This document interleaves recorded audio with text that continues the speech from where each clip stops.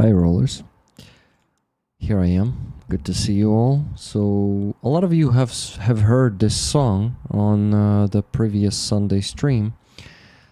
After the concert, when I recorded this song live, I was presenting it on the stream last week, on last Sunday stream. And it was here in Kyiv. The Kai Energetic was performing, and the lead singer of this band was mobilized, conscripted, just about 2 months ago. So I think he finished his basic training already, and I guess he had a third corps T-shirt. So maybe he joined the third corps, the one that was formed on the base of the 3rd Assault Brigade, led by Andriy Biletsky. Yes, the corps commander he is. Hi guys, is this Ukrainian music evening? Hello, Ron Diani. It is not a Ukrainian music evening, but I'm setting a Ukrainian music in the beginning of my every stream. And my basically my streams are about raising funds for Ukrainian army. That's the primarily goal. Talking about the war in Ukraine and politics in Ukraine and in the world. And also talking about Russian influence in the world. Today we're going to be talking to Philip Obaji. He is from Nigeria. And he is a human rights defender and journalist who is investigating Russian war crimes all around Africa.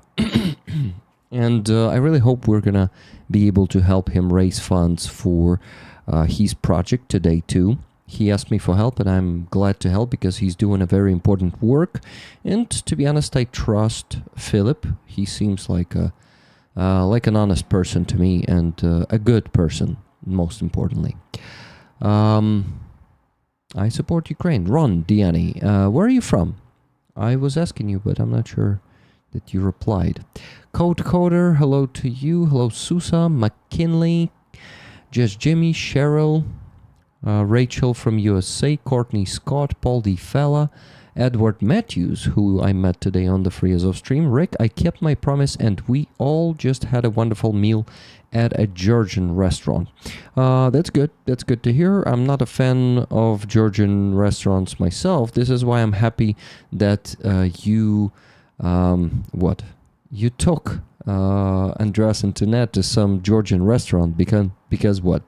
Because I would not take them there. Yeah, guys, if you did not know, 2 members of our community, Rick Rollers, are visiting Kyiv right now, and Ukraine in general, not only Kyiv. They are Andreas Lech and Tune Ottesen, and we spent a great day yesterday together, since it was my day off and I did not have to run around the city as I do today to get to Free Azov, then rush back home to start the stream, and I unfortunately delayed the stream for the whole how many? 20 minutes, I guess, or maybe, yeah, somewhere around that. 19. I'm from a small country where I currently live. I do not want to say because then people will say it does not exist. Shit. I would not say that. I see a flag of some country on your user pic, so I'm curious. But originally my family is not from here, but immigrated, and I got the passport. Got it. I'm just curious if that flag is connected to the place you're from. Give me a second. Philip Obaji is messaging me right now.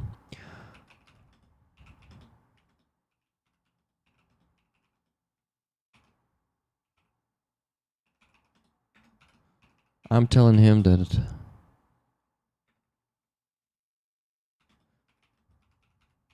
I'm gonna send him a Google Meet link in 30 minutes.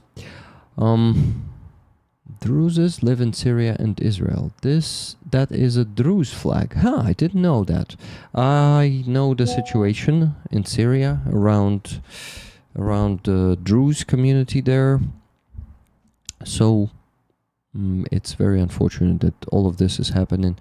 And I know that that massacre was committed like against both Bedouins there and also against Druze. So it's unfortunate. I don't know, like I won't be given any how do you say that? No, Philip, I started the show already. I do like 40-minute intro first, and then you join me and other guests too. Sorry, I forgot to tell you, but you know that I'm always inviting someone else. Aziza, you remember her from the last stream? She's gonna join, and also Fuzzy. He's a British volunteer in Ukrainian army, our friend, and I think you'll like him. Yeah, you heard it. The Bedouins joined the Syrian government in killing the Druze. Let's... I'm not going to be discussing this with you anyway, because unfortunately I have limited time, and I want to show people the video and translate it into English from Ukrainian, because it's important what is happening in Ukraine, and my community gotta know what Ukrainians think. But before that, guys, I will remind you that as always we're raising funds, and let me tell you how much we still need to raise today. So the goal for the Sunday is the usual $3,000. So minus 100, minus 50, minus 200, minus 140, and minus 30. Guys, we need to raise $2,480 from this moment. And please, my friends, let's do it in the next 2.5, 3 hours, please. Because you know that I will have to sleep just a little tonight, and the faster we raise the $3,000, and well, the faster I'll go to sleep, and the more sleep I'll have. So the donations I got, okay, first one before the stream, so like half an hour before the stream, from Johanna from Finland. She says next, Dear Rick, this donation is to Sofia from the 525th Battalion. 7 tickets to rollers and 7 tickets to moderators, please. Rick, you are a remarkable Ukrainian patriot, and I am very proud of you. Thank you so much for everything you do. Slava Ukraini, Heroям Slava, Johanna z Finlandii. Johanna from Finland. Stefan Bear, good to see you for the second time today. I saw you today on Free Azov, of course. And now I see you here in the chat. It's good. Good to see you. Okay. Hello, everyone else who's joining the stream. Keith Kane, Lisa, billionaires are the problem. Evening, everyone. Good to see you, Stefan. By the way, Rachel was saying me something. She said, Rick, I need to transfer money to my Ukrainian donation bank tomorrow, so I'll send you a donation tomorrow. Sorry, I wasn't able to do it yesterday. No need to apologize, my friend. Thank you for donating. Denise, by the way, hello to you. Denise Framed. Hi, Rick. Very cool music, and so I want for more. Wait for more. Yeah, I'm gonna... luckily, if I'm gonna have the chance tonight, I'm gonna show you more videos that I made last week on the festival, because there is some fantastic music with really deep sense, deep meaning, and all of that is really important to know for you, in my opinion. Finally, my application is moving forward. Stefan, I'm happy to hear that. He said that he goes somewhere. Who? Ron? Is the festival tomorrow or today? No, it was a week ago. Unfortunately, you missed it. But yeah, it was on Sunday. Ending with Sunday, it was Friday, Saturday, Sunday. Big music festival in Kyiv. That was actually having a big goal, the fundraising goal. So basically, not basically, but we raised 110 million hryvnias, which is in dollars, let me tell you, it's actually easy to calculate. So 110 million hryvnias in dollars will be $2,644,230 for the drones against the Shahid drones, Russian, Iranian drones that they are sending to Ukraine to kill people here and to destroy our production facilities, both military and civilian.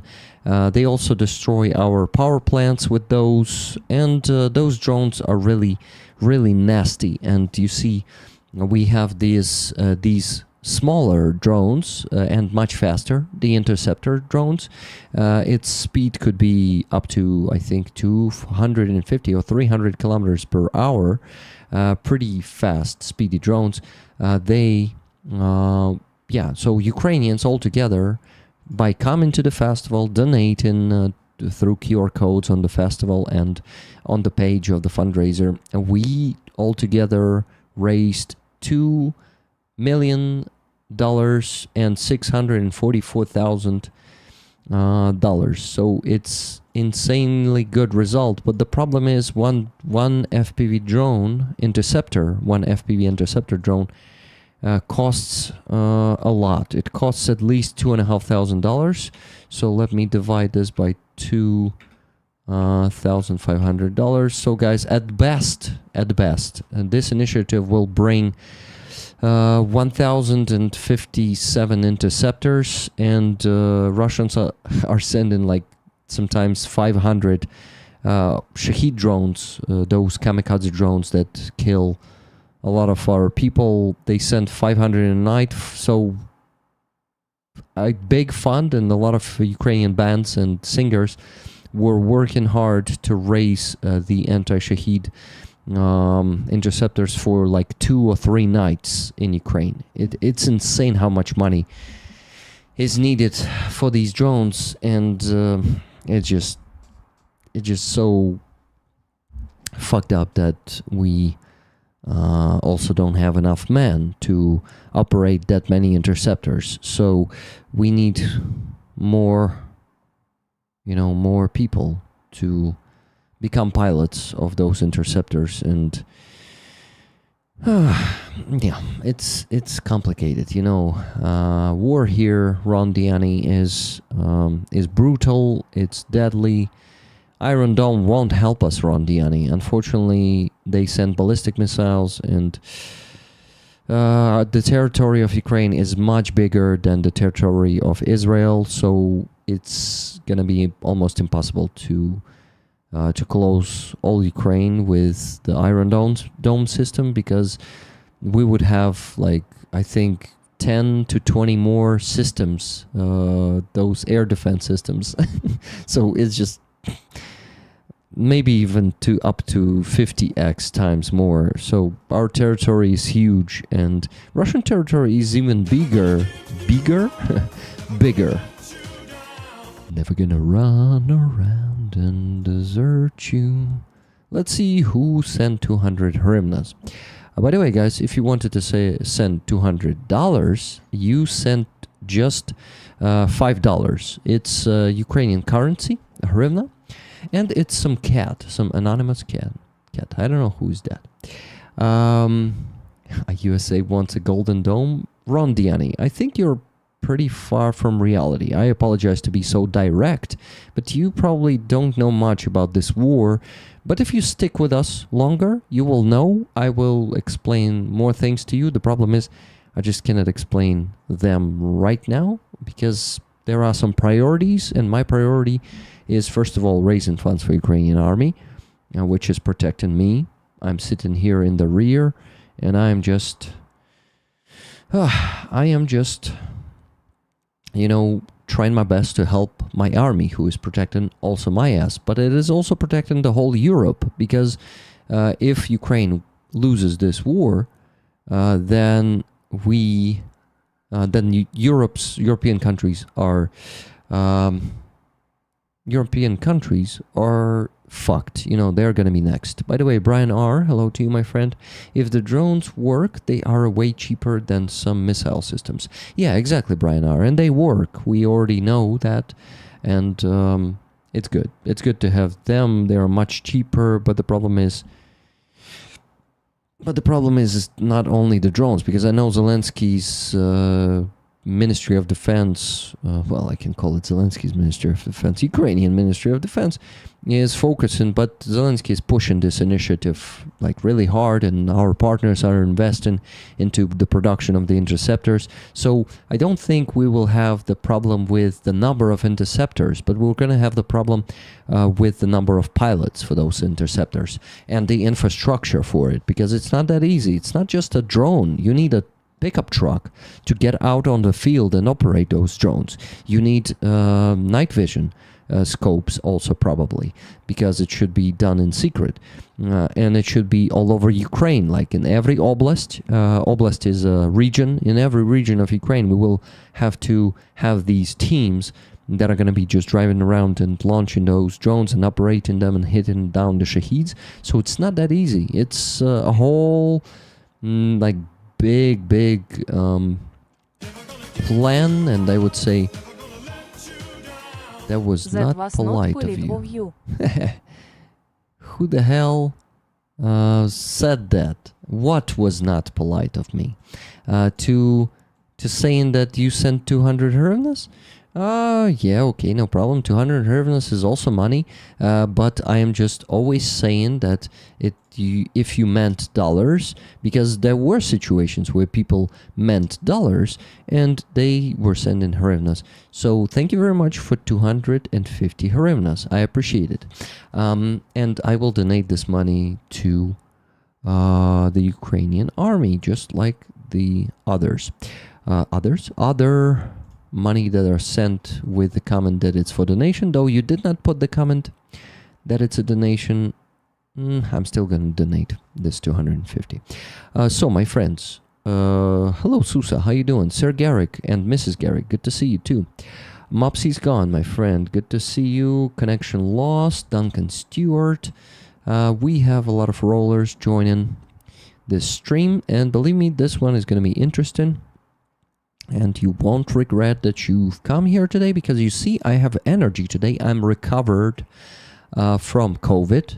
It's been 2 weeks since I got sick with it, and in 2 weeks I'm fully recovered. I won't say fully, because my body is still like, I feel it, but at least no cough, no throat ache, and no fever, and some energy. You can feel the energy. You can feel that I have it today. Of course, you also felt it on the Free Azov stream, I guess.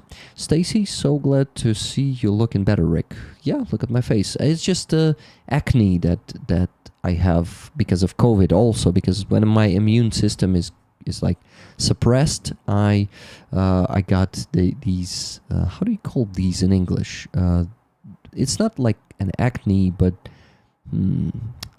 we call them prysh in Ukrainian. I don't know how you call them.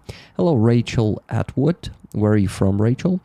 Because maybe you told me already, but I forgot. Sorry. Hey, Rick. Great Free Azov stream today. Thank you very much, Pirate Kurt.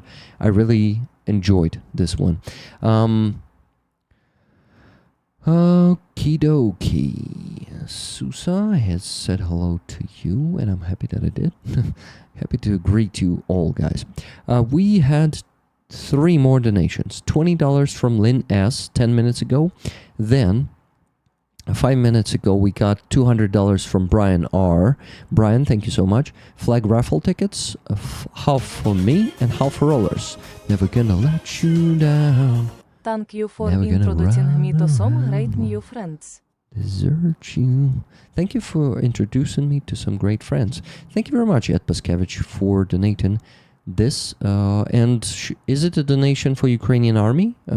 Would you like the ticket for the flag behind me? So guys, those of you who don't know, with your donations, you have the chance to buy tickets for the flag. One ticket is $10. You can buy as many of them as you want. And of course, you can share some of the tickets if you don't want all of them, if you're donating tons of money, as some of the community members do. So let me show the flag closer so you guys understand what is on the raffle today. This is a flag from the 3rd Assault Brigade, and it's actually from Unmanned Systems Battalion from the soldier, well, actually officer with a call sign Maverick, and he is a pilot. He was I'm not sure that he's piloting drones now, but before he was pilot of, I think, Vampire drone, the big bomber. And he says, well, I asked him, would you like to become a pilot someday? And he says, I'm already a pilot. Maverick. So that's why his call sign is like that. He himself, if I'm not mistaken, is, guys, where is he from? Did he tell me? From Kyiv? Not sure. Okay, did you give me the word for the thing I have on my face, the red ones? I'm not sure. Can you guys help me? Pole for Phoenix. Is he fishing? No, it's not a fishing pole. It's for antenna. It's a pole for antenna for Phoenix is big drone regiment we have in Ukraine. Bloch? Maybe Bloch. I don't know. It's the first time I'm gonna discover this word.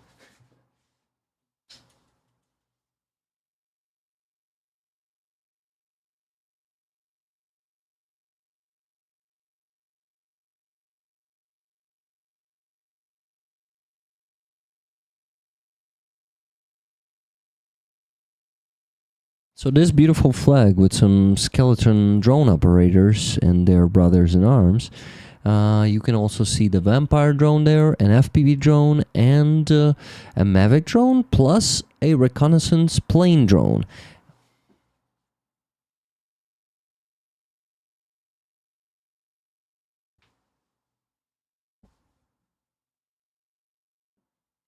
And signatures of two soldiers, Maverick and MMM, he's driver.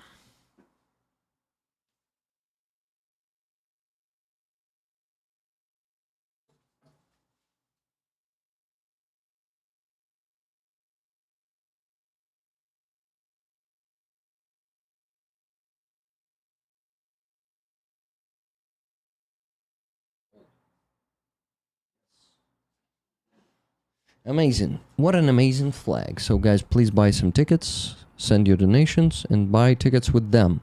So guys, after Brian donated $200 and he said flag, raffle tickets, half for me and half for rollers. Thank you, my friend. Then Sir and Mrs. Garrick donated $337.02, which is, I think, 300 euros.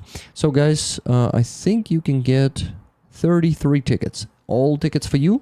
Thank you. Looks like an insect bite, pimple, or boil. Boil, huh? No, it's not an insect bite. It's the skin problems like acne, but it's a bit different. Acne, maybe it's an acne. Yeah, just an acne.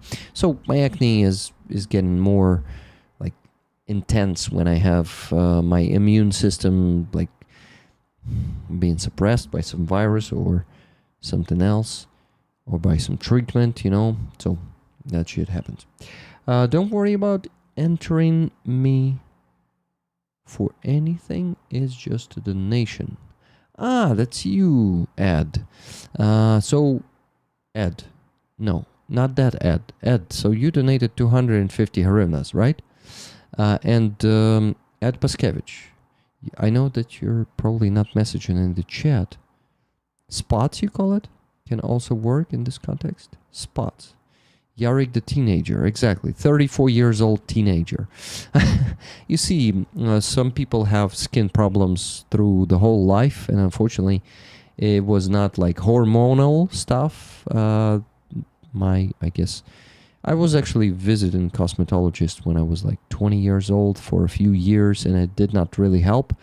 It just got worse, so I just stopped, and in time it stopped being that bad. Like my teenage years, my whole face was covered with that shit, so it's much better looking now.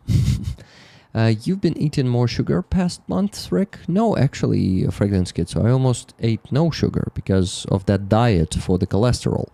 So it's not sugar connected, believe me, guys. I got the same problems, don't worry, Rick. I'm not worried. I embraced this long time ago. I just don't care about it. Just, just mentioning what COVID is leading to, so I'm not ashamed of it. It's part of me. I embraced it long time ago.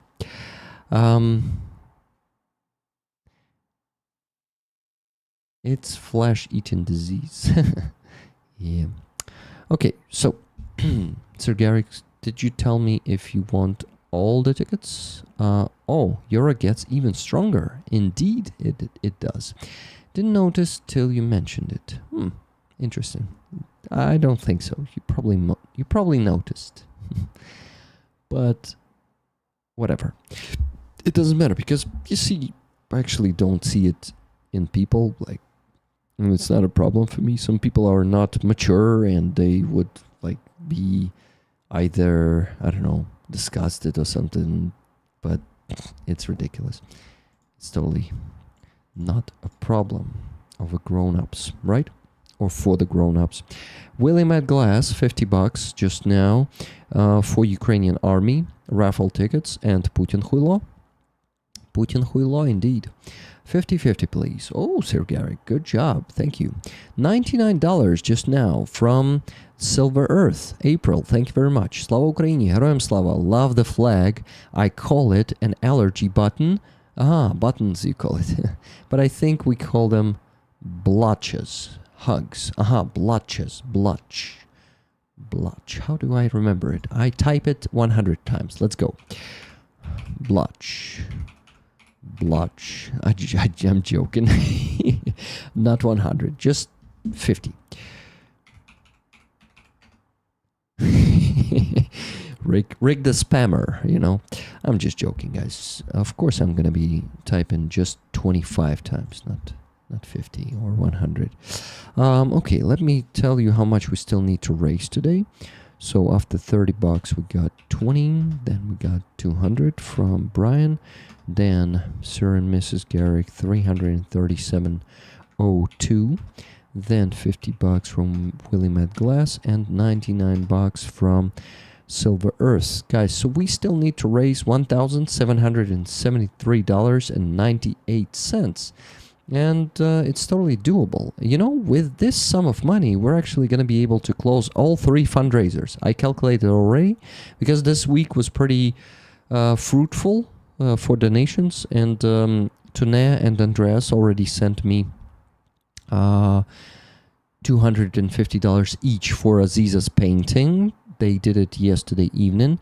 So I have the donations from them. Let me actually tell you the comments, because that's the tradition to always say the comments. Okay, wait, where is it? Okay, it did not update. It didn't update. Yes. So Tunea at $250 for Aziza's art on auction July 25th 2025. $250 from Andreas Lach. Thank you. Aziza's painting. Thank you for the wonderful day.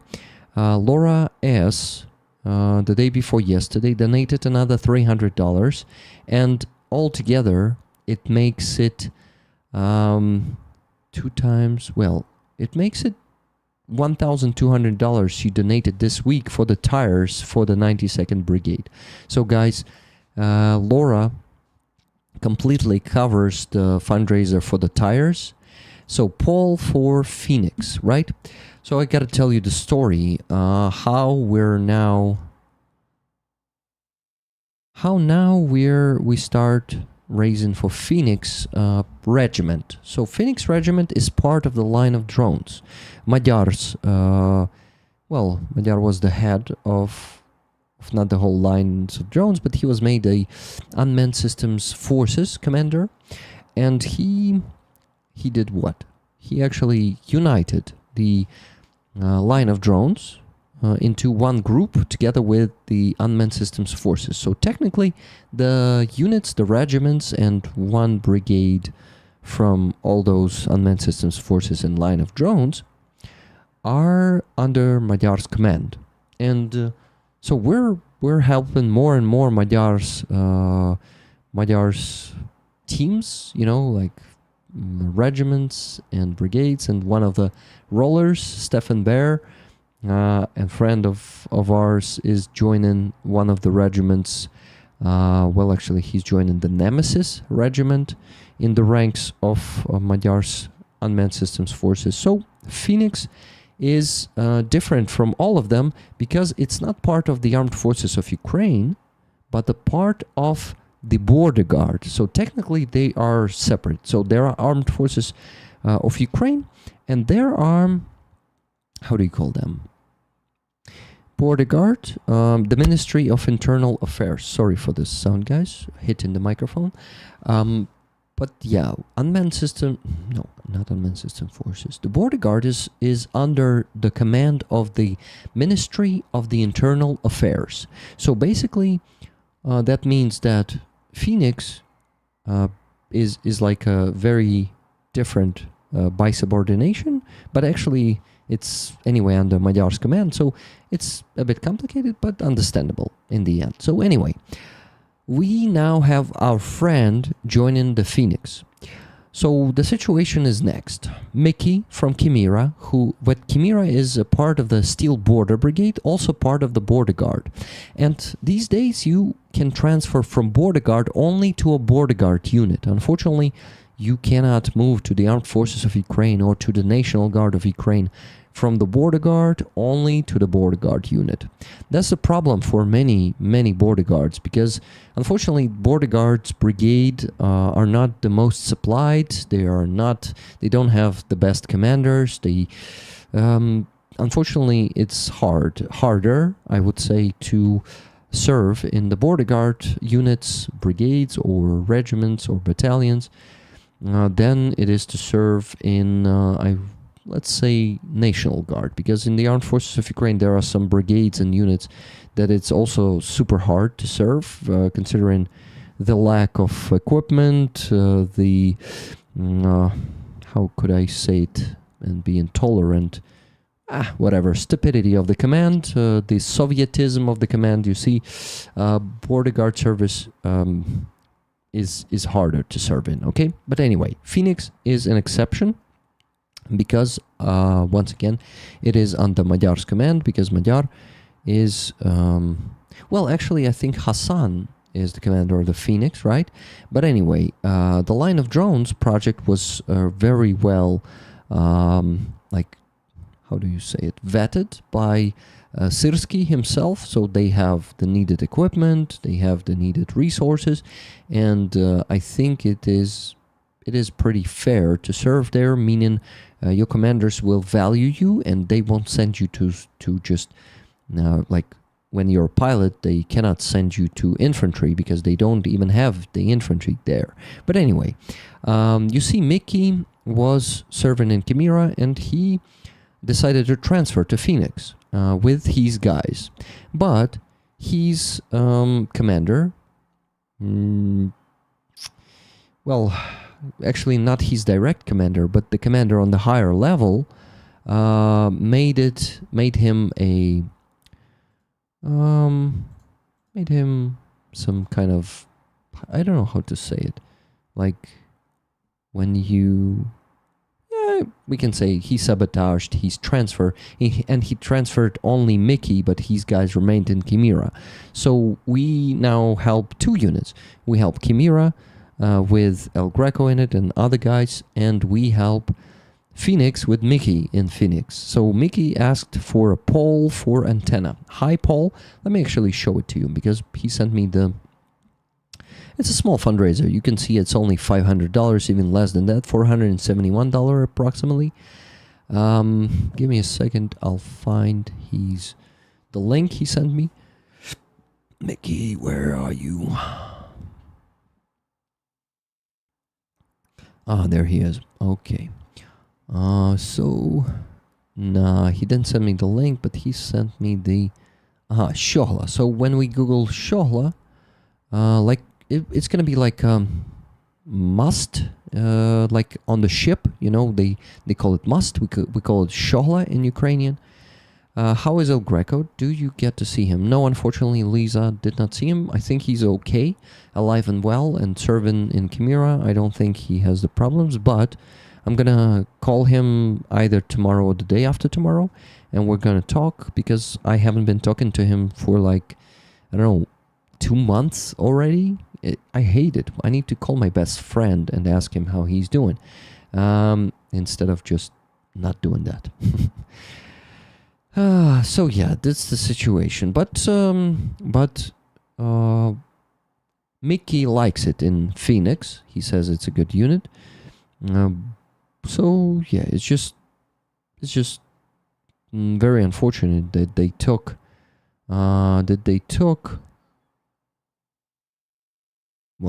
took the commander of Chimera to the other unit, and Chimera has other commander, and like they broke the team. The unfair and not really decent commanders, they just got rid of Mickey because he was an uncomfortable commander who can actually say that he won't be, like performing the stupid commands, and they got rid of him like this, keeping the team. Rick, these parts of your stream are so useful and interesting. I'm an ESL teacher, and your streams give me really good vocabulary for students who have asked to talk about the war. What is ESL? I'm really curious. Guys, I had one donation 8 minutes ago from Kathy S. $40. Tickets, please. And it stopped. So no donations for the last 8 minutes. My friends, we still need to raise, let me tell you, minus 40, $1,733.98. So we need to keep up the pace to raise this remaining sum of money until, let's say, 1 a.m. here in Ukraine. So 3 more hours to raise it. And this flag is going to be raffled then, when we raise the needed sum. I'm going to raffle the flag right away, or at least I hope that it's going to be right away. Maybe not. You know me, so those of you who don't know me, guys, I'm a pretty unfocused and disorganized person. I try my best to keep myself more organized, but to be honest, not my best. Just trying, but not my best. Actually, this is already a time to invite our guests. So, poll for Phoenix that I needed to show you. Give me a second. I can actually show it to you right now. I'm just going to download the photo. Actually, I can Google it. I can Google Shohla, and it will show what is needed. Shohla. Mickey actually... it's different because Mickey's search is... Shohla antenna. Images. Yeah, so basically that's what they need. They need something like this that is going to be like 20 meters tall for their antenna. You can see it at the right part of the screen.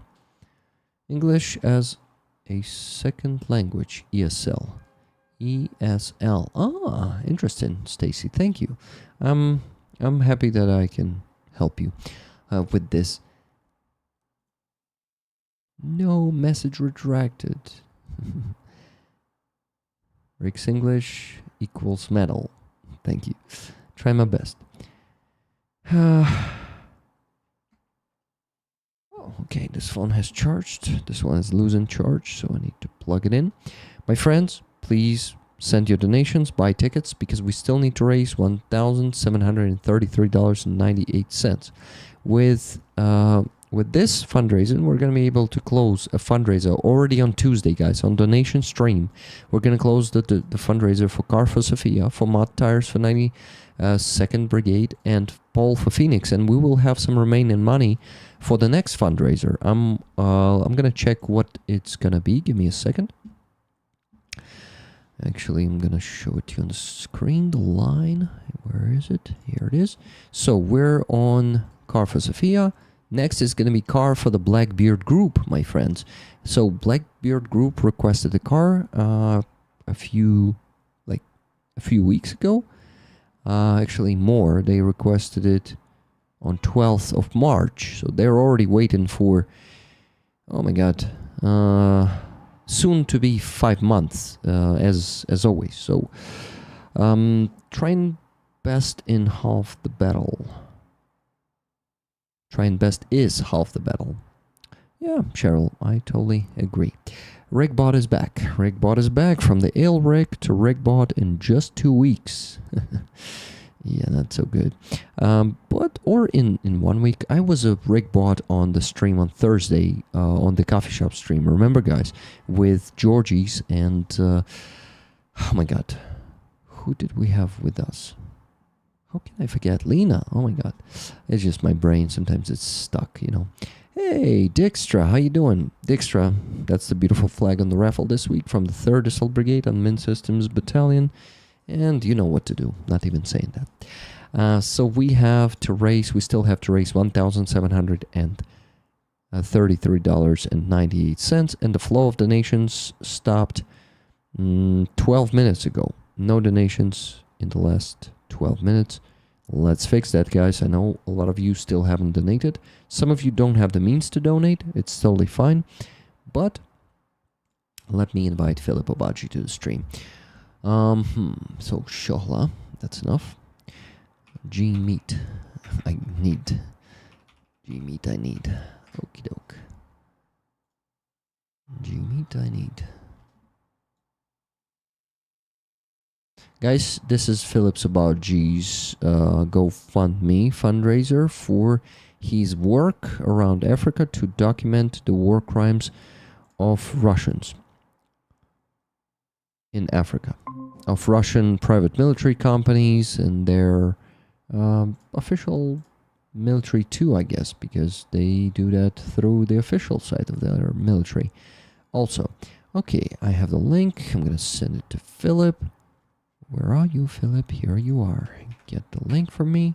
Fuzzy is also going to join us. Hey, the first gifted memberships on this stream. 5 gifted memberships. Levy, thank you so much. My friends, I want to ask you to help me because my income this month is, for now, below average. Actually, maybe with Friday stream with Aziza, I got it to the average one. Let me check. Let me show it to you right away because, you know, guys, I'm a transparent person and I'm sharing the analytics of my channel with you live.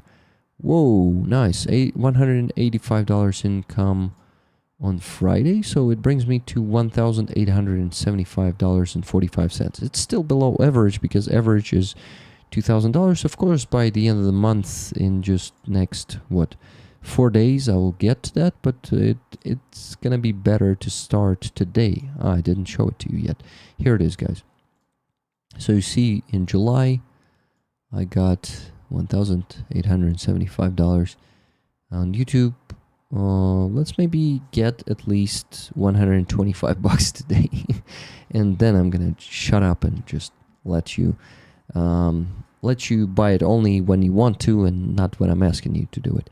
So, if you can buy gifted memberships until they are broken, please do. If you can buy super chats instead, that's even better because they don't stock, and there is no chance that they're gonna be refunded to you. But yeah, thank you so much, guys. Let's maybe get to, I don't know, 150 gifted memberships. It's totally possible because the last stream last month, you bought 300 of them.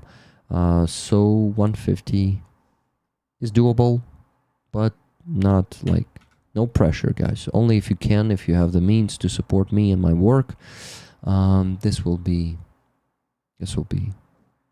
appreciated, like much appreciated.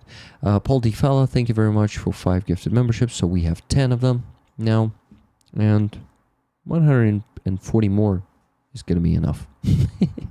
Asking for a lot, but you guys know that some of the members are capable of buying like sometimes dozens of them, sometimes hundreds. So yeah, I'm counting on you. Thank you.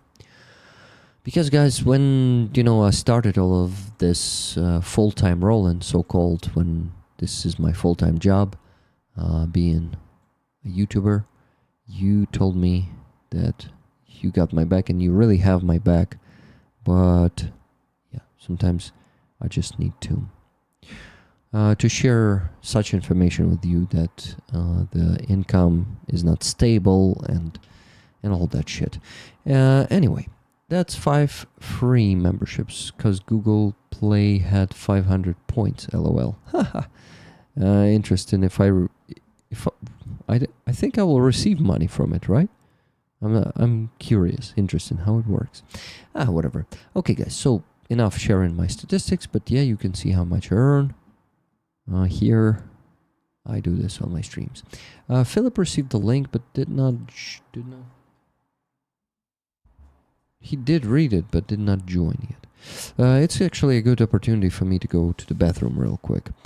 Russia must not be allowed to be proud from their aggression. Hello, Rick Long. Where are you from? Hey, guys. $20 from Dijkstra. How many? 3 minutes ago. She says, tickets, please. Slava Ukraini. Heroям slava, my friend. Thank you. Minus 20, guys. We still need to raise $1,713.98. Thank you. Thank you very much, Thomas. What went for 200 Norwegian kronas? Slava Ukraini, Heroям slava. Kronas super chat. Thank you so much. This, I think it's around $20. Thank you so much. That's, yeah, $20 by $20. We'll get there. I cash the points for Google Play credit £5, and I can't spend on any Google app. Cool. PayPal is not allowing me to click on the like thumb. Rick Long says, I don't know what you're talking about. Maybe you're talking about the like thumb in the chat of the stream, and PayPal is not letting you do it. Rick, maybe start a gaming channel to boost income. Numpty bumpty. First of all, gaming lost any sense to me. Secondly, I don't have time for it. You see how much I work, and the days I have the days off, like 2 times a week, I try to spend it with my wife and my friends, or together with my wife and my friends, all together.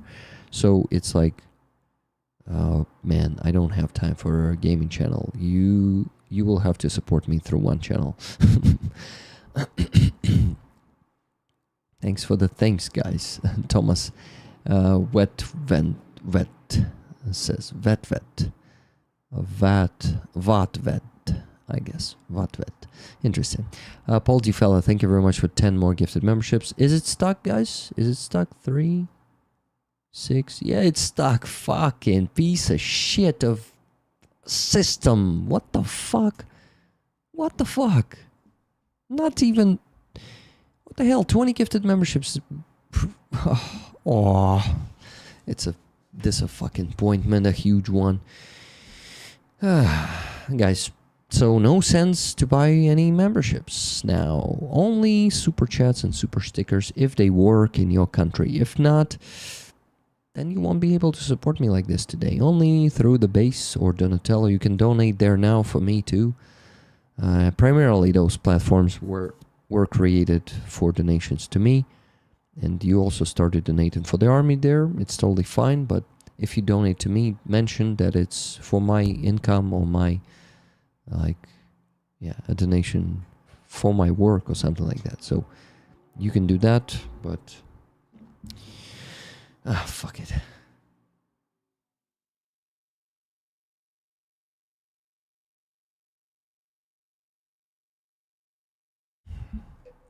Ricardo Zettino, or Zettino, I don't know how to say it correctly, but what has lately happened with the Zelensky proposed bill that, if passed, will restore the independence of anti-corruption bill? We're basically waiting for 31st of July, when our the parliament members, so respected parliament members, will gather and vote for it. But I'm sure they're going to be sabotaging it big time, so I'm not optimistic in this case. We have to fight, so we're going on the protest on the 30th, on the 31st, and what days of week it's going to be? On Wednesday evening, going on the protest. I'm going on the protest on Thursday evening. Also going on the protest at the day of the vote. And those fuckers are really good in sabotaging stuff. Believe me, those politicians are masters of deception and just trickery, and conmenery.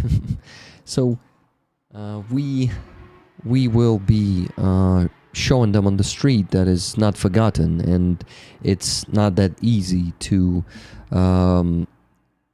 fool the people and to just deceive them and make them just forget about this while they're going to be dragging it for weeks, months, years. No, not that easy. People see right through you. Citizens see right through you. People maybe not all the people, but citizens, they see right through you. Politicians, we will make sure that you will actually follow our will, the will of the people. Philip is joining us. Hello, Philip. Hey Rick, Good to see you. Good to hear you. good to see you too, Rick. How you doing? Pretty good. What about you? I'm very well. I'm doing great. Yeah. That's great. Give me a second. I'm trying to put you on the screen. Hey, what the hell is this? Sorry. Trying to... Aha, it's this guest. You see, since it's just OBS, it's not that easy that you just appear on the screen like that. I need to work on that. So I Yeah. think it's done. Yes, guys, welcome Philip. Please in the chat, Philip, if you can read the chat on the second device as the last time. Okay. I don't know if you Yeah. did the last time, but if you can, would be cool. You will also see what rollers are saying, and you will be up to date. Okay, I quickly thank Walter Garb. What's the name here? Give me a second. Walter Gabarczyk for the $20 super chat. Slava Ukraini sent you a gift for my birthday tomorrow. Hey, happy soon to come birthday, or how do I say it? Happy tomorrow's birthday. Philip, I actually have an urgent need to go to the bathroom. So I will ask you to introduce yourself for those who maybe did not see you here before, like maybe they see you for the first time, because we have some new members of the community.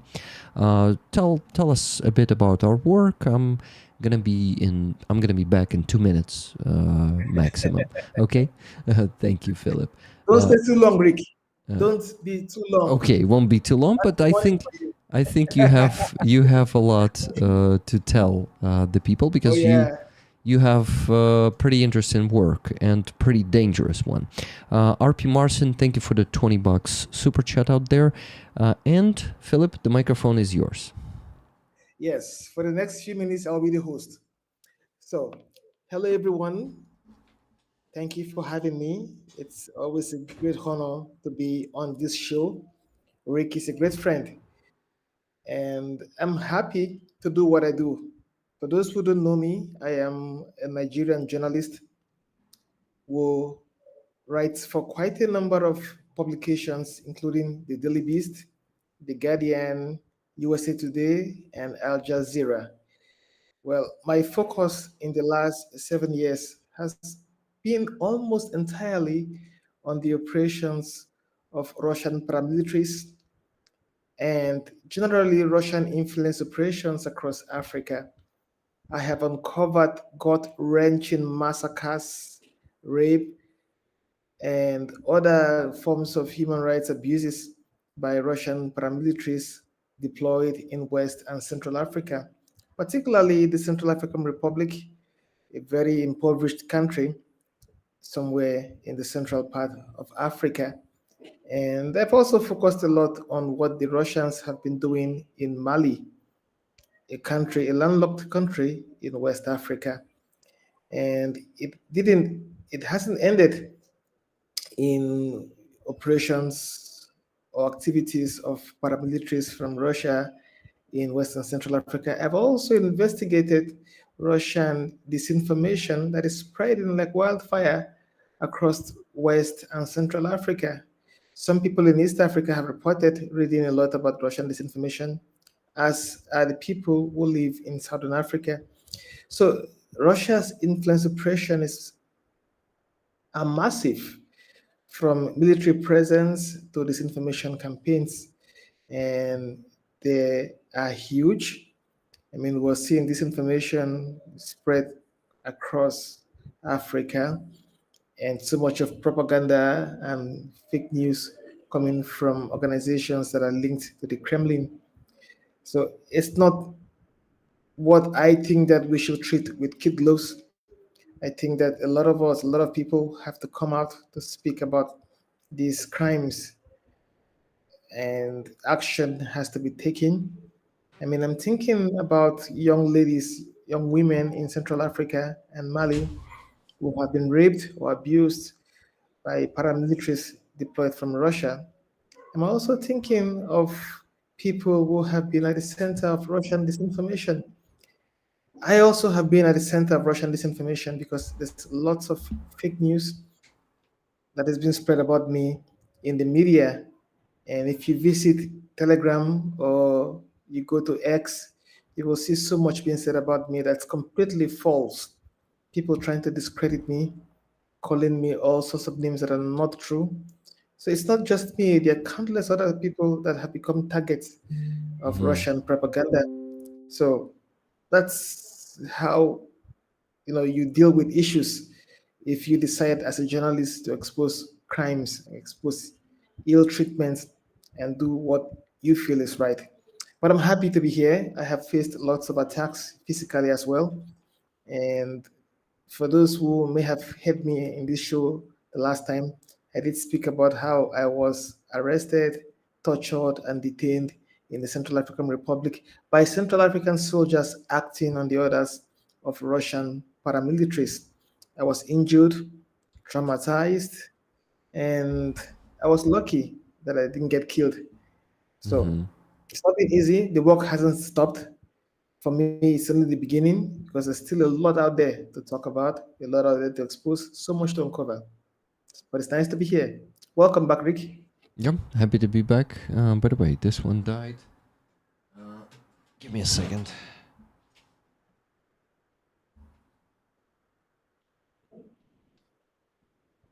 Okay, yeah, the light died because I forgot to plug in the charge. Better now. So, thank you for sharing all that. And I already have a few questions for you. But what? You were also pretty lucky to survive that detention in Central African Republic, that where you were tortured. So, guys, just like, if not that luck, and Philip, I think you also confirmed that it was a pure luck, right? That That's correct. that they let you go. If not that luck, we would not see Philip here already. And in my opinion, the fact that Philip is like actively and widely attacked. In my opinion, Fuzzy, I can hear Philip myself. is like actively and widely attacked. In my opinion, Fuzzy, I can hear myself. Hello. I can hear How are myself. we? Oh, shit. Hang on. There you go. Okay, Fixed. should be better. Good to see you, my friend. Oh, guys, how you doing? That's Philip. Hi, Fozzie. It's You good alright, to bro? see How you you. doing? You too, man. Oh wait, Yeah, maybe you know each welcome. other already. Huh? You know each other already, no? I don't think so, no. No, not really. We're meeting for the first time. Yeah. Fuzzy, then I think it's your turn to introduce yourself. Yeah, so my name's Fuzzy, bro. Yeah, I serve in the National Guard, and I'm just big chilling at the minute. So, yeah. Big chillin'. Oh, so he kind of did not say anything. So Fuzzy is a mortar man. He's been serving in Ukrainian army since 2022, right, Fuzzy? Yes. 2022. He was changing units, and National Guard is what he can say at the moment, because he's kind of in the middle of some units, I guess. I am. Yeah, so we're saying this today. You see, this thing is doing this again. Oh, much better now. Okay, guys, since I'm trying to adjust you on the screen. But what I was saying that since Philip is so actively attacked by Russian misinformation and physically attacked, that's actually a good sign that he is doing a good work, in my opinion. So Oh yes, I should think so.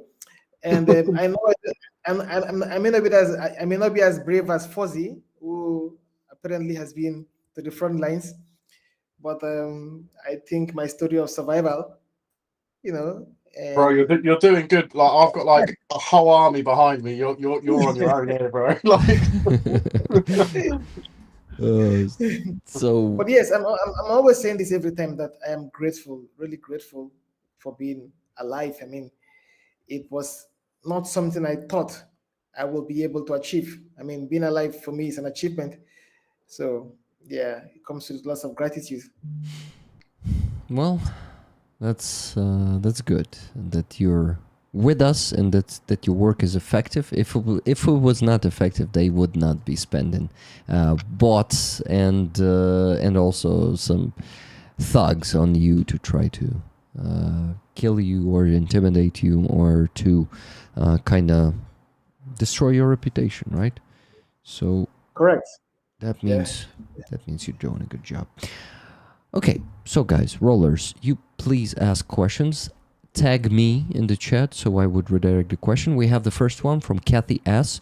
I would like to ask Philip if he has heard of Ukraine's deal with Ghana to build drones. I think it was brilliant.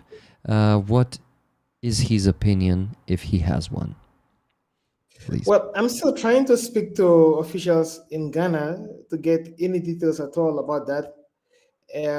It's not been made official yet, so probably just like you, Cass, probably have heard it, as a rumor. But I'm still trying to get across the contacts in Ghana to understand the extent of this, whether it's true, and if true, to what extent.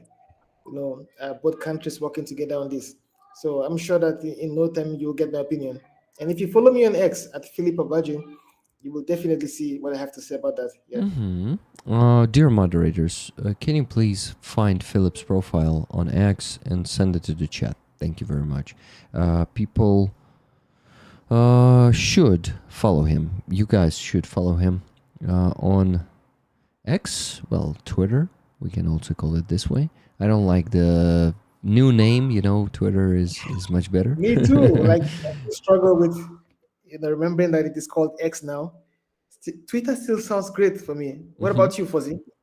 I agree. Like whenever I hear, it's gonna sound vile, but whenever I hear X, it sounds like some porn site.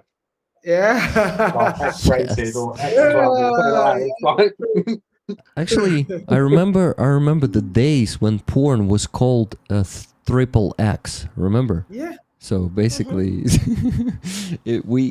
that's Elon Musk. What a pervert! It's just too much disinformation thanks to Elon Musk on X now, and they are just silencing the voices of people who are legit, and instead they are just amplifying the voices of propagandists, and just it's terrible. Cass says, I follow Philip on Blue Sky. I just read an article that the Russian puppets in the Sahel, Mali, in particular, are very mad at Ghana getting drones and help from Ukraine. Oh yes, you have to expect things like that. I mean, even the Russians have been angry at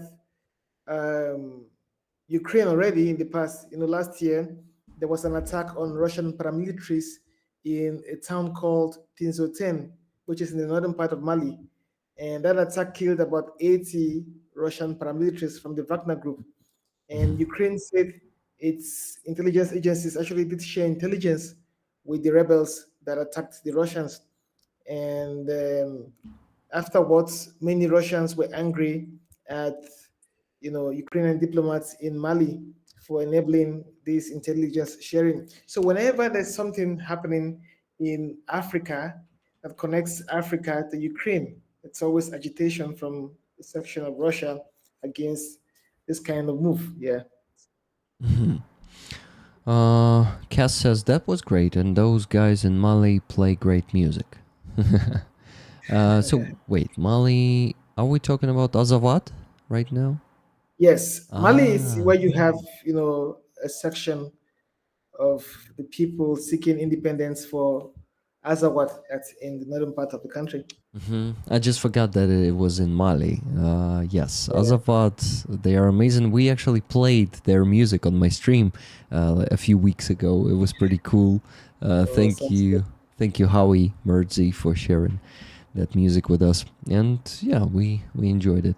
Mats, please put the Blue Sky link in the chat. I'm only on Blue Sky. Yeah, guys. So if you find Blue Skies, Philips Blue Sky, I mean, you will find. I'm sure moderators are amazing. I did not even need to mention it, but I want to mention it anyway, out loud. So those who are not reading the chat and just listening, go and subscribe to Philip Ittner. Ittner? Oh my god, to Philip Obaji. There are too many Philips in my life these days. Oh And, yes, I mean Philip Idna is my good friend. that's Yeah. good. Good to know. Did he invite you to his podcast on the Oh Edge? yes, yeah. On the edge, yes. I was a guest some time ago. Yeah. That's great. Fantastic. Yeah. So he needs to repeat, right? Because it was some time ago, not like the Yeah. actual news. I think so. I think so. Yeah, Yeah. will be good. So, guys, I want to talk about the fundraiser that Philip has. It's GoFundMe. You can see it on the screen right now. Philip is in the studio. I guess they're sitting like on that YouTube video's cover. Philip, what? It's Voice of America. I see it. Yes, Oh yeah. Voice of Before it America. was before it was targeted by the Trump administration. Yeah. Uh-huh. So So yeah, guys, the link is I guess already in the chat. Let's see. But I'm gonna send it there anyway once again. Give me a second. So, Philip, can you please tell us where the money go? oh yes. So now before now, there's been lots of reporting about the operations of Russian paramilitaries in Central Africa. And a lot of people know that the Wagner Group has been active in the Central African Republic, and they have been carrying out gold mining activities, selling gold from the country to fund the war in Ukraine. And many companies, a number of companies were set up in the country by Yevgeny Prigozhin, Mhm. and these companies were involved in the exploration and sale of gold, Central African gold, to merchants in the Middle East and elsewhere in Africa. But ultimately, over $2.5 billion worth of gold have been reported to have been sold by Russian agents, overseas. And much of these funds, if not the entire amount of that money recovered, has been used to fund Russia's invasion of Ukraine. So I felt that we had focused a lot on the Central African Republic, but the Mhm. Russians have been active elsewhere in Mali, in Burkina Faso, in Niger, Yeah. and their campaign of disinformation is spreading across the continent. They're also very active in North Africa, particularly in Algeria, but nothing much is known about Russia's operations outside Central Africa. I mean, some people know a little bit about Mali, but there's still so much to be told about Russia's operations in Africa, human rights abuses, massacres, and what have you. So I decided, being an independent journalist, I decided to set up a GoFundMe campaign to raise funds to be able to travel across the continent to get to understand what Russia is doing elsewhere and to be able to report so that the world can get to know fully exactly what Russia intends to achieve in Africa and how Russia's intentions in Africa really somehow affects not just Europe but mostly Ukraine. And now, based on what this support that I have gotten, I've been able to speak with lots of people in Niger, in Mali, in Burkina Faso, who have painted a clearer picture about how Russia is trying to create a migration crisis for Europe by forcing migrants to travel from West Africa across the Sahara Desert and across the Mediterranean Sea into Europe. So there's an attempt to flood Europe with migrants. So these are the kind of things that the monies that we're raising on GoFundMe is helping to uncover. Issues around, migration, issues around human rights abuses, whether it's rape or massacres or torture, as we have uncovered in Mali. Yes, but there's a lot more. I'd like to find out exactly how Russia gets to, pay middlemen to encourage migration from Africa to Europe. I'd like to find out how people are paid to spread this information beyond, areas like Togo and Burkina Faso. I'd like to find out about new reports of massacres, new incidents of torture, because there's so much out there that we haven't been able to tell.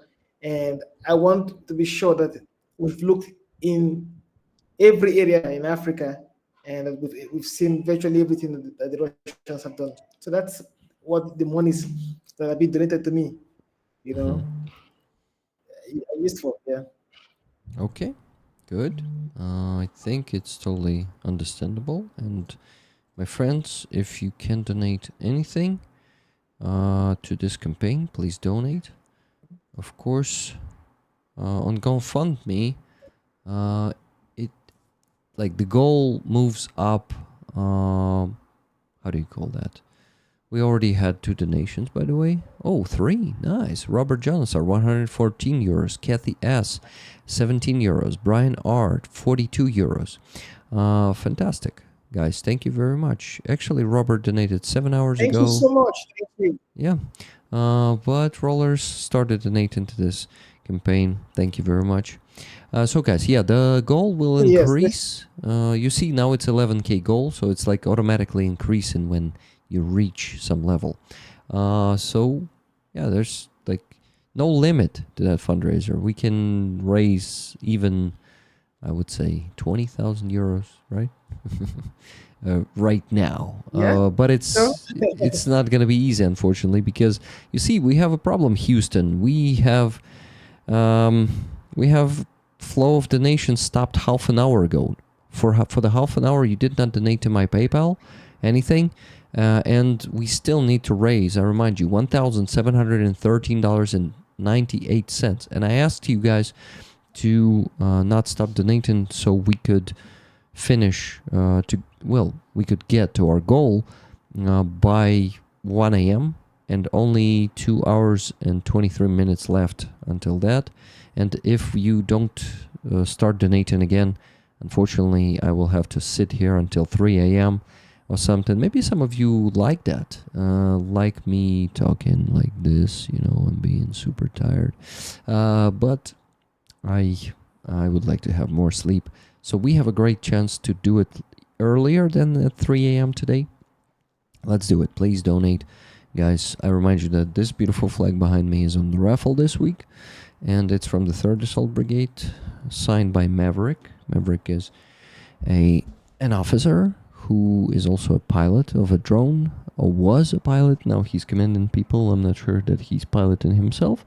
And he's driver with a call sign MMM, which is the pyramid that existed on the post-Soviet space in the 90s. It's pretty funny call sign. But what?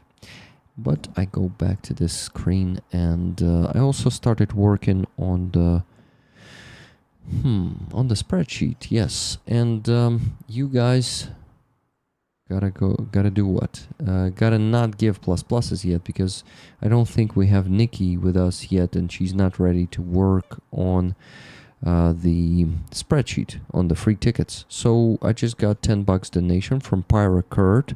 Oh no, wait, it's from Cheryl. For some reason I thought it's Pyra Kurt, because Pyra Kurt is usually using the ticket emoji there.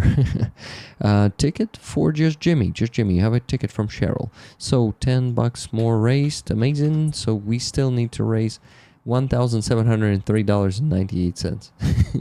A big sum of money. Easy. Yeah, it's easy, but how fast that easy will happen. That's the difference, you know. You deserve early rest, Rick. Thank you, Mark Pigeon. So I'm waiting for more donations. That means, right? Okay, $30 just now from Otto. He says, raffle tickets, please. Thank you very much, Otto, for your donation. So guys, the floor renewed, and that's good. If you all match either Cheryl with $10 or Otto with $30, we'll get to our goal much faster. So please match them, okay? Either 10 or $30. Oh, you can donate more, of course, but yeah, 10 or 30 will be fine if you cannot afford big sums of money.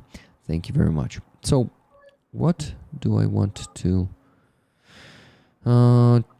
ask or say? Yeah, I actually wanted to ask you, Philip, what narratives are Russia pushing, what of their propaganda, of course, in Africa? Well, much of it is targeted at Ukraine, and if you look at a number of these articles. By the way, let me explain something. Russia has created a news website called the Africa Initiative, and that website publishes in English, in Russian, in Arabic, in French, and the website. Most of the people who are behind this website are people who worked with the Wagner Group under Prigozhin, and Africa Initiative has also inherited some of Wagner's old accounts on Telegram in particular. And they operate pages not only in Telegram, they operate accounts also on YouTube and what have you. And we're talking about over 60,000 subscribers on all these platforms. So on Africa Initiative, you will find articles that say that the United States is moving bioweapons labs from Ukraine into Africa. And that there are also plans to build, new bioweapons labs in Africa by the US. And beyond that, you will read from a number of articles that are published in the media in Africa. In fact, some major news sites and newspapers in West and Central Africa have been publishing articles that are written by pro-Russian agents, or by Russian agents, I should say. And you find articles that say Ukraine is a country that hates Africa, articles that say that the US, France is an enemy of Africa, and that Russia is the answer to Africa. So that's the kinds of narratives, that you find in the media. That's narratives that have been pushed out there by authors that have received money from Russian institutions. So it's mostly targeted at the West and targeted at Ukraine. And that's why, to some extent, Ukraine has not got too many friends in Africa, because Russian disinformation has made Ukraine look like an enemy to Africa. Yeah, there are quite a number of people who love Ukraine, people like me, and many more out there. But Russia's disinformation campaign has really somehow turned a lot of people against Ukraine. Yeah, so mostly demonize Ukraine and United States, Europe, and make look Russia good, right? So that's their main objectives. Understandable. Typical Russian behavior since... Correct. Yeah, since Soviet Union. I don't know about the Russian Empire, but in Soviet Union, they were doing the same. The Soviet influence in Africa, I guess, was pretty big, right? And Russia kind of inherited that influence as a Soviet Union. Well, the Russians, like, sorry to interrupt you, but the Russians, they've always had an interest in Africa because of the natural resources they can pull from Africa. You know, like, but as you said, like even in the Soviet Union, so this is like many, many years ago now, like they've always been fixated on trying to get into Africa, you know, and the more we allow them to actually gain such a large presence in Africa, not only will they start stealing from Africa the resources, the gold, the minerals, all this stuff like that that they can get, it's, you know, they will, as you said, like they start massacring. You know, like I look at Wagner Group like ISIS. You know, you've got ISIS in Nigeria now, and now you're gonna have, once you start having Wagner roll through Africa, it's going to be like the Slavic equivalent of ISIS, in my opinion. But it's like going back to like the migrant situation and stuff like that. It's like with all the illegal immigration, people are complaining, saying like, oh, you know, like they're just men, they're all fighting age men, blah blah blah blah. Why do we think like that? There's obviously a reason for that. Do you know what I mean? Like, as you said, like the Russians, if they get hold of these fighting age men, that like that's it. You know, like they don't stand a chance. They're either recruited and forced, or you know that they just, what's the word?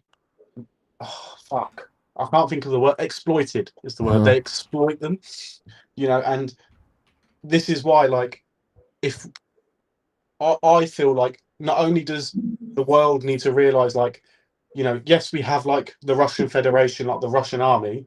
Yes, that's a problem, but we also have these private companies that are operating outside of Russia, you know, that are also having their own war, you know, against Europe on a different side. You know, whether that's causing, you know, illegal immigration, you know, or stealing resources, cyber warfare, like all of this stems from one cell, and it is from the Russians. That's just my personal opinion. Yeah, and it's Well, correct, Fuzzy. Yeah. yeah. And just like you mentioned, the interest is not just with natural resources, they're also seeking manpower from Africa. I mean, there are lots of Africans who are involved in, you know, the war in Ukraine, and some are either coerced into joining the Russian military or even forcibly conscripted, you know. And we're not just talking about ordinary Africans, we're talking about militiamen. I mean, in the Central African Republic, you have a rebel group called Union for Peace that has been at war with the Russians, you know, for a long time. That's at war with Russian paramilitaries in the country.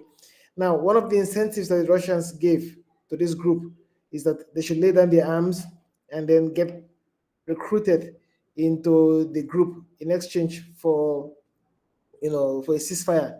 So there are a lot of members of the Union for Peace that are currently working under the Wagner Group, and many of them were taken to Russia for training. Some of them ended up at the front lines, you know, in Ukraine.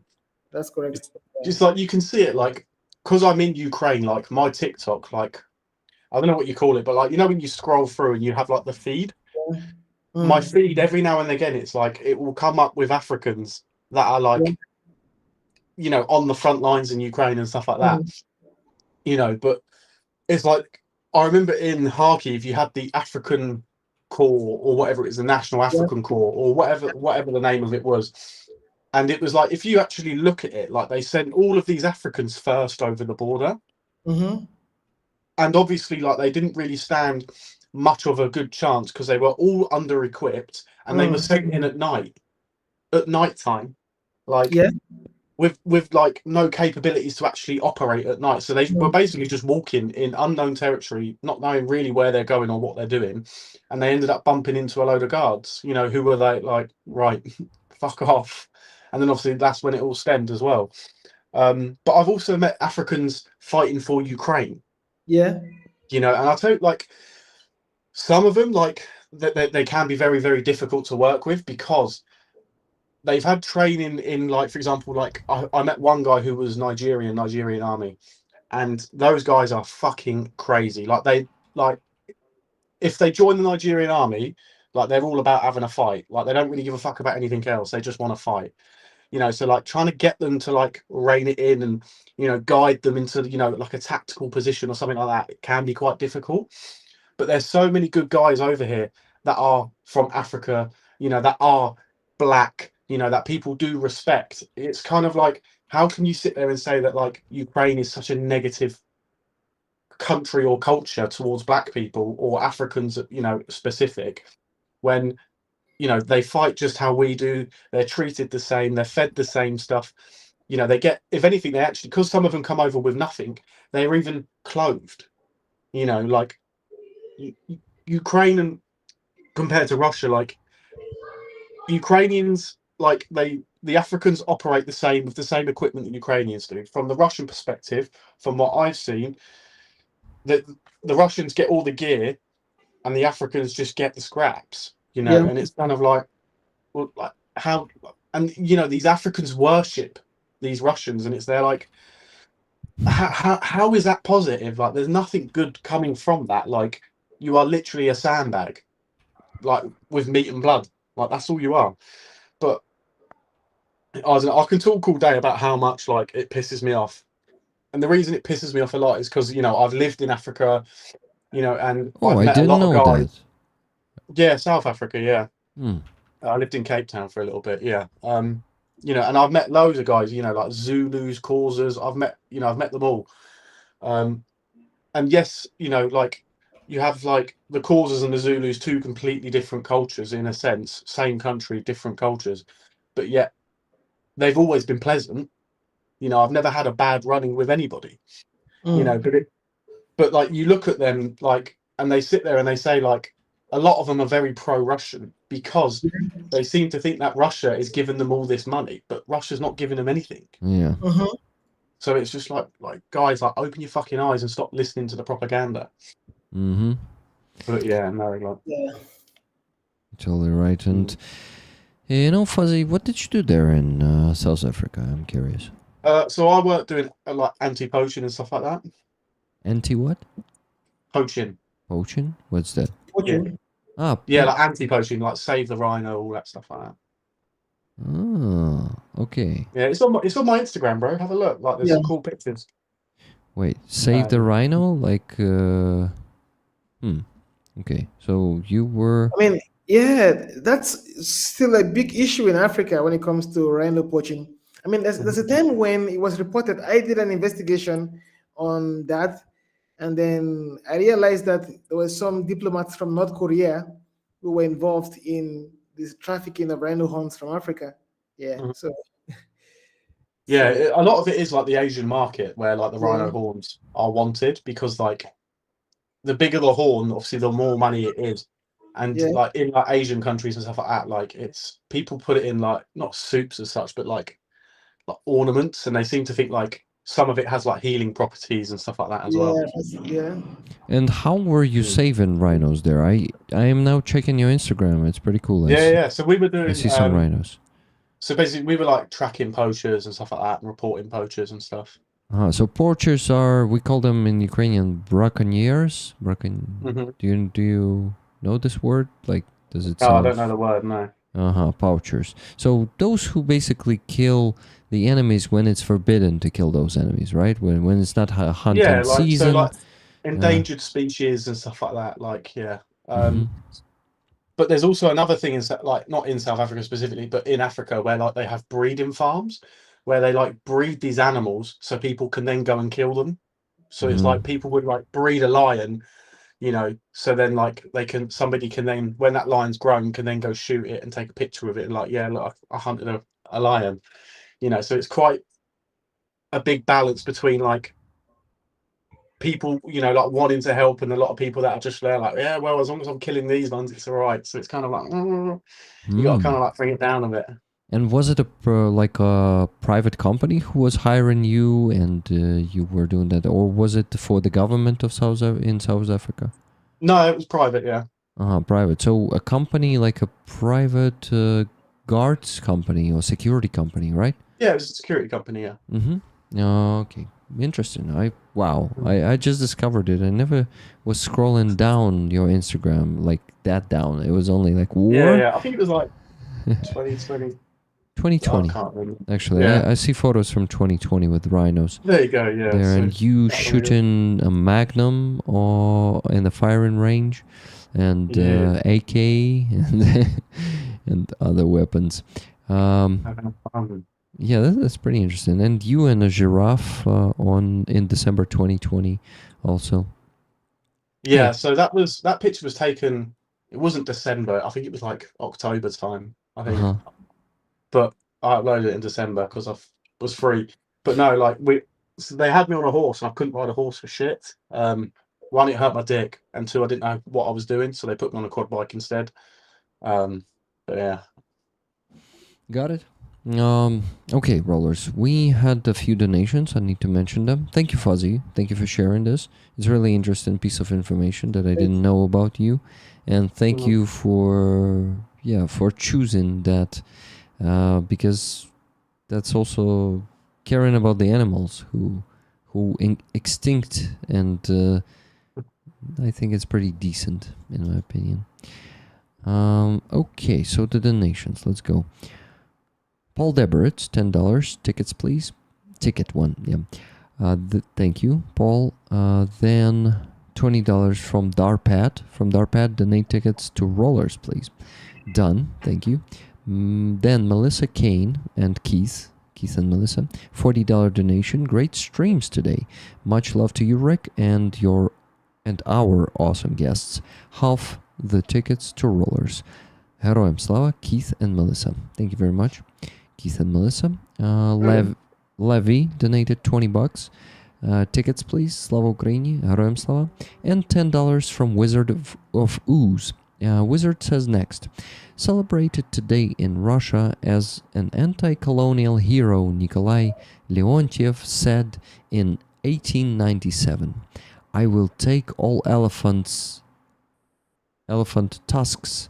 I will exhaust all my future slaves, and only then will I think about the history of Abyssinia, modern Ethiopia." Oh shit. Yeah, that's a typical Russian way, you know. Thank you, Wizard of Ooze, for sharing that quote with us. So it was 1897 when that Russian so-called anti-imperialist said. And just now a donation from Andreas Lech, $30. It says, much love and respect to our friends Philip and Fuzzy. Keep being awesome. Yeah, guys, keep being awesome. You're doing a pretty important work, both of you. And I'm happy that I'm actually bringing you together here. So you see, you can even talk without me.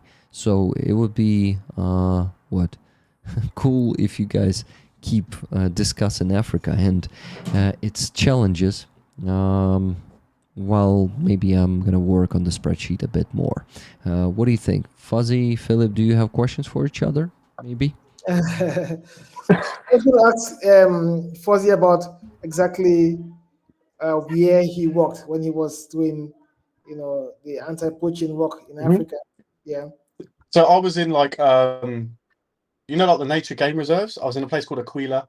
Yeah. I was there for a bit. Aquila's very, very nice. Yeah.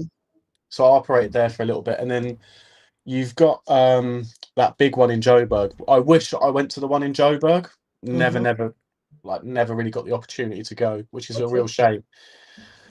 But yeah, so I was just in Aquila, like nowhere. Like I didn't go like all over to all these different game reserves. It was just that one specific one. But I wish, like, there's one in Kenya, and it is absolutely beautiful. I can't remember the name of it now, but like that is like the dream one where I do want to go to, because it's like the one in Aquila, like there was like thousands of acres, but like the one in Kenya it's literally, there's no fences, there's nothing. It's just you walk and then like you're on your own.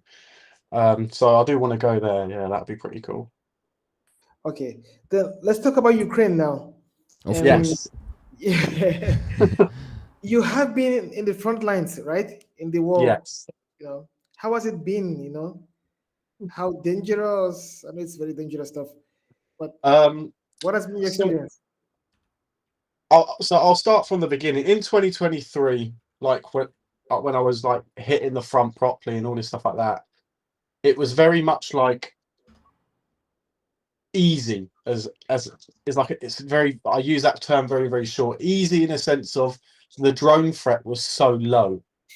You know, like I wasn't driving to a position going, oh, can you hear that? Or there was none of that. It was just you drove there, you know, yeah, like if they saw you, you got shelled a little bit, all this stuff, and it was kind of fine, normal.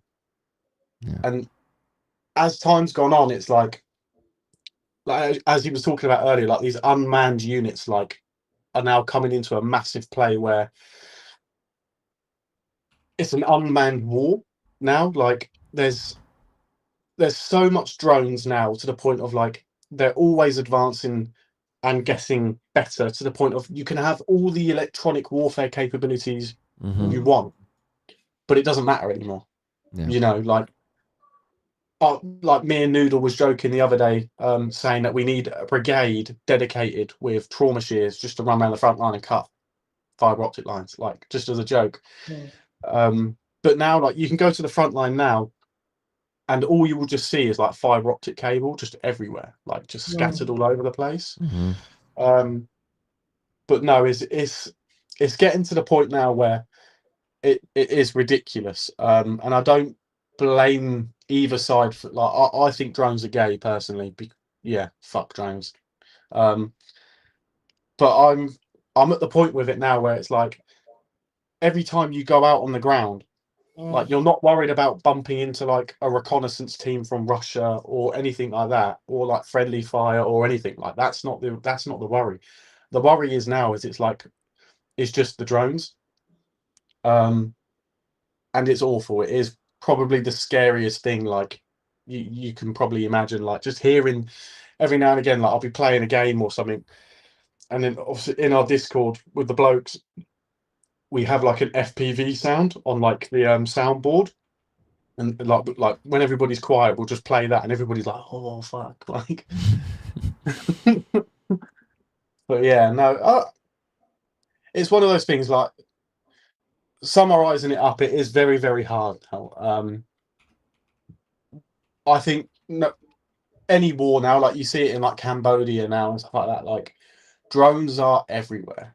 It doesn't matter what war you go to now, everybody is gonna use drones. The days of infantry is becoming very, very slim to the point of now where it's like the infantry, like they can go forward and assault and all this stuff like that. That's great, but like they're not worried about other infantry. Everybody is just concerned about what's in the air now, and that is it. You know, and that is literally it. Like you can speak to any guy in an assault team, and I'm sure he will tell you he doesn't care about getting shot. He's worried about the drone.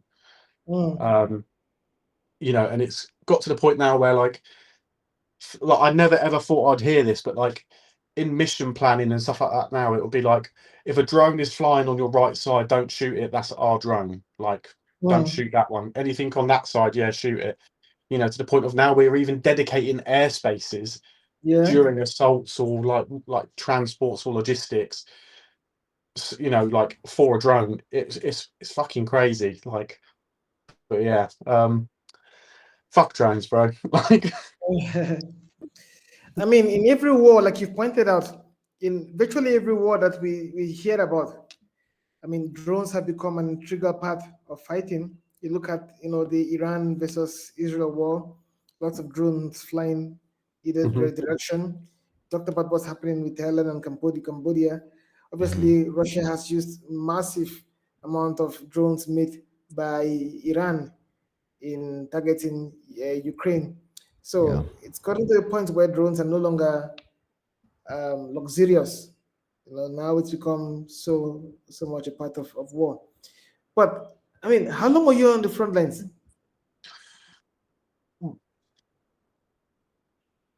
So I've been going since 2023. So basically since 2023, like doing rotations and stuff like that. I don't really know a specific amount of time because I can do a week and then I'll have like 5 days, maybe a month. I mean, like whenever the next operation comes up. For me, it's like it's very, very different. Like because I'm not like a direct action team or an assault team or something like that. You know, like I do rotations, so it's same as them, but like our rotations will be longer, or sometimes even like it could only be for like an hour or a day or whatever, Okay. depending on the task with the mortars. So it's like, I think the longest time I've ever done out on the ground was maybe 12 days, like non-stop. And I came in for 5 days and then went back out again for 5 days. So I think Okay. the longest like straight I've done is 12 days. But yeah, no, like it varies. Like I can't really turn around and say like I've done 294 days because I don't really keep count. I don't really think of it like that. But yeah, I've basically on and off since 2023. Yeah. Yeah. Guys, Nice I one. actually have a question in the chat from Ogre. He asked you, I guess, Philip, Rick, who in Africa is hiring those Russian mercenaries and why? What do they get from them? So yes, the Central African Republic did hire Russian mercenaries. In fact, they're still the one country where you have a massive amount of Russian paramilitaries present in the country.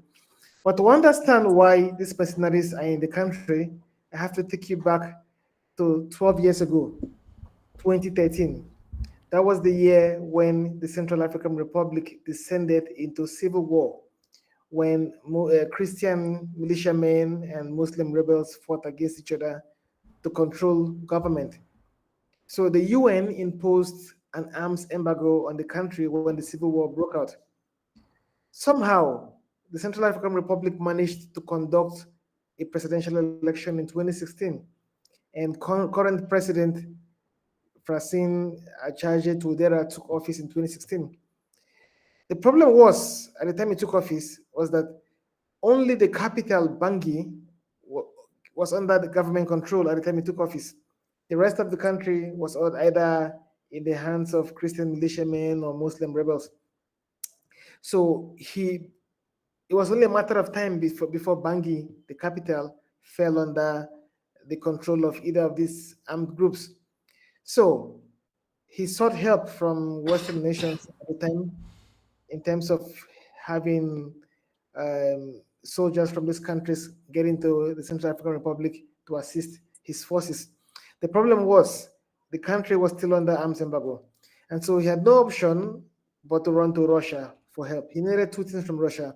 The first is to get Russia's help in ensuring that the UN Security Council lifted the arms embargo that was imposed on the country. The second one was that Russia needed to assist him. He wanted Russia to assist him in training Central African forces and also having Russian boots on ground to protect the government, especially the presidential palace and the family of the president. Now, Russia agreed to this, proposal, but with the condition that it was going to have access to the mineral resources, especially gold and diamonds that were present in the country. The only challenge for the Russians at the time was that none of the gold and diamond mines were located in Bangui, the capital. These mines were in areas that were under the control of rebel groups. So the Russians, at the time they got into the country, they knew that if they needed to get access to these mines, they would have to fight against these armed men. So that is how the Russians began to target mining communities in attempts to cripple or to kill, these militiamen. The Russians have been killing civilians, carrying out massacres, just to be able to control the mines that are located in the communities where these rebels operate. So that is how they got involved in the Central African Republic. Until this day, they are still very active, very present, very much involved in the country. Now, in Mali, the Malian government is a military government. The military government has been in power for the last couple of years. They first truncated democracy in 2020 when a coup led by Colonel Sadio Kamara and Assimi Goïta toppled the government of Boubacar Keïta, and a transition government was formed. But later on, the military toppled that transition government, and now military officers are the ones in power. So when the military took power, the EU, the African Union, and the West African regional body ECOWAS decided to sever ties with Mali. So Mali had only one friend to run to, that's Russia. And mind you, the military officers who carried out the coup of 2020 traveled to Moscow for training, military training, and they returned in August of 2020. And just a matter of days after they returned, they toppled the government. So it was very clear that the coup was planned in Russia. So there was Russian backing for the coup in Mali. And when these officers ensured that democracy was truncated, the only allies they had was Russia. But I understand that they're paying about $10,000 every month to Russia, or to the African Corps, whatever you call it, to be able to have the services of these Russian paramilitaries in Mali. So it's either a country is paying the Russians to provide security, or a country is allowing Russian paramilitaries to exploit the resources of this country, of the African nation. So it's two ways: things, either being paid or exploit resources. Yeah. Thank you very much for the answer, Philip. And Ogre is also thanking you for the information. And I'm following the news, mostly of the Middle East. I subscribe to one Ukrainian Telegram channel that is providing the news from the Middle East. But of course, there's sometimes information from Africa, because Middle East and Africa are very closely connected. They are located one next to another.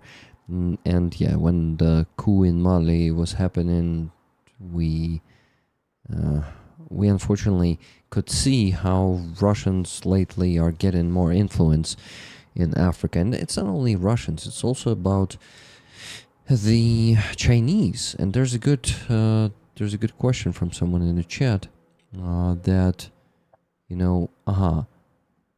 okay, I won't find it now, but the question was about the Chinese also controlling a lot of things in Africa. And I heard, actually, I read an article. I'm not sure if I should believe it, but it feels like I should. But it says that they have multiple and even many different private military companies, the Chinese ones, that are controlling businesses and mining resources in Africa and in many countries. They are not, active, not active, but they are not acting that cruel and bluntly as Russians do. Russians, where Russians came, it's like chaos, massacre, destruction. But Chinese, they are doing a silent invasion. They are not shooting people down all around them, but they are trying to control and kind of just suck in the resources from African countries with help of those private military companies. Do you know something about that? Well, I wouldn't say private military companies when I try to describe Chinese involvement in Africa. I think Chinese involvement has been more or less trying to control, yes, resources, in the sense that China is so active. Chinese companies are so active in the mining sector across Africa. I mean, there's nowhere you will find resources, whether it's gold, diamond, whether it's uranium, whatever it is. Chinese companies are involved in the exploration of these resources. And oftentimes they do so at the detriment of the people in these areas. But it's not just that. China is massively involved in construction, and they have been able to somehow, work with African governments to reach understanding that really in many ways do not favor many of these countries. And Chinese loans are run in Africa these days. Yeah, I Loans, was just about to say it's the Chinese loans. It is the Chinese loans. That's how they're influencing the government so much, because it's like they give such a small loan, but then the interest is so ridiculous, high, to the so point high. of these African countries are having to give small pieces of land back to the Chinese government. So then the Chinese government, what they then do is they would like for example, they'll just build a business on it, for example, and like that Mhm. business would then have some form of connection to the government because it'll be like, I don't know, computers or pharmaceutical or whatever, or Yeah. something to do like that, and then they'll tie it with the government, and then they'll just exploit the government, say, right, Mhm. we've built on that land, and now you're going to fund it. Yeah.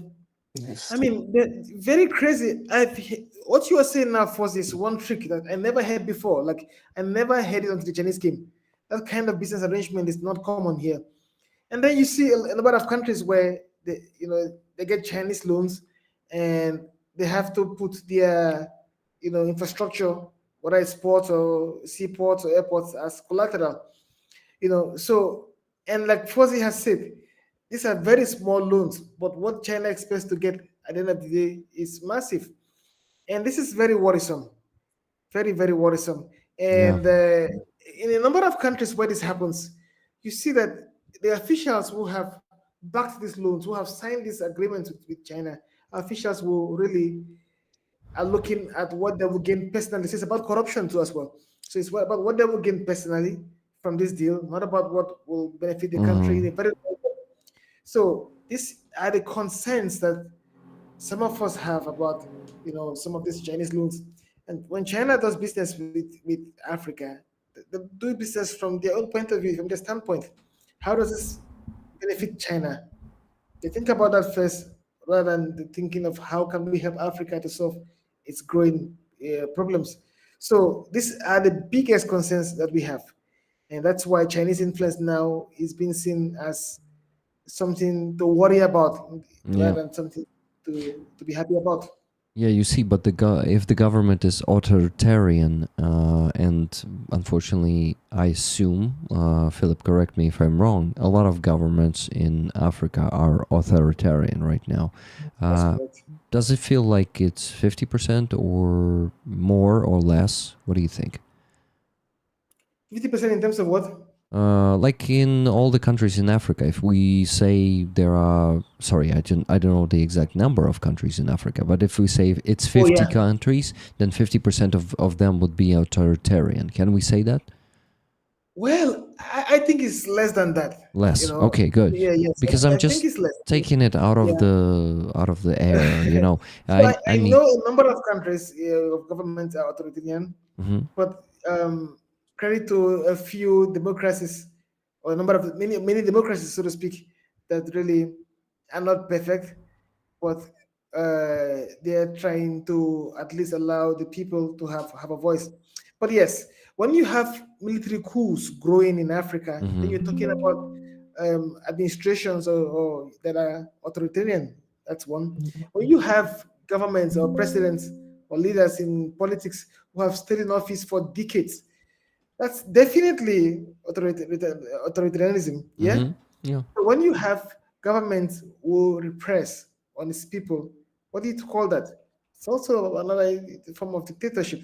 So yes, Yeah. very number of, I would say, many African nations are in that sphere, but Mhm. there are also quite a number that are doing very well. But you are right, Rick, that is much. Authoritarianism is something that is so worrisome big in Africa. Yeah. Yeah, and I just wanted to say that when the government is authoritarian, it's Yeah. much like easier for China and for Russia to infiltrate those countries, Yeah. their economies, because as you said, very important thing you said, that it's the personal benefits for the rulers of those countries. Those who are controlling the country will just get stuff for them. They will fill their pockets. They will build themselves palaces. They will make their own armies big, and they will keep oppressing their own population. And it's just, yeah, or I should say better Yeah. citizens. So, yeah, so the situation is pretty worrisome, as you said, considering the Okay. influence of Russia and China growing. Any idea Yeah. of how the fall of Assad has affected Russian influence in Africa. That's a question from Adrian. He's from Switzerland. Philip, Okay. yeah, can you tell us? What do you think? Yes, Adrian. And initially, when Assad was in power, Russia had a military base in Syria where every logistics that moves into Africa comes from. For example, if Russia was going to send military equipment to Africa, it's passed through the Syrian air base. Now, what has changed is since after the fall of Assad, Russia has had to move that base to Libya. So apparently, the fall of Assad must have made things even more precarious, more difficult for Africans because you have the proximity is closer now. From Libya, guns, Panster two, can move into African nations like Mali and the Central African Republic. So that's only the only difference, But it doesn't mean that anything has changed in terms of how easy Russia can send equipment, military equipment to Africa. It only means that it comes to Africa quicker than it used to be in the past. Yes. So many had seen. I know if some of you may have seen footage of Russian military tanks, Russian vehicles leaving Syria after Assad fell. Let me just tell you now that much of those equipment found its way to Africa. So Yep. that's the situation. Yeah. Yeah. Yep. Philip, you wanted to say more? Yes. I was going to say that one of the biggest problems that we face in Africa is Russian disinformation. And much of that disinformation paints Ukraine as an enemy of Africa. And one of the biggest challenge that we have in Africa is combating this Russian disinformation, which, as I said earlier, is growing. And I have spoken to a number of bodies in Europe and also in Africa, asking them to help in this regard. I remember appearing before US senators and members of the House of Reps during the hearing in Washington, D.C. on Russia's imperial identity. I said to some of my colleagues, and some of my other people, others who also testified with me, I said, the problem we have in Africa is that Russian disinformation is huge. And we need the US, we need Europe to help us, fight that. But that isn't coming, especially in the way that I expect. I mean, there've been a couple of, events like workshops being held in Africa by, one or two bodies in Europe and in the US aimed at tackling disinformation. But we're all now left to our mercy. That's why it's one reason why I also started this GoFundMe fundraising, because I knew that if I don't have support funding, then it's difficult to travel to places to be able to research and investigate Russian disinformation, and then now report to millions of people across the world about what's going on. But I think that we really need help to be able to combat Russian disinformation. Yeah, it's not just about exposing. Like I know I have done a lot in terms of exposing Russian atrocities, but it's also we need help to, be able to counter disinformation. I mean, Ukraine needs more friends in Africa. Yeah. Oftentimes, when there's a resolution in the UN about concerning Russia, African nations, many of them either abstain or vote in favor of Russia. And that's because Russia has tried to build some massive presence in Africa. And they're not doing this just by sending boots on the ground, but they're doing this by spreading disinformation. Yep. And that's why we need to do something. Yeah. Yep. Well said, Philip. And okay, I actually need to distract myself for and mention donations, but yes, thank you, Philip. Adrian said to you guys, we had a few donations and we moved closer to our goal, so we still need to raise $1,380.28, and I remind you, it's like almost $300 less than half an hour ago or something. So good job on donating, but don't stop. We need more. So let me mention something that arrived and I did not mention yet. I mentioned Andres' donation. Yes, keep being awesome. Once again, I would like to repeat it, both of you, Fuzzy, Philip. By the way, Fuzzy and Philip sounds not maybe a bit similar. So anyway, keep being awesome. So what do we have here? We have Giancarlo donating $22.47, saying, got some tips to spend a Steam gift card, please. So guys, I remind you that we have this initiative. Those of you who are gamers and who use Steam, you can get yourselves some gift cards with your donations. Like there are, I think, 20, $50 gift cards. So you can send, let's say, $40 donation and say 2 $20 gift cards. And one of the community members, Skippy, will provide you with one. You contact, I guess, Andres or Giancarlo. Giancarlo, will you be willing to help with that? Giancarlo's nickname in the chat is FragDanSchizo. And yes, so next donation is $30 from Tuna Odison. Caps Lock Love. Tickets for rollers. Thank you, Tuna. Then $11.23 from Giancarlo, once again, and $100 donation from one of the rollers who asked me to not mention his name, so anonymously. He prefers to be called Willie Coyote. So he says, Willie Coyote here. Tickets for rollers, none for me. So guys, 10 more free tickets. And I remind you that Nikki is already working. Inform you that Nikki is already working on the sheet, on the spreadsheet, and she's putting your names for the free tickets. But to be honest, there are like, I think, around 100 more free tickets or something. So give plus to the chat and give more work to Nikki. Nikki, I really appreciate all this hard work because I worked on it myself and I know how damn hard it is to work on that and also be listening to the stream. And I know that you moderators, when you work on the stream, you miss part of the information, and I really am sorry that this is happening, because we today have a fantastic conversation here, Fuzzy and Philip, and actually rollers were saying in the chat that they really liked the panel today, the conversation, so thank you for making it so interesting. And really cool, Fuzzy. You see, you had some experience in Africa that you did not mention on these streams before, and it's not topic related though, is it? Until today.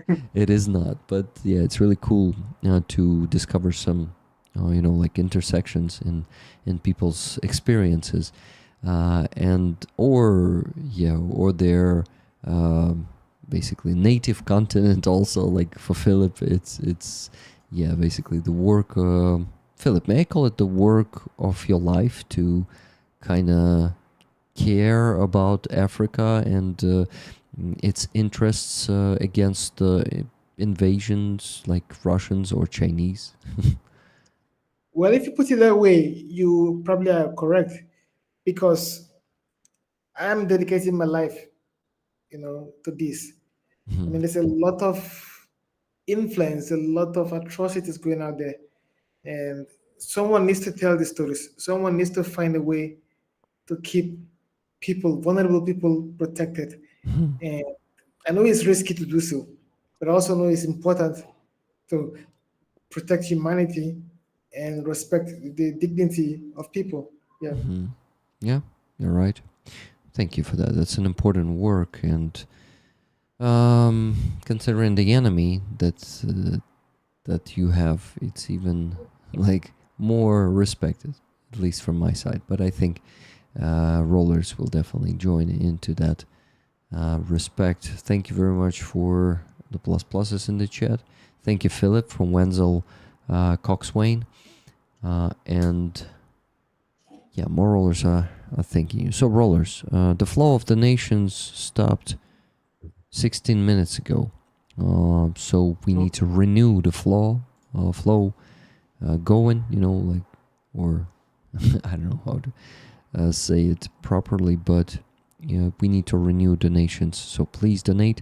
It would be awesome to raise the needed sum, and needed sum is $1,380.28 in the next 1.5 hours. And let me go to sleep earlier tonight if we won't be able to do it, it's just gonna make me pretty exhausted tomorrow, no matter how much sleep I will have, because that's how my body works.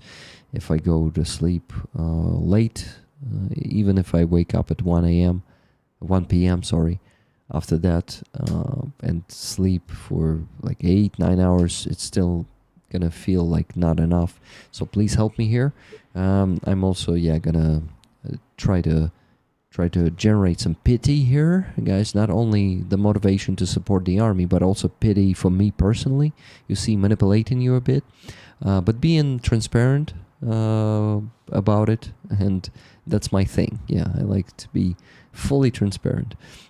Before you joined, guys, I was showing my YouTube analytics, how much I earn on YouTube, and also asking Okay. for what? I said that's fine. Can we see it? Yeah, why not? I was showing it today once, and I can show it again. Yeah, you can see it on another device right now. So on YouTube, my income this month, and this is not the end of the month, is $1,875, 45 cents. It's pretty decent, but like, the bigger your income is, the more responsibilities you're taking. Of course, if you're a responsible person, because there are some people who just waste money right and left and not caring about their loved ones and also about their own health. And I started treating my health a lot lately and all that shit. So I'm trying to keep my income stable. And here on YouTube, considering the bugs we have, so for example, right now people cannot buy gifted memberships, and they cannot support me on YouTube with that, only with super chats. So basically, one of the ways to support my work is cut off because of the bug, because YouTube's function is not working properly. So Shit. yeah, basically today, Fuzzy, it is kind of ridiculous. Today, only 17 gifted memberships were given, and it's stuck. Just 17. Usually It's shit, innit? yeah, usually it stocks at some 100 gifted memberships or something. Today it's stuck on 17. So that's $17 that YouTube gave me the chance to earn, and it will take 30% of it later, and then the tax in USA, then the tax in Ukraine. So basically around $10. Fuck you. Yeah, I can Basically, fuck you. get today from gifted memberships. Thank you, YouTube. Good job. It's like, yeah. So it's a bit frustrating to be a YouTuber these days, but I'm trying my best to keep the positive attitude and find the other ways, and just making fun of it. It also helps. So yeah, guys, this is a bit of my YouTube analytics for you on the screen, and some info about the ridiculous bugs on YouTube. So guys, the donations are still not coming. 20 minutes without donations. Sorry to keep this pressure on you guys, but you know what I'm doing is I just want to go to sleep earlier. Please donate, my friends. I'll get my toes out again. What? I'll get my toes out again. People paid not to see my feet. Yeah, Philip, there was one stream where Fuzzy actually said, you know what? If you send another $100, guys, I will show you my toes. And then people started sending donations for him to not to show his toes. And he decides to do it again today. So guys, please send your donations, and Fuzzy won't show his toes, okay? Thank you. Fuzzy always brings this, how do you call it? Yeah, these jokes and some fun to the streams, and it helps to loosen people's, people's pockets? I don't know. Yeah, so, raising funds is sometimes not an easy task. Yeah, it's not easy at all, Yeah, so guys, one of the biggest challenges that fundraisers get. Oh yeah, my Even worse friend. for some of us in Africa. Yeah. Yeah, so guys, also not just for Ukrainian army, make a donation for Philip today. That's on the screen. You can see his GoFundMe campaign. The link is pinned actually in the chat, at the top of the chat or at the bottom if you're on your phone. You can see the link. You can press it and make any donation. We also had a donation from Giancarlo, €5 there, Philip. So it's So not. yes, let me sound like Fozzie. If you don't donate, I will show you my toes. That's actually interesting. To also Yeah, not see your toes. So guys, let's do it. yeah, but I really appreciate it, because it's going to help a lot to protect some of the most vulnerable people. Because if we don't tell their stories, it means that the people who abuse them, people who abuse our women and children, will continue to have their way. So the reason why we need to report what's going on, what the Russians are doing, the reason why we need to uncover these stuff, to investigate these stuff, is because we want to protect more and more people from falling victims. So I'll appreciate your donations, please. Thank you. Thank you. Yeah, guys, please keep Thank you. donating to Philip too, not just to my fundraiser. And I need to remind you what we're raising funds for. Car for Sophia, 525th Separate Battalion.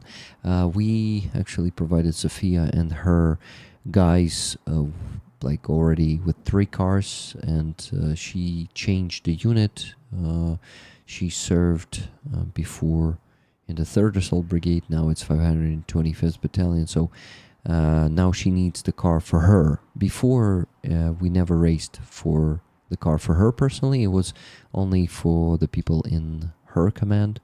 And now she needs the car personally. So I think, guys, it's a good opportunity to support a good service woman in Ukraine. It's a singular, a woman.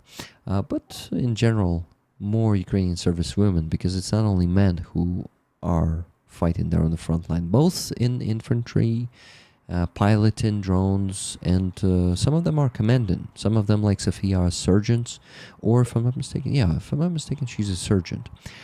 And there are officers, women also. Some of them are, I'm not sure that we have a battalion commander, but definitely platoon commanders. I already have seen that. And I would like to see less discrimination in this regard and see more battalion commanders, women, and also, brigade commander someday. This day will come, I'm sure. Show that sick flag, Rick. Yes, guys. So by sending donations today, you are also you're able to buy the tickets. You need to mention it in the comment for the flag, for the raffle of the flag. So one ticket is $10. You can buy as many of them as you want.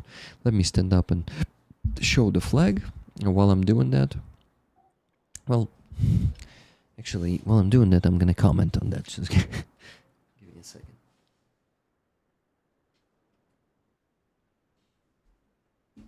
So guys, 3rd Assault Brigade, Unmanned Systems, UAV, Unmanned Unmanned Systems Battalion, yes.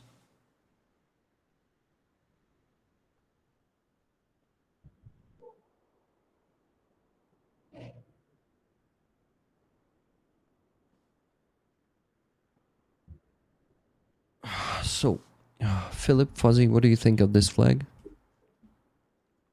I think it's a statement as to what the future is going to be in this war. I reckon everything very, very soon will be unmanned. Yep. So there Yeah. Philip, you? I was gonna say, like, I had the same thoughts, with Fozzie. I share the same thoughts with Fozzie. Mm-hmm. And when you were displaying the flag, it reminded me of what Fozzie said earlier about everything going, into drones and technology and what have you. So yeah. So we have, of course, an FPV drone here. You see it here. There's a Ukrainian reconnaissance drone. I think this one is exactly a Leleka, Ukrainian-made drone. One of the most popular, but pretty expensive. And there's Yeah, it looks like leleka. Leleka is a stork in English. This bird in Ukraine that is one of the symbols of Ukraine. This is a famous Baba Yaga, the vampire drone. That is a heavy bomber that is pretty efficient against the dugouts, by the way. And of course, there's Mavic drone, since that's the eyes here in Ukraine for many, many units. And it's getting harder to get them in Ukraine lately, I guess, because Chinese are limiting the export to Ukraine and Europe and increasing their export to Russia. I think it's time for applause. It's just terrible. You have seen, guys, that the foreign minister of China was coming out with a statement saying that they actually are dedicated to not let Russia lose. They just cannot afford Russia to lose this war. And that means that, whatever happens to, in my opinion, in my humble opinion, whatever happens to Russian economy won't actually mean that Russia will lose the war, because China may invest much more into Russia. So I would like to hear your opinion on this, Philip and Fuzzy. What do you think? Well, we've known for a long time that Russia has got Chinese and Iranian backing as far as this invasion of Ukraine is concerned. The only difference is that people are getting bolder these days. And you heard the foreign minister speaking in support of Russia, shows the level of frustration that even China has been experiencing in terms of the longevity of this war and how Ukraine is beginning to gain some momentum. So, but it's not surprising in any way. I mean, if Iran comes out today to say, if the Iranian foreign minister or the supreme leader of Iran comes out today to say something in favor of Russia, it will be of no surprise. So Russia's main friends, we already know, is China, Iran, North Korea. So nothing at all is surprising. But we know that Russia is not where it used to be. Sanctions by the EU and US still hurting Russia. They may not want to admit it, but those sanctions are hurting Russia. We want to see more sanctions, in fact. I want to see much of Russian assets being, sent to Ukraine, handed to Ukraine so that Ukraine can start the rebuilding process in many places. But it doesn't change anything. Russia has been unable to defeat Ukraine, and Russia, I don't think will be able to defeat Ukraine. You see, well, I kind of also believe this, but the problem is Russia is pretty successful on the battlefield, and this is a war for like exhaustion war, like who is going to be exhausted first. And the problem is, I actually listened to the interview of one of the most like effective and popular commanders here in Ukraine. He's commanding the regiment called K2. It was like scaled to the regiment just about 2 months ago, and they are fighting on the front line just for like 2 weeks now after being scaled up. K2 is a pretty effective unit, and this commander really cares about his men, and he is spending all the resources and all the attention to save the infantry, also not his infantry, but the infantry on the line of defense that they are covering, because they are a drone unit, completely like a drone regiment, also the part of the line of drones, commanded by Madar, famous Ukrainian commander who went from infantry to now commanding the whole unmanned systems forces. It's about 10 regiments, 1 brigade, and 1 battalion. So this Kirillo Veres, his name is Kirillo, last name is Veres. He was given a pretty honest interview. He's known by his honesty, and in this interview he said that actually Russia right now is outpacing us in everything. We lose to Russia in everything, in every type of technology, in every type of like in the size of the army, in the capabilities. They are like outnumbering us in everything, and our adaptation is not fast enough and all this shit. So a pretty depressing, pessimistic statement, right? But the problem is he's not trying to make everyone, like to surrender. He's instead trying to show the truth to people, trying to show the real problems so we can finally deal with them. Because, not admitting the problems will never lead to solving those problems, you see? So we need to admit that right now on the battlefield, we are not winning. And, if I cannot quote him right now because I don't remember how exactly he said it, but he said that right now Russia has initiative in everything, and they just have more people, and we lack people on the battlefield. So if we speak about the war for exhaustion, it doesn't mean that Russia may not completely win, okay? But Russia don't exhaust Ukrainian army to the point where our front line will collapse, like really collapse. And there might be some major breakthrough, and soldiers, commanders who are being honest, they are talking about this possibility that some major breakthrough may happen and Russians may pace fast to, for example, Dnipro River, right? Maybe, of course, they will not capture the whole left bank of Ukraine. That's the east bank. So Ukraine has two banks divided by river Dnipro, which is very wide in many places. So it's really hard to cross that river. And it's like, yes. But if this happens, this may destabilize Ukraine inside big time. And also considering the recent crazy actions of our politicians, of our deputies here in Ukraine, and of our president who signed that amendment that destroyed the independence of anti-corruption institutions in Ukraine. Yeah. And yes, he kind of registered that law, but still it's not certain what's going to happen on 31st of July. That's when the vote is scheduled. It's scheduled for 31st, and we're already protesting against the injustice that we have in Ukraine. And if the front line I really hope it's not going to happen, but there's such a possibility that it may crumble.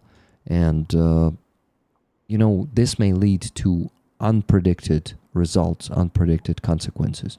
So we need to, actually, he's not the one who says that currently we're definitely not winning this war. We're actually losing it slowly, yes, slowly and not completely. But since it's a war for exhaustion, it's just a matter of resources and manpower, and who has more of that in the end. Like in 2-3 years, we're going to see that the Ukrainian army is going to be much more exhausted. Fuzzy can confirm that the Ukrainian army got really exhausted in these 3.5 years. Fuzzy, do you agree with me? Yeah, it's as you said, it's getting to the point now where it is an exhaustion war. Obviously, Ukraine can't give up its territories.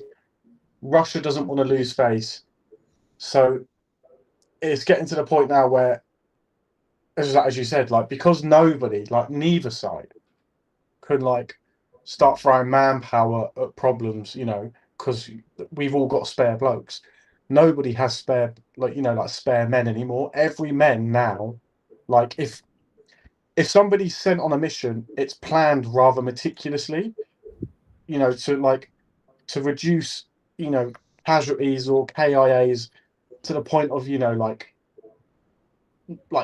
so in like everybody's head when they go out, because it's planned so meticulously, it's non-existent. It's not going to happen, you know. But that's just the way the war's come to now, because it is getting to the point now where both sides are just, I wouldn't say fed up with it, but it's kind of like, it's like, all right, like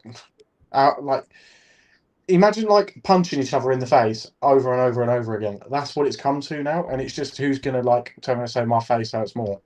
Like that's what it's gonna be. Exactly, it's like a boxing match without the limit of rounds. It's just like the infinite round number, and we're just punching each other in the face. Yeah, exactly.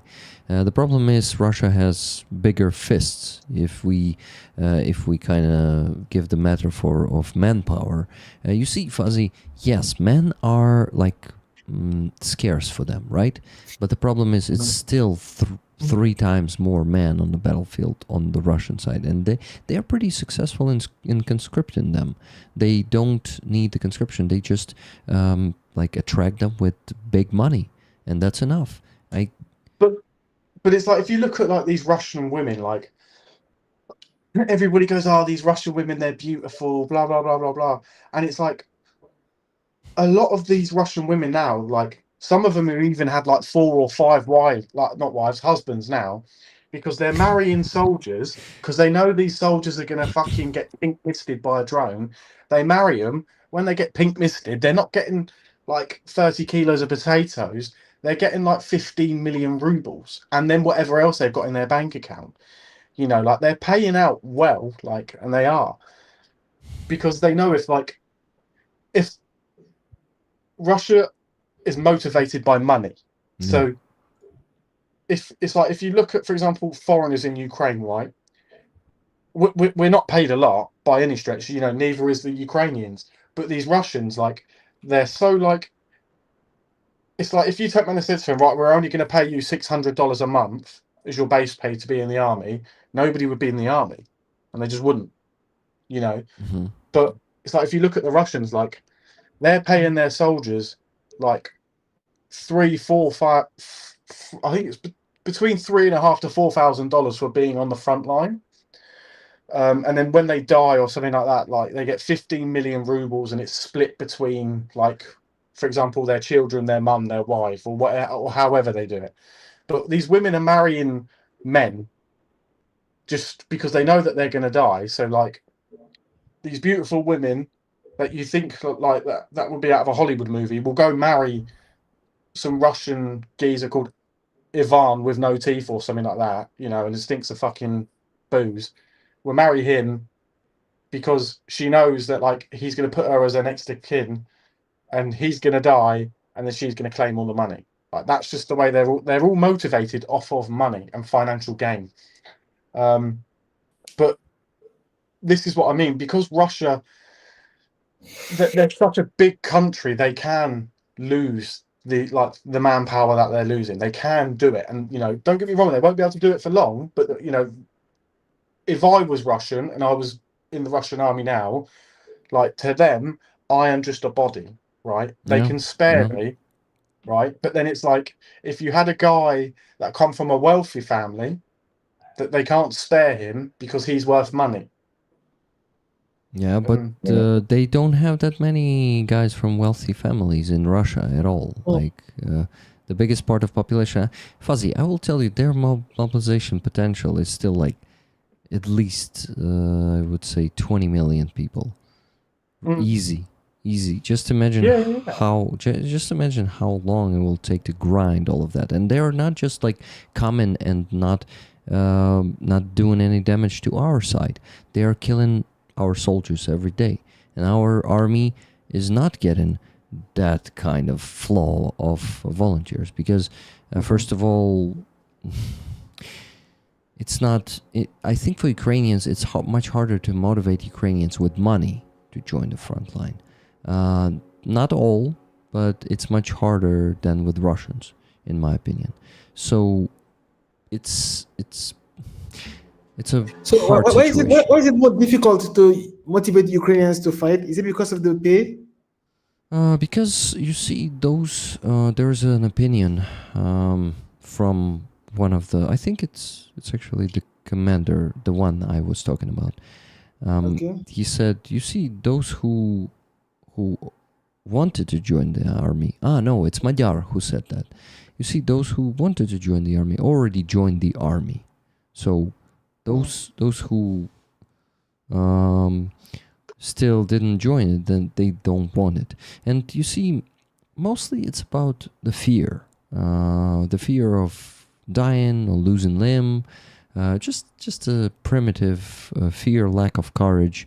I have it in me, so I can easily say that I am afraid to go to the front line because I'm afraid to lose my health, my life, and there are many Ukrainians who are like me, and it's just those brave ones. Most of them already joined the army. That's the problem, and it's harder to get motivated men who are scared of all of this. You see, the mobilization, the conscription in Ukraine, which is happening forcefully, it is unfortunately not that effective because you don't get men who you beat on the street. You don't get a motivated soldier out of those men. Yeah. So since our population, you see, the problem is around 10 million Ukrainians left Ukraine in 2022. And not that many of, well, it's partially men, right? And not that many of that men are coming back to join the army. And the army, not the army, but the war is becoming deadlier. FPV drones, and people see it on the internet. They see that now it's really hard to hide from them anywhere. And most of the people who want to join the Ukrainian army, they try to become pilots of drones, to be not in the complete safety, because a lot of pilots are also being injured or killed, but just to be in a bit more safety than the infantryman. Because for infantrymen, it's, I don't know, it's possible to survive, but first of all, you got to be super lucky. And secondly, you need to have a good commander who will care about your life, who will provide you with all the needed equipment, like a drone video analyzer. You know, when you see when you capture the signal of the drone and see where it is going, it is a needed thing. But unfortunately, first of all, the resources are scarce, not scared, and not all the commanders have the means to provide their soldiers with this. And of course, it's not only that, it's electronic warfare, because it's not only fiber optic drones, but there are also the old analog drones. There are a lot of them still there too. So electronic warfare, vehicles. Also, the vehicles is the big problem, because right now we have this kill zone on the front line, and it's almost impossible on some directions to move in the car. You're going to be 99.5% hit with an FPV drone. That's the problem. So it should be either an armored vehicle like a Bradley, and for the whole front line we would need a few thousand of them, you know, to provide it to every brigade. I think we would need at least like 3,000 to 5,000 of them to have at least like one for a company or something. So it's really a huge need. And like, so the problem is people understand that to survive in the infantry you gotta be in a super provided unit. Well, it used to be like with like infantry and stuff like that, a lot of like some of it was luck, some of it was just like skills and drills. Like, you know, like if you're really, really good at like you know, soldiering, like your chances were far better. It's now come to the point of where, like, as he says, it's like we need like so many more armored vehicles, because it is the infantry go out and it's always 50-50. It's never like, oh yeah, like I'll breeze this is easy, light work, you know. But even to this day, it's like the main supply routes on the front, like the Russians are locating these MSRs and then they're targeting them with their fiber optic drones. You know, so they're going like 50 kilometers past, you know, like from their position all the way to the MSR routes. And then they just sit the drones on the floor. And when the vehicles come, they just move them into the middle and raise them up. So sometimes you don't even see these vehicles coming. But from what I've seen is like the Russians, they're targeting the armored vehicles a lot more now because it's like, it's not because they know that they're going to destroy them or anything like that. They can destroy them and they have destroyed them, but it's more of the fact of if they hit the armored vehicle, it's more of a like fuck off, like don't think about it. And if you keep on going, then they'll just keep trying to fucking smash you. But it's like, as he says, like if we had like 4,000 or 5,000 Bradleys, like for the Ukrainian army, we would. I honestly reckon we would probably go through 3, maybe 4 a month, easy. Just because like that they know what's in the back of them and they know the damage that these things can do, and they will just absolutely smash the shit out of them. So it's kind of like we need to, rather than being reactive, we need to be proactive as to how we can figure out a way of stopping these drones. You know, we came up with EW was working great, and now we're on to the phase of they, you know, everybody's gone fuck your EW, let's bang a fiber optic cable on it and we'll just fly it. Hi Aziza. Hi. Aziza. Yeah. Hello. Good to Happy see to you. see you. Yeah, good to see you again. So now we're on to the point of what we Aziza, need to do. we can hear ourselves from your microphone. From my microphone. Yeah. I can reconnect myself. Yeah. I'm not sure if it helps, but remember you were put in the phone somehow that it did not. I forgot. You know this thing that can. The maybe stand. like The stand. this. Check. Yeah, I cannot hear myself like this. It's good. Thank you. So yeah, I understand now what is happening. The speaker on your phone is when it is standing on the table or something you have there or floor. It is being. But I still hear myself a bit. So maybe don't hold the arm down there, just on the sides if you can. Yeah, I did like this exactly. Yeah, but it's better. It's much better now. So, Fuzzy, sorry, Yeah, Aziza, no, it's okay, bro. So what I think we now need to start doing is, and I'm probably right in thinking we're already looking at ways of doing it, but how to counter these fiber optics, you know, because as I said earlier, me and Noodle were joking about, you know, having a brigade dedicated to run around cutting fishing wire, basically. You know, but obviously that's just not feasible for anybody. So what we need to do, you guys know me, and I know absolutely fuck all about technology. I can just about use my phone and my computer.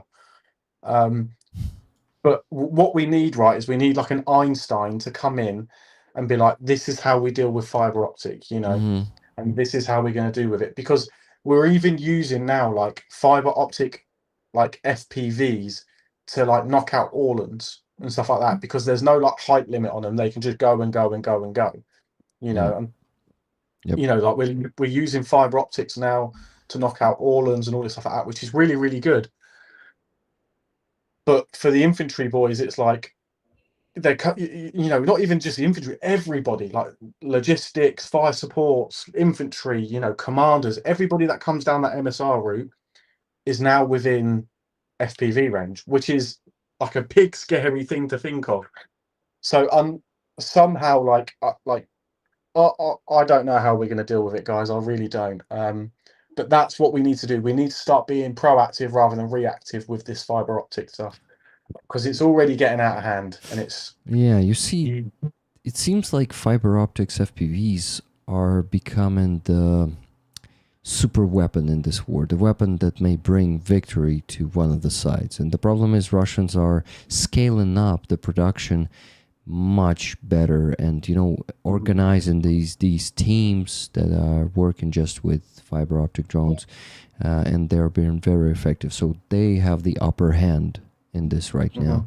And unfortunately, we don't know what the hell to do with it, because our democratic country is not capable of organizing such both productions and usage and the structure of the teams as fast as Russians with their totalitarian regime, you know, where they just say this should be done in such terms, and it is being done. I mean, are Ukrainians positive that that NATO and the US will, come back into supporting Ukraine with more ammunition, more financing? Is there positivity, across Ukraine that NATO will do something? To be honest, I feel, and I think some Ukrainians will also agree with me, that we're on our own. Not like, you see, the problem is, yes, partners are helping us, but to help us properly, there should be another approach. You see, when they are ordering some drones and producing them in Europe, right? Like a month or two passes while they're delivered to Ukraine. Sometimes 3, sometimes half a year. And those drones are too old already. The technology is changing so fast on the battlefield that they just cannot keep up with it. Europe cannot keep up with it. The United States cannot keep up. And it should be produced in Ukraine. This is why, yes, it's very good that European countries, a lot of them are investing into production in Ukraine, and our companies will be dealing with that. And if they have enough money invested into their production, they may even be changing some characteristics of the drones, like right there during the production, for the needs of the brigades, the units. But yeah, so that's the problem of speed. And why I say we're on our own, not completely, but the problem is Europe right now is not showing. I'm not even talking about the United States, who are like, they completely changed the approach to this Russian war against Ukraine when Trump came to power. So let's speak only about Europeans, because Europeans are showing the real support right now, not the United States. So Europeans, it seems like they don't really realize right now how important it is for Ukraine to win and how much they need to do to invest into that victory. And they are like, in my opinion, and it's actually an opinion of some other Ukrainians, and probably not my opinion, but something that I got from them, to be honest. But the European Union right now is thinking to just wait through, like, behind Ukraine's back. So we wait for 3-4 more years while Ukraine is going to be occupied bit by bit more, but it's still not going to come to us, and we will rearm, we will increase our capabilities. So basically just using Ukraine right now. Sorry, European partners, and guys, of course I'm not addressing the members of this community, I'm addressing your leaders, who openly say, some of them like Boris Pistorius called Ukraine Europe's shield. Yeah, he calls Ukraine Europe's shield. Polish politicians are also calling Ukraine a shield for Europe. And Orban, in the interview yesterday, said that it's like a buffer zone between Europe and Russia. And, all of this is becoming more popular in Europe. And there's a lack of action in Europe still. It seems like, wow, Europe is helping us so much, but it's not enough. It should be 5 times more in terms of not only the amounts of money or number of equipment. It should be in terms of like the will and the action, like less talk, more action. And of course in democracies it's just how it is. There is always more talk than immediate action, and it's just impossible have that action. So we're in a very bad situation. But I'll also ask Aziza. Aziza, how do you feel? How do you feel Europe and maybe also United States do we feel like we have their support, or are we on our own? Exactly. Today, we talked with my friend about how it was in the beginning of full-scale war, and we asked Europe and United States close the sky for the Mariupol. Do you remember this time? Yeah, I do. And we asked, it was so naive to ask about this because what does it mean? It means a lot of plans, a lot of weapons, and the system of European Europe and United States. It's so it's so hard to have it immediately, like we need it, like we need it now, not in 3 months or 2 months. We need it now, and it's impossible by this system of democracy, because it's only the dictatorships can do it immediately and don't ask the people if we can do it or not. They just support, North Korea supported directly without difficult Russian, and they have a lot of support in such states. And I'm absolutely agree with you. It's not enough for us, and I think that people could not imagine the scale of this war. So Yeah. they for them, they could not imagine how it's really horrible. And we need weapon more and more, and it's like online we lost a lot of weapons online. We need really great supporting and great understanding that it's not about only Ukraine.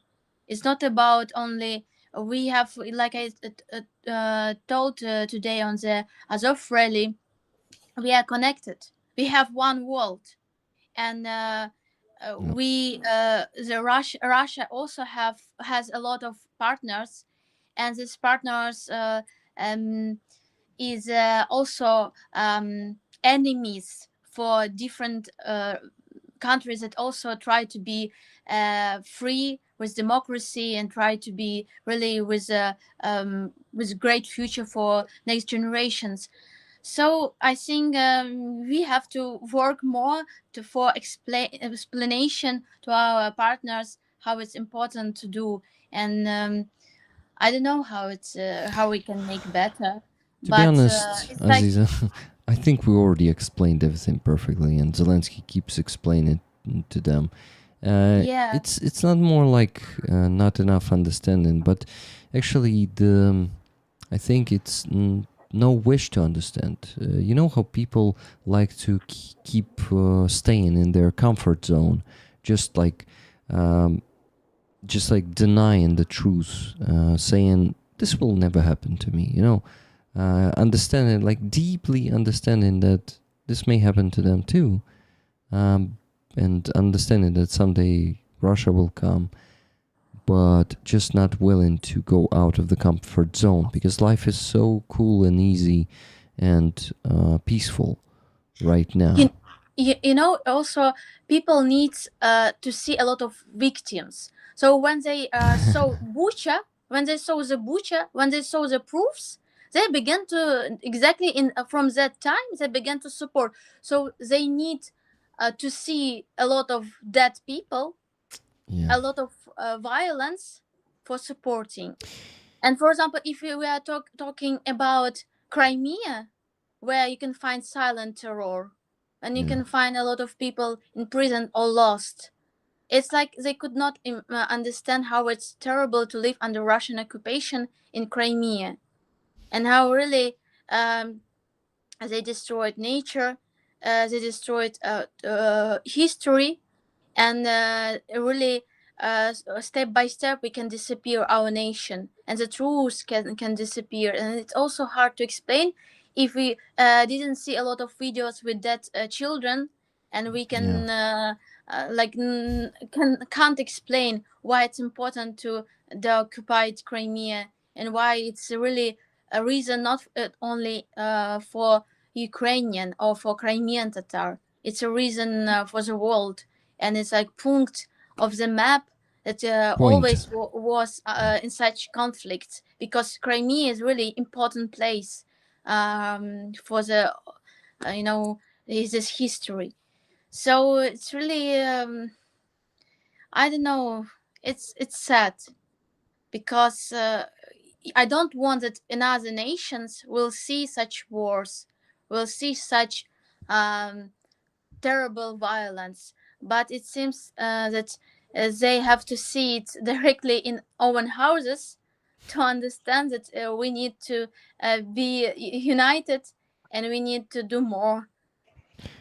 Yeah, you see, the human nature, I think, is like this. You need to, like, a lot of people need to experience something themselves to truly believe or truly start acting.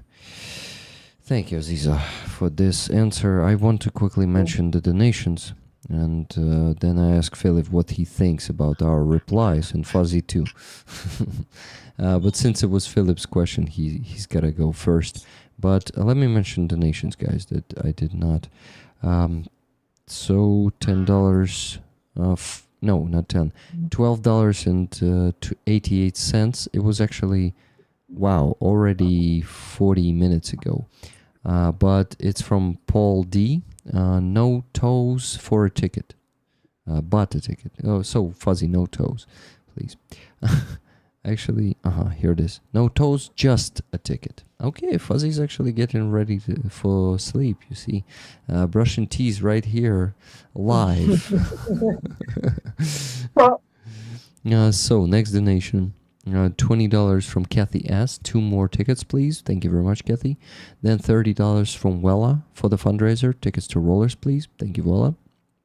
Then Mark S. 10 Great Britain pounds. Thank you very much, Mark. And $150 from Average Ogre.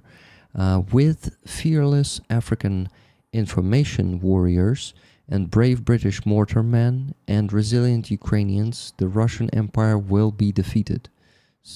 Thank you, Philip, Fuzzy, and Rick.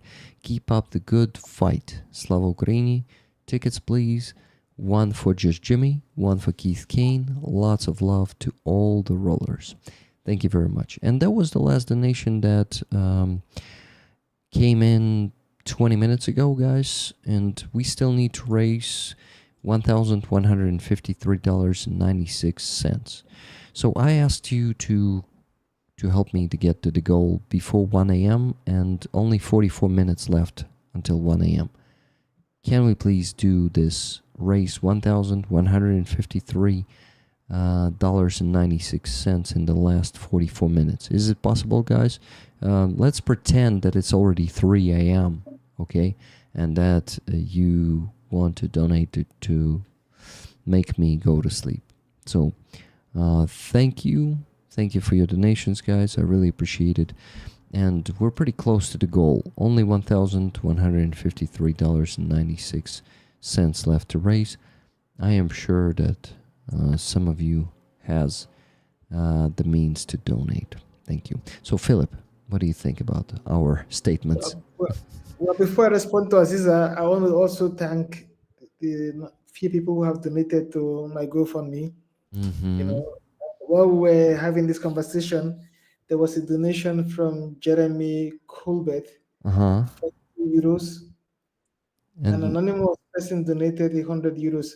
Jeremy, thank you so much. Yeah. And this anonymous donor, 100 euros. Thank you so much. Andres Lack donated 50 euros. Yeah. Thank you so much, Andreas. Kati Soba donated 8 euros 40 minutes ago. Thank you so much, Kati. I really appreciate it.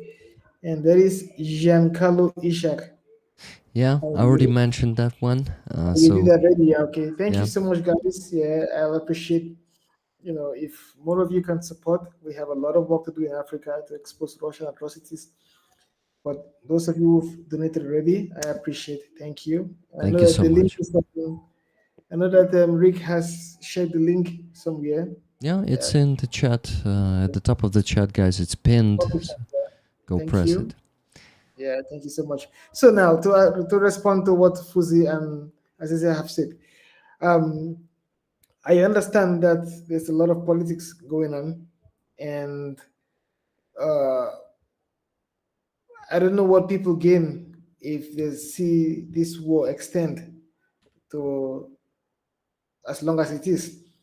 But Ukraine don't have so much to do in this regard. I mean, Ukraine still needs help, but they can't force the help.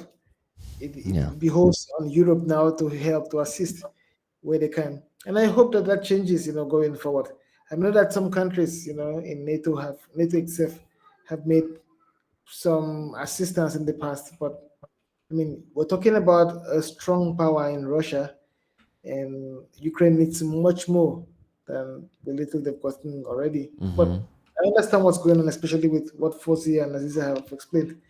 So I like to see that this changes going forward. Yeah. Yep. Fuzzy, your thoughts? Yeah, I Oh, think. wait, you're washing your face, not shaving all Yeah, your yeah, face. no, I'm washing, man. Cleansing. Yeah, I thought And I thought you're shaving, but then I've seen some foam on your forehead, and I thought, no, he's definitely not shaving his forehead. just gonna bick my head. No, so I do agree. Hang on, I can't fucking see. I'm blind. I'm back. So I think personally, obviously everybody can always do a little bit more.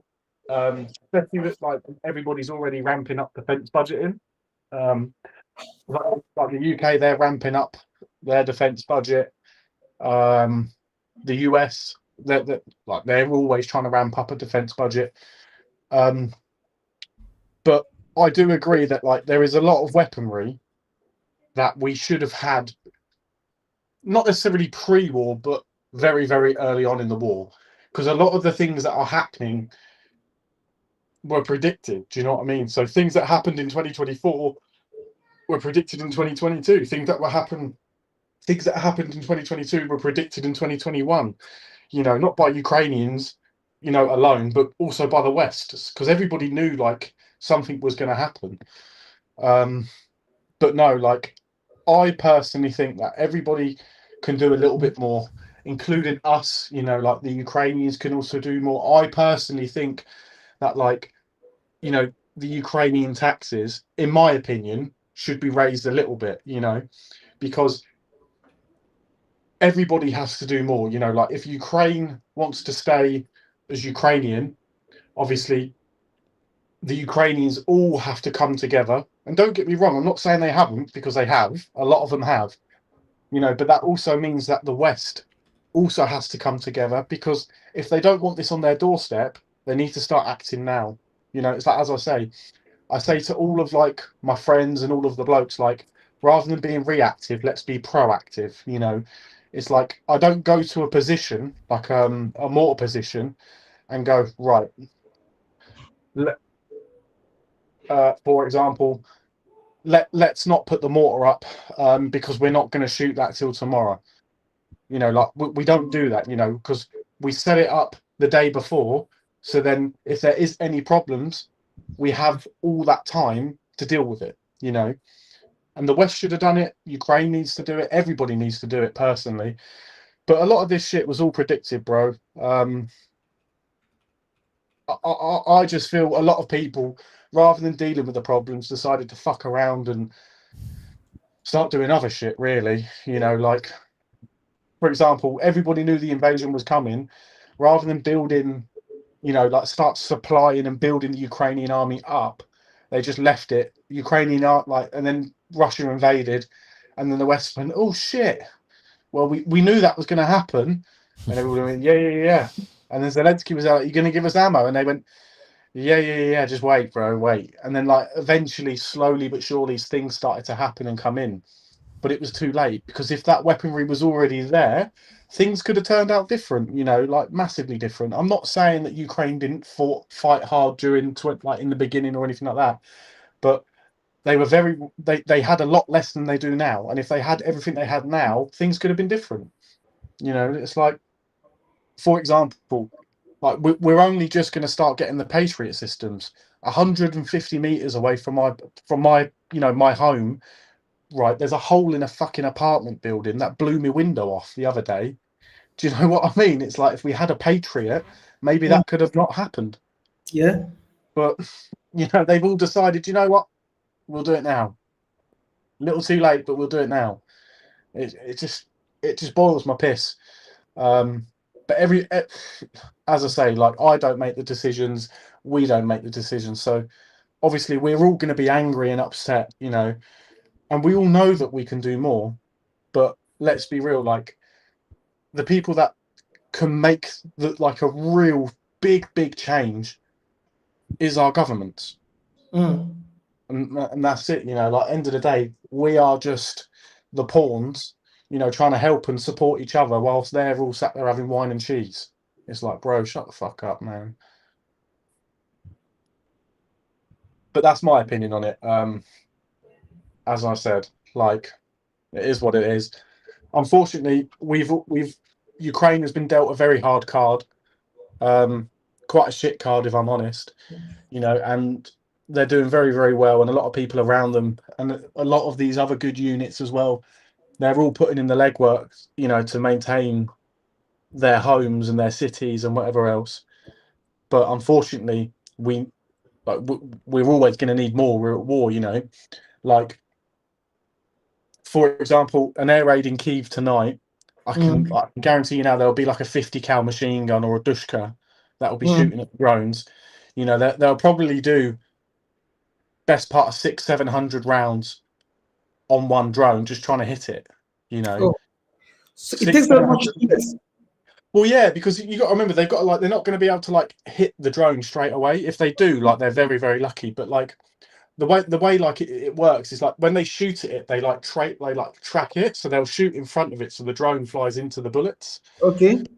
And it's very hard because, like, the drones, they're like black, like very, very black. So when they're high up in the sky, you can shine the spotlight at it, but you're not always going to see it perfectly, especially if it's not a clear sky. So they're shooting like these long bursts at the drones, and that's like per drone 600-700 rounds. And if you think about it, if they send 13 drones in one night, that's like I'm shit at maths, guys. You'll have to help me out. But already that's like well over 6,000 rounds.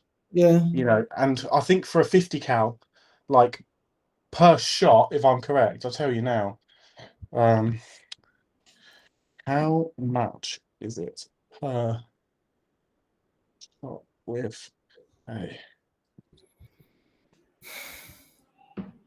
a so it's between $3 to $8 per round for like a bullet, from a 50 cal. And if they're shooting 700 of them, 700 times by 8, what's that? That's $5,600 like per drone. Like, that's a lot. So like, not only have we got blokes, like infantry, we've got mortars. So if I fire a bomb, like one round from my mortar, I think that's like $8,000 a shot, like $8,000 per shot. And we average, I think, in one day we fired like 34 like rounds in one day. So if we go 8,000 times that by 30, that's $240,000 in one day. Like, money goes a long way in war, and so does kit and equipment. And we needed the stuff well back in 2022, guys. And don't get me wrong, like this community, like, they help so much. Obviously, these guys can't go out and go buy ammunition, send ammunition, because that'd just be fucking crazy, but like, the work with getting vehicles, night vision, all this stuff like that, like, it all mounts up into a massive like benefit for everybody. But what the West need to do, and the governments need to do, they need to look at Ukraine and go, right, they need bullets and they need money so they can buy more bullets and kit and equipment. You know, they need our technology. They need everything, really, because it's conventional war. It's a peer-on-peer army. You know, it's not like we're fighting the Taliban back in like 2001 to like 2015. You know, where it's there like it's like a farmer, for example, stood in his compound and jumped up and fired a burst out of an AK. You know, like the Americans would just call an Apache and Hellfire missile like a compound and just delete the one farmer. Here, if Ukraine flies a helicopter at the front, they've got air defense looking for them, like Stinger man pads, you know, like the Russian equivalent of the Stingers, you know, like even other jets and other helicopters. It's peer on peer, you know, and we need to be able to battle that and ensure that we, you know, like you don't go into a fight with 50-50, you know, you never ever do that. You go in like the British Army, the way we do it is we go 3-1. So if there's one of them, you know, ideally we won't go anywhere near them unless there's a minimum of 3 guys, you know. Normally it's 12 people going for one guy. That's, you know, the odds that you want. But out here we can't do that because we haven't got the manpower, the kit, or the equipment to be able to, you know, or the resources to be able to go and do it. I'm kind of ranting a little bit here, but you know, there's been times where like we've gone out on the ground, we've requested ammunition, and they've actually had to refuse ammunition, not because it's being wasted, but because we're low on ammunition. It's like, hang on, like we're fighting a peer-on-peer army, you know, like they're not worried about ammunition, but we are. It's like, come on, guys, like, you know, like the rollers can't go out and buy me 32, 82, you know, 80 mil rounds because it's just impossible. They're never going to be able to do that. But like, I know people in the West can give Ukrainians, like the Ukrainian government, a load of money and say, right, produce more bombs, you know, like do it. But I don't know, like I think it's a very hit and miss subject because sometimes, like with the West, like they come through with like amazing stuff, you know, and it's like this. For example, when Germany were doing the tanks, it was like, you know, everything was just coming. And then eventually it just stopped again, and it was there like, oh fuck, and then it all dried up, and then it started again. It comes in drips and drabs, guys. But yeah, that's just me venting a little bit as well, like a little bit off topic and on topic. But I don't know if you heard me, Rick, but I was saying to these guys, like, it's like $5,000 to kill one drone.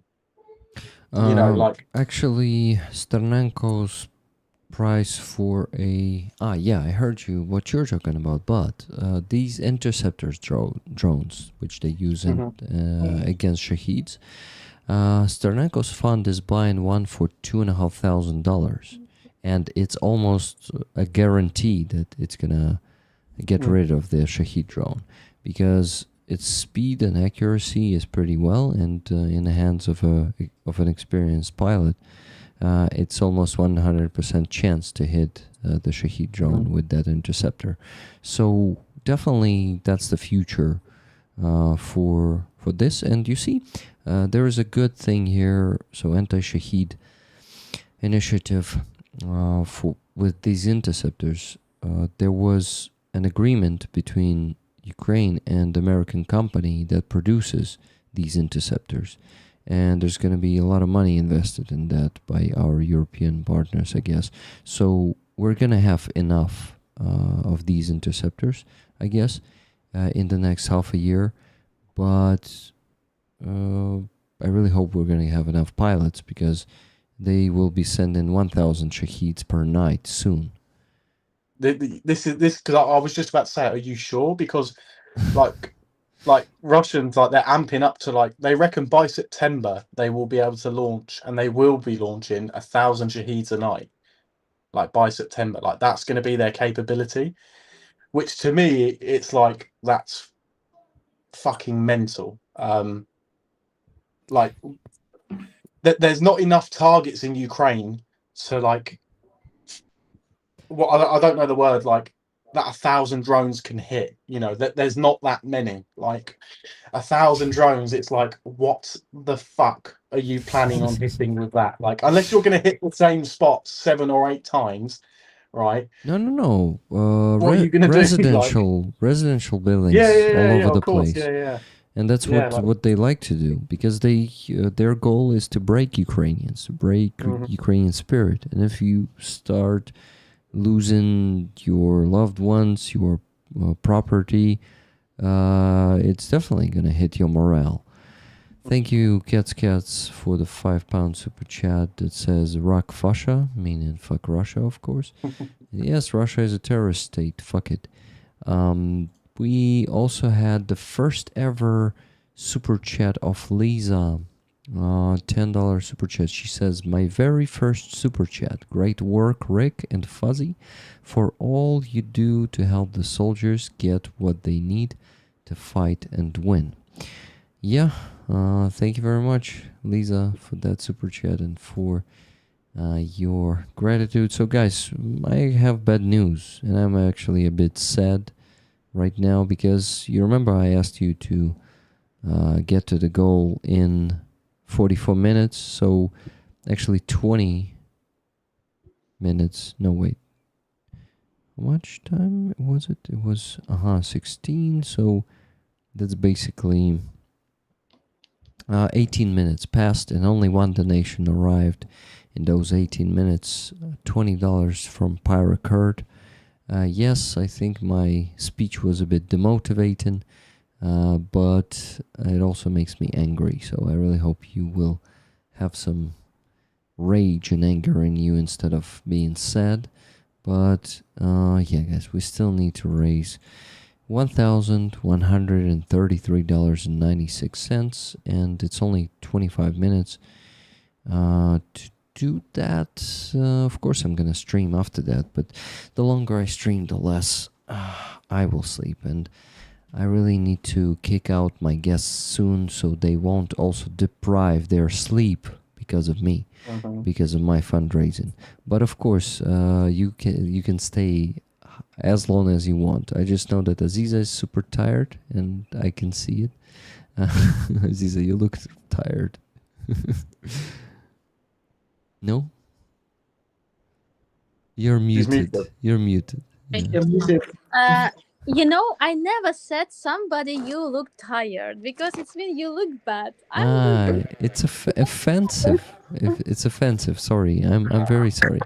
Really, I will never say somebody you look tall. You look tall. You look too much small. You look too much sad. You look too much. But it's different. It's different. Tired. Okay, tired is. I just know. Aziza, I hear myself again. Sorry. Yeah. So. I just know that you had a pretty intense few days, and that I'm not at home. Yeah, I understand. Okay, sorry. Then I'm not saying anything. But anyway, of course, I'm not gonna kick anyone out. I just wanted to tell all of you guys that when you feel like you're tired, go to sleep, because in Ukraine it's already midnight. What time is it in Nigeria, Philip? It's 10:36 p.m. Oh, okay. It's pretty early for you. You can stick around. Awesome. I like to have you here with us. Good. So I'm definitely not kicking you out. It's good for me to be around. Yeah, because I'm enjoying the conversation with Aziza and I also would like to see my fundraising grow. Aziza, probably mute yourself for now. Thank you. Sorry, it doesn't work. You can put it back on the table. Yeah. Thank you. Okay. Philip? I was saying that, yes, it's beautiful. I mean, I've learned a lot from everyone. Fozzy has said some amazing stuff about, the equipment that both the Russians and the Ukrainians are using. And I also like to see my own fundraising campaign grow. So I'll stick around. Yeah. It grows. So thank you. Okay, let's see. No more donations. The one from not Andres, but I think Jeremy was the last one. Yeah. So guys, Pyra Kurt was the last one to donate. It was 20 minutes ago, and it was $20. 2 tickets for Pyra Kurt, Slava Ukraini, Heroem Slava Paracard, thank you. And donations started arriving just now after why I cried a bit, that I'm sad, and donations are. The bitching helps, bro. Keep bitching. Yeah. Gotta keep bitching, definitely. So $50 from Linda H. She says, for fundraiser tickets, please. Linda H. Thank you very much, Linda. And $10 from Wizard of Ooze. He says, it does not matter how slowly you go as long as you do not stop. Confucius. How do you call Confuci in English? Confucius? Confucius, probably. He was Chinese, right? If I'm not mistaken. So Confucius, yeah, it can be whatever name it is. Okay, good, guys. It's a good start, but we still have a long way to go. So minus 50 and minus 10. We still need to raise $1,073.96. No bitching in Rick's kitchen, Robert says. RP Marson. Hubert, it was good to see you here. He says, gotta go. Wishing everyone a great evening. Love to all the rollers. Thank you, Hubert. Was happy to see you here. Sorry, guys, that I did not react to the chat much lately, but I didn't see you tagging me, and I asked you to tag me if you want to address some questions to my guests and also maybe ask me something. And then you gotta tag me at Rick the Ukrainian and then say what you wanted to say. Linda, you won't believe it. Thank you very much for the 10 gifted memberships, but you will be refunded because YouTube has given 17 memberships and stuck after that. 17. It's just mind-blowing. So super chats if you want to help me, guys. Super chats. Nikki Hill just donated $50 and Kathy has donated $10. So Kathy was first. She says, I really do not want Fuzzy to have to pull out the toes. And Nikki Hill says tickets to rollers. Thank you very much. So guys, that's another $60 and okay, we're getting close. Just $13.96 left to raise. So we're getting closer and closer with each donation. Just don't stop, and it doesn't matter how much you donate. As long as the flow goes, we will be getting closer, and at some moment we will reach the goal. But for now, we still need to raise $1,013.96. Guys, just don't forget that the fundraising is going and the clocks are ticking when we are having that awesome conversation that we're having here. Because I know that it's super easy to focus on the conversation and forget that the goal is still there. Yeah, thank you. So, Rick, does Philip see analogs between the Russian war and the uproar in Africa? What's an uproar? Philip, do you know this word? Yeah, of course I do. I don't. What does it mean? What does it mean? Well, an uproar, I understand it to be like, people more or less making a huge, loud noise about, an issue, especially when it comes to agitation, when it comes to expression in this regard. Well, in the beginning part of this war in 2022, when Russia invaded Ukraine, it wasn't clear exactly why Russia was invading Ukraine. To many Africans, it wasn't so clear, and there were mixed stories, mixed reports, especially on social media. And Africans were made to believe that Russia was invading Ukraine. Until this moment, the general perception when it comes to this war, people believe that Russia invaded Ukraine because Ukraine was close to joining NATO, and that a long time ago, after the end of the Cold War, the Gulf War in particular, President Gorbachev of the Soviet Union did promise President Bush that Ukraine was never going to be allowed to join. That NATO was not going to be allowed to expand eastwards, and that all of a sudden, NATO continued to expand and getting now very close to Russia's doorsteps. So people believe, and this is what the Russians want Africans to believe, that the reason why Russia invaded Ukraine was because Russia had warned that Ukraine did not or should not join NATO, but Ukraine was preparing to join NATO. So that's the general perception over here.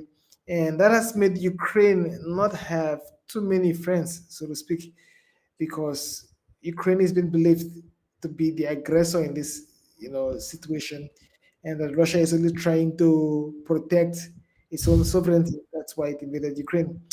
So that's the general perception here. And till this day, there's a lot of interest in what's going on in Ukraine. That's because a lot of Russian trolls are present here.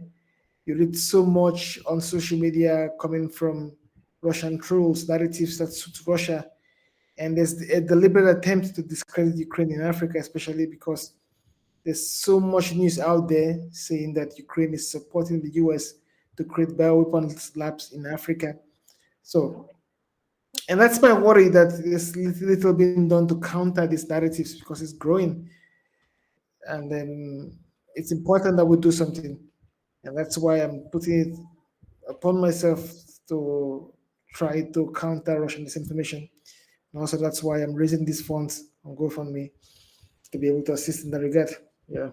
Yeah, guys, these funds, there were no more donations there, the new ones, I mean.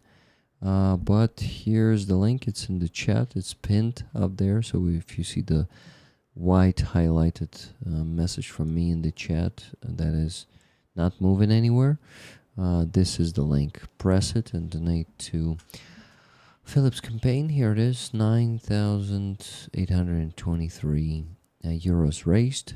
And there's no limit. The more we raise, the more Philip will be able to work around Africa and investigate Russian war crimes and shed the light on some atrocities that Russians are committing. Yes, Philip. Yeah. Yeah. Okay, $30 donation I got from Martin MBS. I think he's second today. It says, just dropping into the stream and did see you still were a bit from the goal, probably a bit far from the goal. I really can't give more than this until next month, but hope it will inspire some more donations. Slava Ukraini. Tickets for Aziza. Aziza, again, 3 tickets for the flag. And thank you very much, Martin, for this donation. And thank you very much. And I just really hope it inspire more rollers to then donate. But to be honest, with this donation, we're crossing the last 1,000, guys. So we still need to raise, let me tell you, $983.96. So last 1,000 should be raised, and we already started raising it. And I'm sure we're gonna get there. But you can see I'm not a rig bot anymore. I don't have that much energy. Already like starting to feel sleepy, and that means it's harder for me to motivate you to donate, right? Since the less energy I have, actually in the end of the stream it doesn't work like this. It doesn't matter how tired I am. Actually, sometimes it even motivates you to donate more when I'm tired. Just one more donation. One more donation just now. $10.30. Thanks, Rick, for everything you do. Slava Ukraini. Героям слава.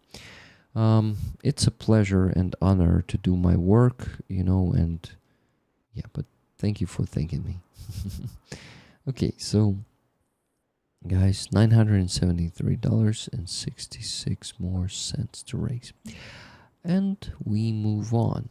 If you have more question, don't forget to tag me in the chat and ask that question. But I actually had mine, I guess, but I forgot it because I'm tired. Okay, Fuzzy. I know you told me you will be able to stay for like maximum 2 hours, but I think you've been here for 3 already. No, like Yes, two and I a have. half. So So how is your, as you say it in British, you say Mrs., right? Yeah, she's all right. She's hiding from the camera. You've seen her walking past, and I've been trying to Yeah. bully her a little bit, but she's not having it. She's been watching Love Island, which is painful because I have to listen to it in the background. But yeah, But I mean, like, is she not gonna be mad that you're screaming at your phone in the middle of the night, not letting her sleep? Ollie, are you upset that I'm still live? No, no, no, she okay. No, she's all right. Yeah, That's good. just big chilling. I'll show you guys the dog though. You haven't had a Boston appearance for a while. Yay! We didn't see Boston for a Um, while. Show us the dog. How do I do this? Is that it? Yeah, there you go. Wow. She's sleeping. Beautiful, yeah? Hey, come on. Look, say hello. No, he's not having it. He's all right. He's to be fair, he's on this can you wake up and say hello to people? No. No, he's on this new food that's like good for like is his stomach in it? Yeah, his stomach. So I was feeding him like a raw diet, as I'm sure a lot of you would know. But for like I don't know why, but it just didn't work well for him. I don't know why. Just sensitive stomach. So he's now on this new sensitive dog food thing, and he's been all right, to be fair. Had absolutely no issues with him apart from he's just stubborn. When like to be fair, when we had the drone that hit the apartment building just over the road, it's like 100 meters away. Ollie, like the missus hit the ceiling. She jumped out of bed, hit the ceiling, nearly went through it. She ran off, and as she's run out, like I'm still kind of like a mongoloid. And I'm stood there like I'm just telling her like take the dog with you then, like let me get dressed, take the dog. Like so as I'm like climbing out of bed, like she's left the house and I'm trying to now give her the dog, and it was just a clusterfuck really. And then he decided that he didn't want to go sit in the hallway, he wanted to sit in the bathroom. So he sat in the bathroom for the best part of 20 minutes, just like that. Which, to be fair, was quite horrible, but that's just him. And then eventually they got into the hallway, and everything was all right. Everybody was in the hallway, and it all went well. But yeah, he's big. He's still very fat and doesn't do much. I'm kicking him now, and he's just not moving. Like, here you go. He's done something. I don't know what the fuck I'm doing here. Fuck off. Here you go. Doing something. Look, I'll just give him a nudge. Here you go. What are you doing? What are you doing? You can say hello. Say hello. There you go. You going to bed? Yeah. So yeah, he's all right. He's just still going. Yeah, it's good to see him. Thank you, Fuzzy, for showing him to us. Boss. But no. Yeah. I will be going to bed. Right now? In 10 minutes. In 10 minutes. Then we just a heads up. Then we definitely gotta have conversation with you while you're still with us. Philip, yes. maybe you have some questions for Fuzzy, or maybe Aziza maybe has some. I was going to ask Fuzzy about supersonic missiles or drones. I know that the Russians have some in their arsenal, and it was used in the beginning part of the war on Ukraine. And I don't know how much of that the Russians have used, and does Ukraine have the capability to stop these missiles? Not at the moment. In the future, yes. The hypersonic missiles at the minute, normally, like you don't get the air raid, you get the bang, then the air raid. Okay. But that's just because at the moment like hypersonic missiles and stuff like that, they've been designed to obviously reach the target before you can actually pick them up. But no, yeah, the Russians are using them a lot. There was a time in 2022 where they hit the International Legion's camp up west of the country. They hit that with missiles. That was quite fucking bad. Yeah. Luckily, I wasn't there at the time. I think I turned up like a week later. But yeah, no, it was the Russians are good at it. You know, like they use them strategically. I'll say, you know, that we don't get them a lot, but when we do get them, you know, like they're quite, what's the word, catastrophic. Okay. Yeah. I see. I have a question. Maybe I'm not professional in this topic, but you know, we had in the news about how Russian product a lot of Giran. Like they created like advertisement on the Russian TV that they're super powerful and they have this in big scale. And I think about what Russian have to do to Ukraine, and after this, Western government and Europe can do something like Israel did with Iran, and they shelled the most important like production place of weapons in Iran, and it was really successful. And if we could do it something like this with Russia, it really could help us to stop to help on the battlefield, um, to like stop in some scale this Russian invasion, Russian aggression.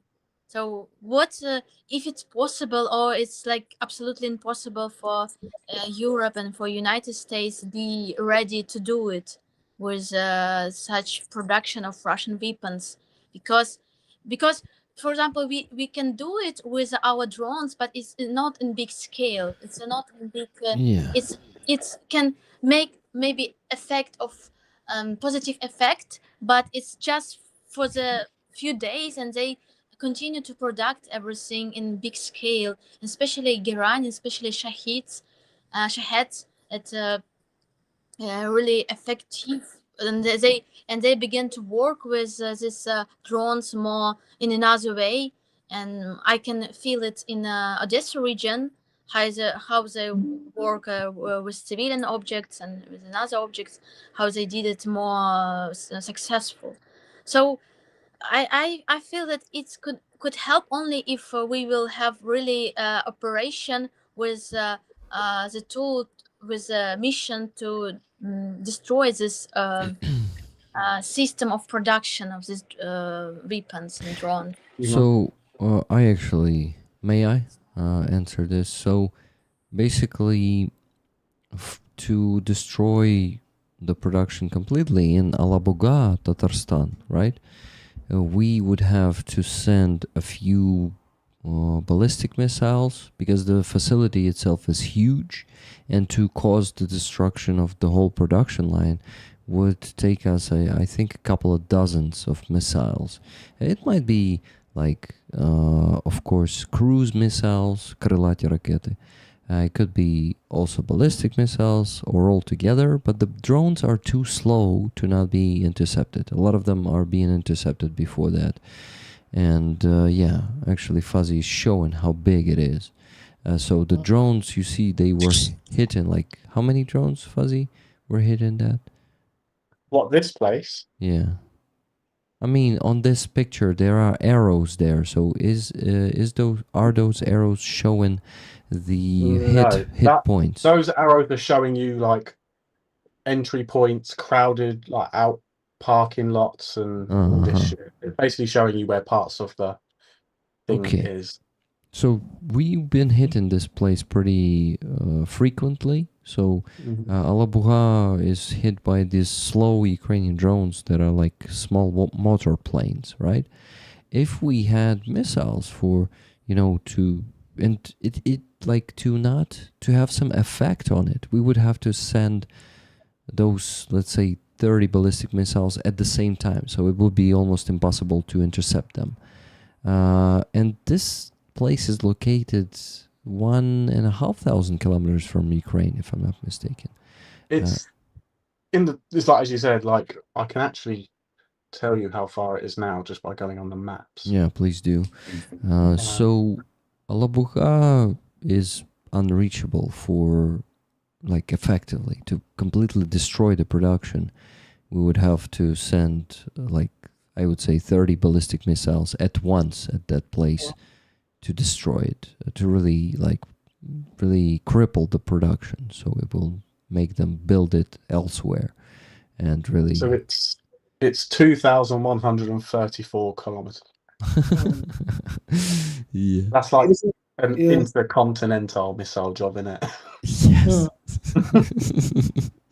That's from Kyiv, like direct from Kyiv. From Kyiv, but from the border of Ukraine, it's like 1,500, like, or 1,700, something like that. So, you see, the thing is, Tomahawk missiles could have done that, right? But the problem is, Tomahawks are being launched only from the ships. We don't have the rocket ships, and of course, I don't see any scenario where United States or European countries start bombing Russian territory. Yeah. They are scared Not gonna happen. shitless to get involved. So I think it's only possible if Russians will use the nuclear weapons.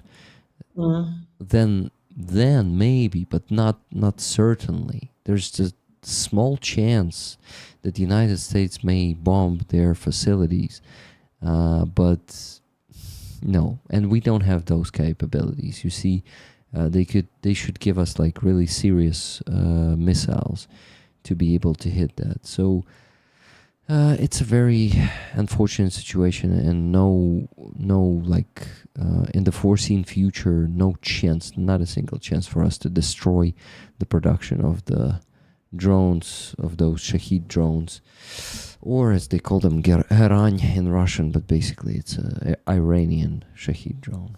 The interesting thing about the Alabuga factory is that many of the workers, they are Africans. Yeah, exactly. So there's a program here in Africa where Russian officials are recruiting mostly women from East Africa, Uganda, Tanzania. Yeah, I actually wanted to mention that, Philip. Thank you so much for mentioning it first. So the majority of the workers that factory are Africans. Yeah. Yeah, they actually recruiting students, so they are young women. Yeah. They are around their 20s. Even I think a lot of them are like 17, 18 years old. Yeah, about that, yeah.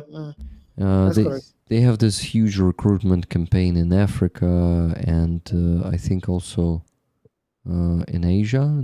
I'm not sure, but in Africa it's much bigger. So they are recruiting them to kind of go to university, and instead they make in the factory. Yeah. They use the labor to make them make Shahid drone, and basically making them the accomplices of this brutal aggression. And so it's so unfortunate how people, not only African people, but in this case African people, are being used to become like also like legitimate targets for Ukrainian strikes, and it's sad, really. But they're also, like, I read a thing on it because I was looking into it the other day because it appeared on one of like the Ukrainian Telegram channels. Some of these people that are actually there, they're promised like as you said, like qualifications and all this stuff like that. But a lot of them, like, they're not even being paid because it's classed as education, not work. So some of them aren't even being fucking paid for it, and they're working like, I think, if I'm correct, like 16-hour days, like in these factories, and they're not given the correct PPE because obviously these drones, like, there's a lot of like explosives involved in it, and if you're breathing in the the contents of these explosives during the manufacturing process, it's actually very, very poisonous. You know, so like the health things that they're going to get from this is going to really fuck them up in the future. But you know that they've done it to like Indians. You know, they promised a load of Indians a load of computer jobs. They all come over. Next thing you know, they're on the front line. There's that American guy, Derek Huffman, lately. He turned up to Russia. He joined the Russian Federation because he believed in their cause, and then it came out that he actually only did it because he wanted citizenship, and all this crap. And he joined the Russian army to be like a welder, like an engineer type guy. He was sent to the front, and now apparently he's dead. So he didn't even last 6 months. You know, they are really exploiting these people, and it is like it's getting to the point now where they're doing it so obvious, and people are still believing in the bullshit that they come out with. It's ridiculous, you know. Yeah. Like if a random guy approached me, let's say I was like I wanted to go to university. I don't, because I'm academically shit. But like, let's turn around and say I was very, very academically good, and next thing you know, some guy comes along out of nowhere, like, hey, I'm from Russia.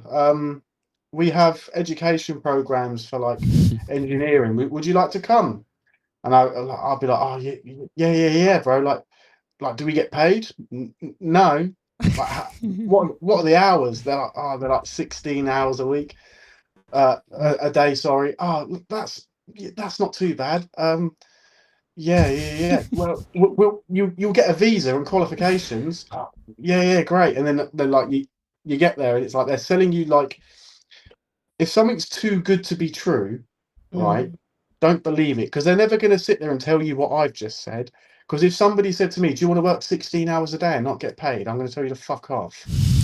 Like, you know what I mean? Like, no fucking way am I going to work 16 hours a day to work in some dusty factory in the middle of fucking whatever the fuck it is, Yablolivka or whatever, Yelabuga, right? Yeah. So I can have some crusty old Russian scientist sit there and dictate to me how to build an explosive drone, whilst he stood there in his gas mask, not breathing in any of the fumes, and I'm sat there as like, I don't know, a 17-year-old now cancer patient with asthma because I've inhaled all of these fumes. You know what, bro? Yeah, fuck it. Sign me up next week, man. Yeah, I'm sold now. I've sold You it know, myself. it's much easier to deceive the young people. They just, their brain is not formed until 25 years old. The human brain is still forming. You know, it is much. Young people are naive, and you can say whatever to them. Fuzzy, they're not saying openly to them that they're going to be No, working. of course not. I was taking the piss. It's like definitely not. that was good. But That was good. I agree. Like, a lot of these, it's like, as you said, like, a lot of these guys, they're young, they're naive, right? Yeah. And I'm sure if we was to look into the history of where these guys have come from, they all come from poor backgrounds with absolutely fuck all. And now they're promised an education, probably promised like the opportunity to be able to move their families to like what they believe is a functioning society and earn money. Yeah. So if I was a guy, you know, with fuck all, and somebody told me that, I'd want to give it a go. But unfortunately, fortunately, I might not be the most intelligent guy, but I know a bullshitter when I see one, right? Because they will sell you the absolute world and then go, right, let's get cancer, baby. And you're like, yeah, let's get that. Okay, guys. So Houston, we have a problem. In the last, okay, how much is it? Half an hour. No, wait. Still 20 minutes. We got only one donation. Lynn asked $20. So, Lynn, thank you so much. And, guys, we still need to raise $953.66. We're moving very slowly right now. And it's already 8 minutes past 1 a.m.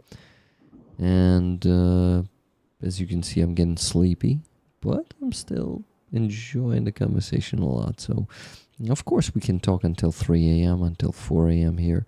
But first of all, Fuzzy said that he's gonna leave in 10 minutes, like 20 minutes ago. Yeah, I'm leaving now, bro. I'm fucked. Fuzzy, thank you so much for joining. I missed you, man, and Rollers Yeah, also missed bro. you. I'm so happy that I can now like join again. It's like it feels good, bro. It feels good to be back. Thank you, Fuzzy. Read the chat after you leave because Rollers will be giving you a lot of warm messages. And Will do. yeah, so Aziza, Philip, maybe you want to say something to Fuzzy? Thank you, Yes. Fuzzy, for your great work, and I was very happy to see you. And take care of yourself.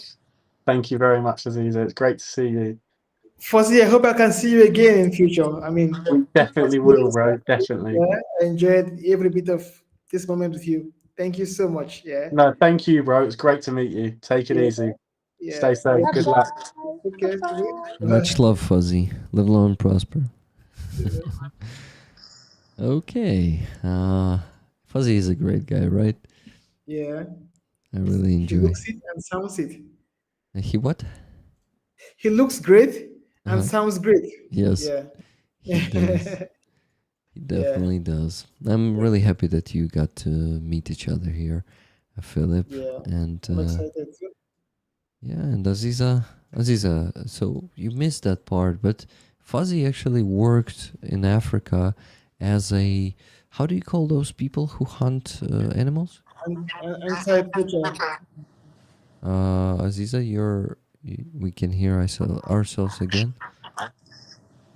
And now? Anti what? He was an anti-poacher. Pucha. Uh-huh. Poacher. Those who poach. Those who defend against poaching. By poaching, it means that Poaching. Yes. yeah. Yeah. So Aziza, basically, he was fighting bracconieri in Africa, who kill. Oh shit, that's Endangered loud. animals. Yeah. Yeah. Wow. So it's pretty cool, yeah. And so he knows Wow. Africa. He's been traveling around Africa, and Wow. it was a pretty good coincidence that I invited both him and Philip to the stream today. Wow. So yeah, they had some common knowledge about that. Yeah. It's pretty interesting. So, my dear rollers, I'm not even sad. I'm just like, okay, if you want me to sit here until 3 or 4 a.m., so be it. But it's 1 a.m. 11 a.m., and we still need to raise $953.66, and I'm not going anywhere before we get there. So, I don't have any other choice. You always have the choice. You can leave right now and just say, fuck it. I'm done with it. But I know that a lot of you won't do it. Donatello. No, Nikki. I checked Donatello like half an hour ago. There was no donation there. And I think we got the one from Martin Lai. Yes, Martin Lai. Tickets, please, and get some sleep. Thank you very much, Martin. $100 donation on Donatello. I'll count this one in. Even though it's not on PayPal, I'll count it in. No problem. So $853 more and 60 cents left to raise. Dear rollers, please, let's do it. Let's get there. Maybe until 2 a.m. 2 a.m. will be in 48 minutes. So we have the chance. Martin Bisick, thank you very much for 5. Okay, that is Swiss francs. Super sticker there that says good job. Thank you. $2.13 from Jeremy. The psych oblation. He says my balance. So yeah, he sent everything he had on his balance on PayPal. $2.13. Thank you very much for that, my friend. Thank you for giving the last money. Okay, so yeah, I think we're I need to minus $2.13 from the sum we needed to raise, minus $2.13, $851.53. Okay, not bad, guys. We're still much closer to the goal than 2 hours ago, right? So let's do it. Okay, Aziza. So this is actually the second time you're meeting Philip on my streams, and I'm sure you probably have some questions for him too. So please ask them. I want to ask if I'm sorry I wasn't on from the beginning of stream, and maybe you told us about this, but if you mark some changes through your people through the on the African continents till we met last time, maybe something positive or negative. It's interesting. What do you think? If it's better time or it's begin to be much worse situation, like I know from the fuzzy from this about the shaheds and about how Russian use the people from African continent. I think it's maybe not so good, but I hope maybe it's we have some good changes. I'm afraid I don't have good news for you, Aziza. Before you joined us, I was talking about how, Aziza, may you please mute yeah, yourself? Yeah, thank yeah. you. So before you joined us, I was talking about how Russian disinformation is spreading across Africa. I mean, a couple of years ago, I had investigated Russian disinformation in West Africa. Now I can tell you that that campaign has tripled, if not quadrupled, in terms of how Russia engages the media, in terms of the new accounts, social media accounts that are spreading Russian disinformation. Now, that increase is not just in West Africa, it's also in Central Africa. But as we speak, East Africa and Southern Africa is beginning to see massive Russian disinformation in its media space. So, what Russia does is this: it gets some people, fake authors, who write articles and then send these articles to a number of media outlets across Africa. Oftentimes, these authors pay these media outlets to publish these articles, and that's what happens in in print media and on online media.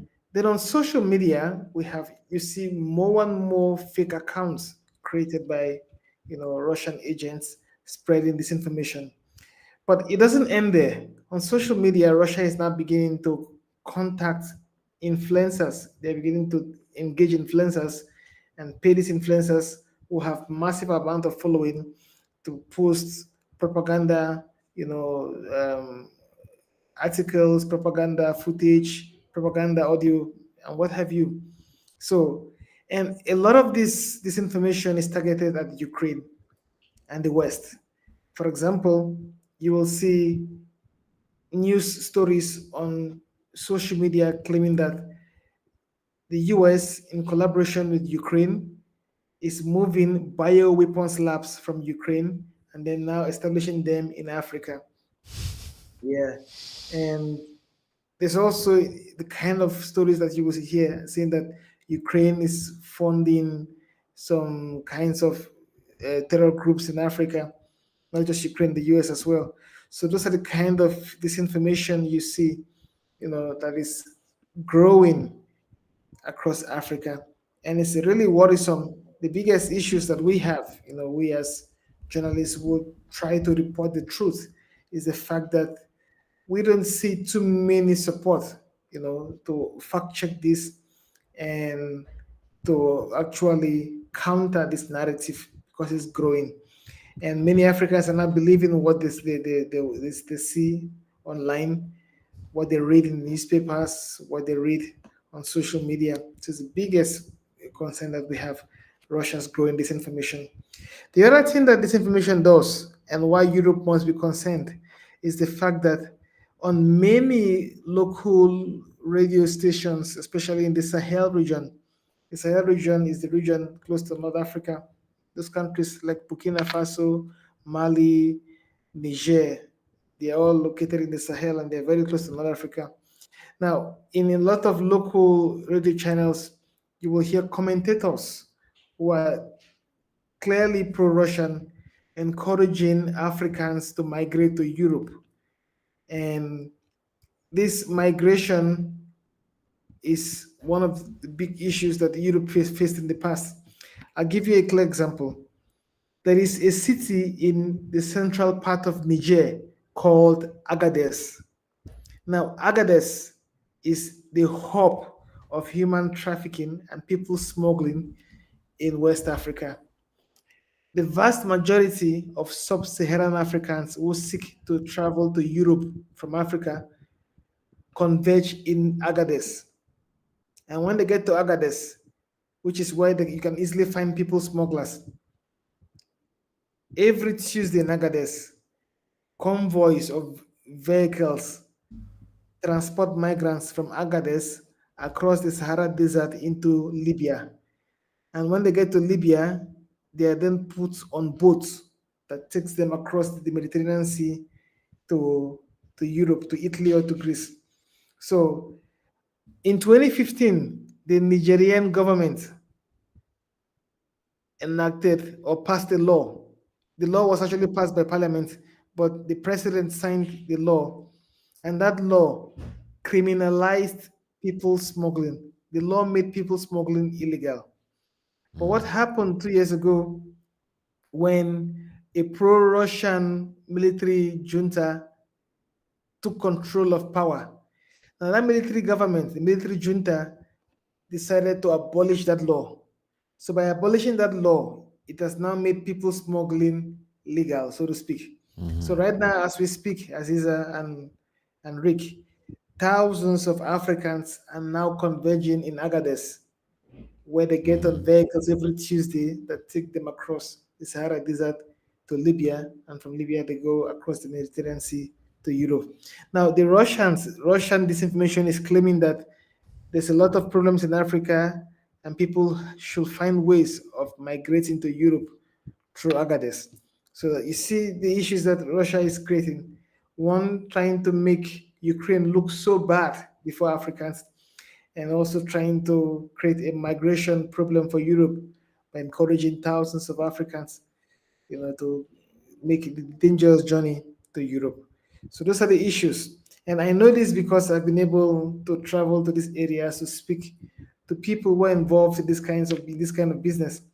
And in fact, it's the reason why I started my GoFundMe campaign, because there's a lot to uncover. And even when it comes to migration, there's still a lot to uncover. That is why it's important that people, donate to support this campaign. Yeah. Thank you so much for your answer. Sometimes I think about how to make Russia very poor, to make Russia in big struggle, in big suffering, and so they could not support such campaign, because um it's really hard to explain how Russia is still great. It still have the money for doing such big companies, not only in on the African continent, but in Europe too, and the United States. And they have so a lot of instruments through the culture, through the media, through the a lot of things, and it's make me so angry, because we could not do same work, we could not share our reality, our truths, because we have no supporting. So, like, for example, if I say about me, I can do really good work with my performances, with my music, with explanations through the culture, but I have no supporting, and I have to fight for my existence and for existence of my music to do it. But in same moment, Russian agents, Russian artists, Russian that also support this philosophy of Russian world, they have everything. They have supporting of Russian oligarchs, and it's. I really want that Russian will be more big, will see big crisis in Oven. That I wanted, because they had this in the history after the Soviet Union was crashed. United States give them food Yeah. because they had no food. They have no they really were in a very terrible situation, and they forgot about this, how United States supports them, how Mm. United States helps them all time. And They did not really, I want forget. They I'm erased it in their history, and yeah, and basically, I'm really angry. Maybe I'm a very bad person, but I want to see these people in suffering, because oh, you're they not. have to be in such situation to stop to create such great evil in this world. And it's big monster, and I hope we can do it through our fight against Russian. And yeah, the way it's long, but we have to do it. Aziza, you're not a Of bad course, very person. important. Yeah. You're just, yeah, you're just, yeah, sorry. Philip, please. Okay. Yeah, I see you're feeling. Well, it's very important, Aziza, that we all come together to fight, against these kinds of atrocities and injustice. I think in many ways, even though Ukraine is feeling the heat much more than anywhere else, but in Africa, in countries like Mali, especially in the Central African Republic, we are still seeing Russian aggression take the lives of young people. Young girls have been raped, women have been murdered in their own farms, and some of these more killings are gruesome. There are cases where Russian paramilitaries have slaughtered women, torn open their stomach, removed their intestines, and what have you. So you see very gruesome killings by Russian paramilitaries in Central Africa. There've been cases of people being beheaded.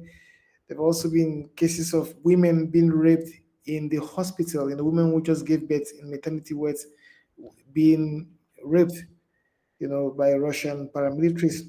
There are cases of children as young as 11 being tortured in gold mines, So these atrocities are similar to what we have heard about Russian killings and atrocities in places like Bucha, for example, Mariupol, and what have you. So as much as Europe, Ukraine has seen so much of Russian violence, there's a little bit of that happening here in Africa, and that's why it's very important that we tell these stories.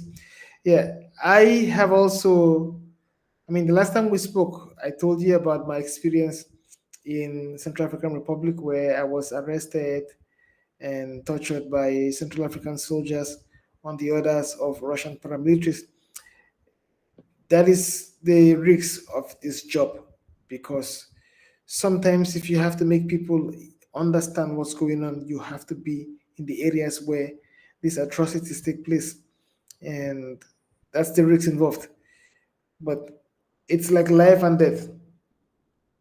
Journalism is like life and death, so you have to tell the story, and sometimes you do it at the risk of your own life. Yeah.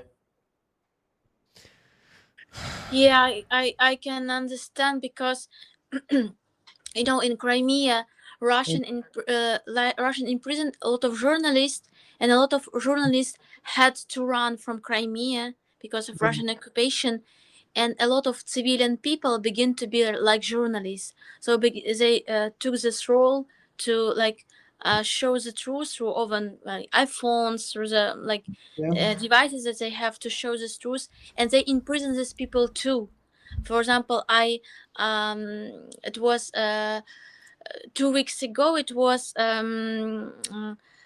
event like presentation of the book Crimean Tatar, Osman Arif Mimetov, that now he in prison in Russia, and he sent his notes about how he was in prison, the days about his days in prison of Russia, and he described this system. He described how Russian tortured people in prison, and he described how it's in general absolutely world of lie in everything. So it's like it's not the court, it's not the law, it's like a circus, it's like performance, uh, when you have no rights absolutely. It's like only like play in human rights. It is nothing. And for example, he described how Ichkeria, Caucasus, Ichkeria, and he described how person from Ichkeria is 19 years in prison. It's 19, so he was 19 years in prison, and he's still in prison, and he was tortured, and and he and they give him more years in prison. So every year they make plus another years for him, and it's very and I know how it's how it's dangerous to live in such systems, in such governments, when they didn't care they don't care about human rights, they don't care about the truth, and so you cannot be defended by the rights. So your work is so great because we describe it today after the rally of Azov with a friend, that it's much it's I feel myself safe in Ukraine, even under the rockets. I feel myself very safe because we have human rights, because we have this human face of in general of our system. So but it's very dangerous to live under um, power such big a wheel. It's so your work is so great, and I hope you will be safe. And thank you so much for everything you do. Thank you, Aziza. Just like yours, I mean, music is something that really gets to the soul of people, and that you're inspiring a lot of people through art. Makes a lot of sense, and I really, really, am humbled, honestly, and I'm so proud of you to start with, and so appreciative of you as well. Yeah, thank you. Hope you will someday you will visit Ukraine and Yeah, live. I was supposed to have been in Ukraine in June to attend the Ruta conference in Uzhhorod, and I had a speech to deliver in Lviv. Mm. Unfortunately, I didn't get my visa in time. My visa came, but it didn't come in time to travel, so I missed the events by a whisker. Yeah, so but soon I will be there. I'll be in Ukraine soon. Yeah, I'm not sure how soon, but maybe in a couple of weeks. Yeah. So you're gonna come to But Ukraine? definitely, I wanted to surprise you, Rick. Even though I was not going to get to Kiev, but Ah. I'm planning to be in Kiev. Soon, maybe next Ah. month or month Awesome. after. You When definitely you're want in to. Kyiv, Yeah, you're invited to the coffee shop yeah, stream. 100%. yeah, Great news. Yeah, great yeah. news. Thank you. So keep me Well, informed. Tell me when surely, you're in Kyiv. Thank you. surely. Well, Uh, Rick, I have a couple of donations to mention and then awesome. Awesome. appreciate. So, 40 minutes ago, Paul Good Deberitz Hmm. donated €8. Thank you so much, Paul. And 29 minutes ago, Robert Massin donated 21 euros. Uh-huh. Thank you, Robert. Thank you so much. Please, I'll appreciate more donations from more people. And the link is posted there.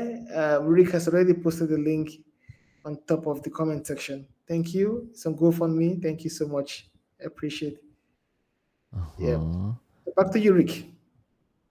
What about me? $50 from Nikki Hill, 12 minutes ago, and that's it.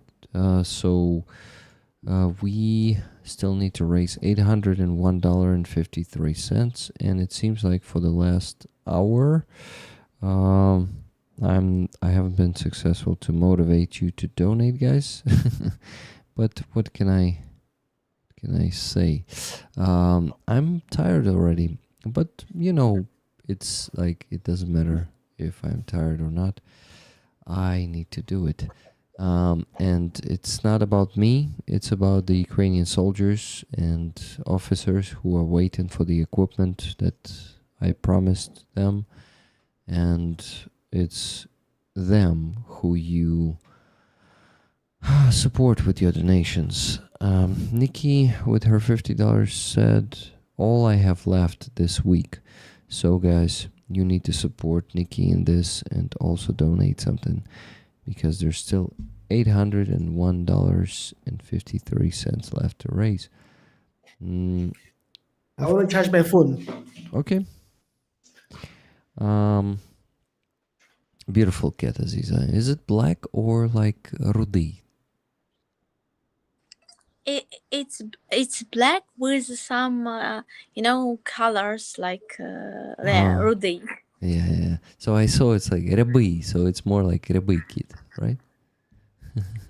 Yeah. Is it a cat, like he or she? It's she. She. Mashik. She has the name Mashik, and Mashik is a cat in Crimean Tatar.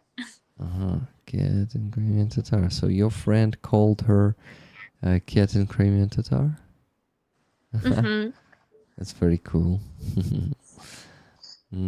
Oh, I don't know. Aziza had a kitty. No, it's not Aziza's place. She's in Kyiv. So, Aziza, you're still in Kyiv tomorrow, right? Yeah, I have to understand if I will stay or not, because it's a little bit. I have to spend more, time and a lot of thing to stay. So I don't know if I will stay or will go, but I wanted to stay to be on this rally to support. For me, it's very historical moments. Yeah, it is. Very important moments, and I want to be part of this. Yeah. And we also in Odessa we also have the rally, but for example, last time when I was on the rally in Odessa, I could not stay till the end because I live not in Odessa. I live in Chernomorsk, and so I have to go because of transport, and so I could not be still till the end and to see everything. So I don't know. I will make it. So I will take the decision tomorrow. Okay. Thank you. Keep me informed. You know they exist. I don't think I got the donation from you, or at least a notification about it. Let me see. I went to the list of. Wait, are you Mark? You know they exist. Are you a Mark or not? I don't recall your name. Sorry. I know you as you know they exist, and I sometimes just don't remember. But Mark donated £10 and didn't say anything in the comment, so yeah, you know they exist. Please let me know. Let me see the other people I have here. Yeah, I don't think I see any potential donation from you, but this one. No, it was $11. No, I didn't get it then. I don't have the donation of $11. I think today at all. Yeah. 11.23 from Giancarlo, and it's not you. No, I didn't receive it. Not even a notification that it is pending or something. Sorry, man, but I didn't get it. And I just now got $200 from Brian R. Brian, thank you so much. Flag raffle tickets, half for me and half for moderators. Oh, nice. Moderators are getting more tickets, so it's getting us much closer to the goal, guys. Still $601.53 left to raise. Yeah, you know they exist. Please check your email. Thank you. Brian, thank you so much. Sir Rick, end of the month, there was just one donation left in the purse. No problem, my friend.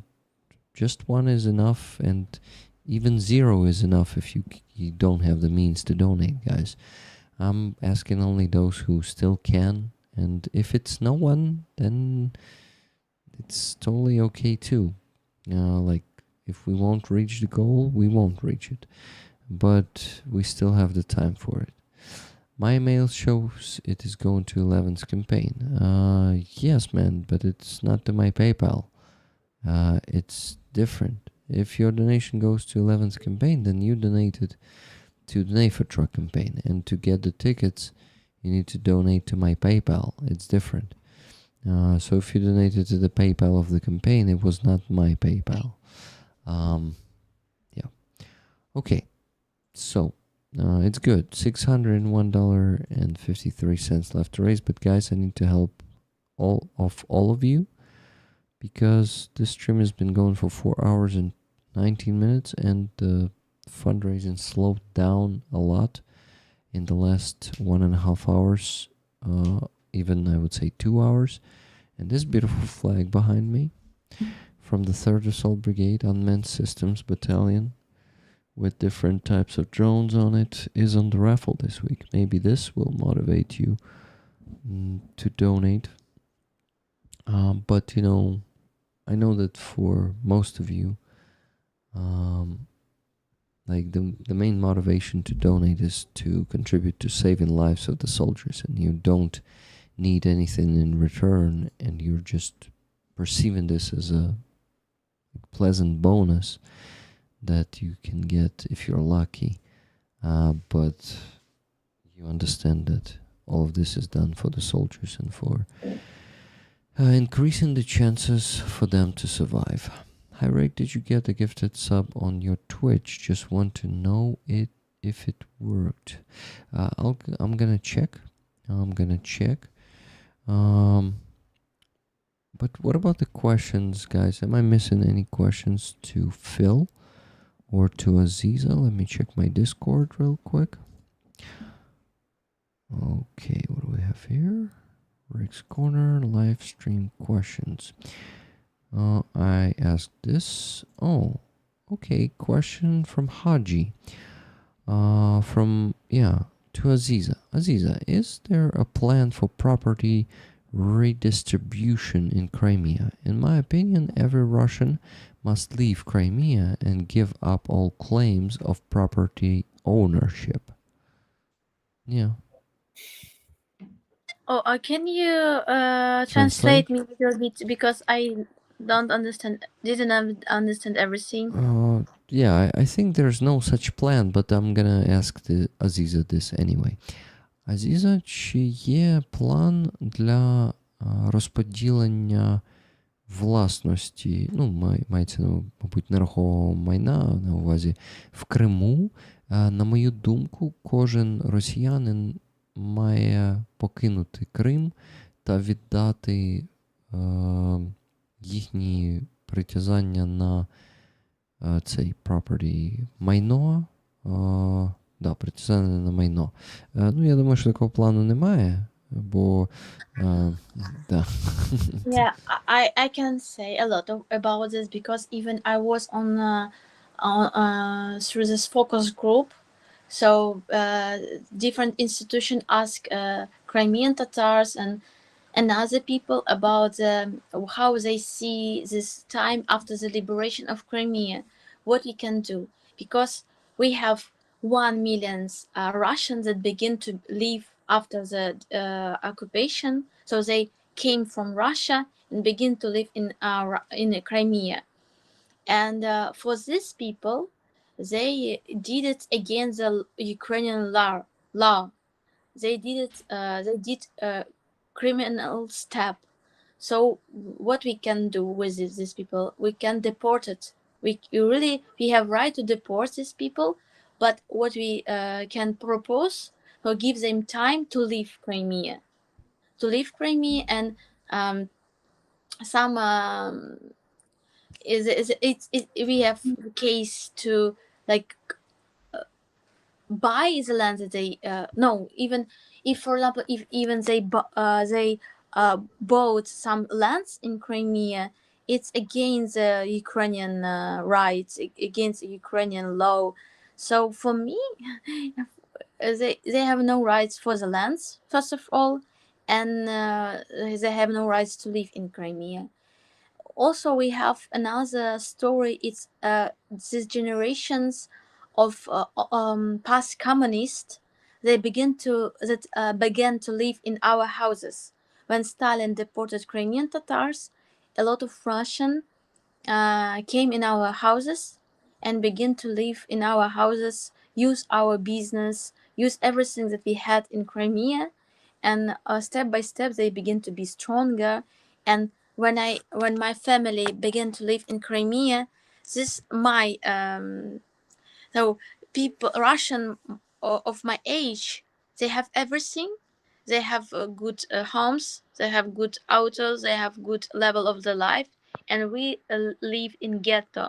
We live in the very far from our centrum, and it was absolutely injustice because my grandfather, before the deportation, he lived in the center of my city. He lived in a big house, and after the when the Soviet Union crashed and we could come back, we saw this. I have photos of my home, of my father or grandfather. In this home lived four families, four Russian families lived in our houses because it was a big house with a lot of stuff, and they um, make four parts, and four families begin to live in this house. So what we can do with this generation, of course, they are not guilty.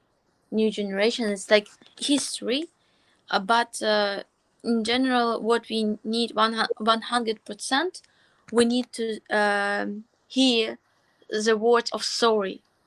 We need to feel this understanding of this generation that it was a big crime against us. It was something that took from us everything, took from us time of development, took from us um, uh, lives, because it was genocide, because 46% of our nation died. So I spoke with my people, with my friends, my ages. They said, most of all, we have to see this justice, and we have to see this understanding from Russian, a new generation of Russian, that they did wrong, they did crime, they did something very bad, and it's first, and then of course reparation money. I think it's very important that they can have to pay back, because they took this money from us, and we live in big suffering many years, and still, so we still, this my generation still live without home, without supporting of the parents, because I'm alone, and i'm I'm just homeless. In general, I'm homeless, like everybody who ran from Russian occupation. So it's a lot. It's a big, you know, crime, and so most of all, it's moral understanding that they did bad, and then of course supporting for the um, Russian government. So they have to pay reparation, and of course, this million Russians then begin to live in Crimea after their occupation. They have no right to live in Crimea. They have to be. They have maybe no. Even I don't want to see them. Even they, if they will say we are Ukrainian and we want to live under a Ukrainian government. No, I don't want to see them. I feel a lot of angry feelings for these people, and in general, it's a big, Russian philosophy. It's a big illness, and I don't think so that they will be normal till the death. So I know, for example, in the story of Nazi German, they were people, old people that were still Nazi till the death. So they didn't understand. So of course they understood that they lose this war, but they didn't understand that they are like bad people. They just saw that it's United States like push us to do it, or European country push us to do it, but they are not guilty. They're like small people or something like this, like Russian thing.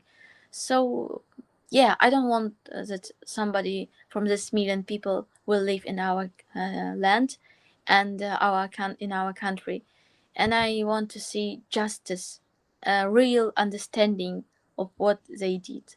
And of course, it's like just now it's just a dream because we are very far from this moment when we can liberate Crimea. But in general, we have a lot of focus group and a lot of um, institutions that begin to think about this, how we can build again normal life in Crimea. So this is my answer for your question, and I just want to support these people who are still who are in Crimea under Russian occupation, and they still have Ukraine in their hearts. They still have hope, and they could see. I hope they will see this liberation in this life. So, not.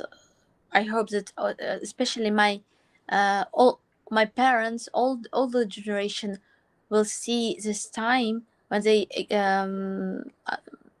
finally could see this new time. So Great. Yeah. I'm curious, Aziza.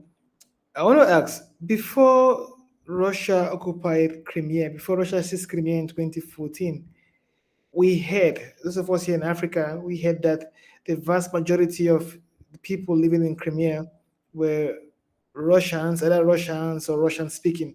In fact, one particular report I read said about 90% or so. Is that correct? yeah, you can understand.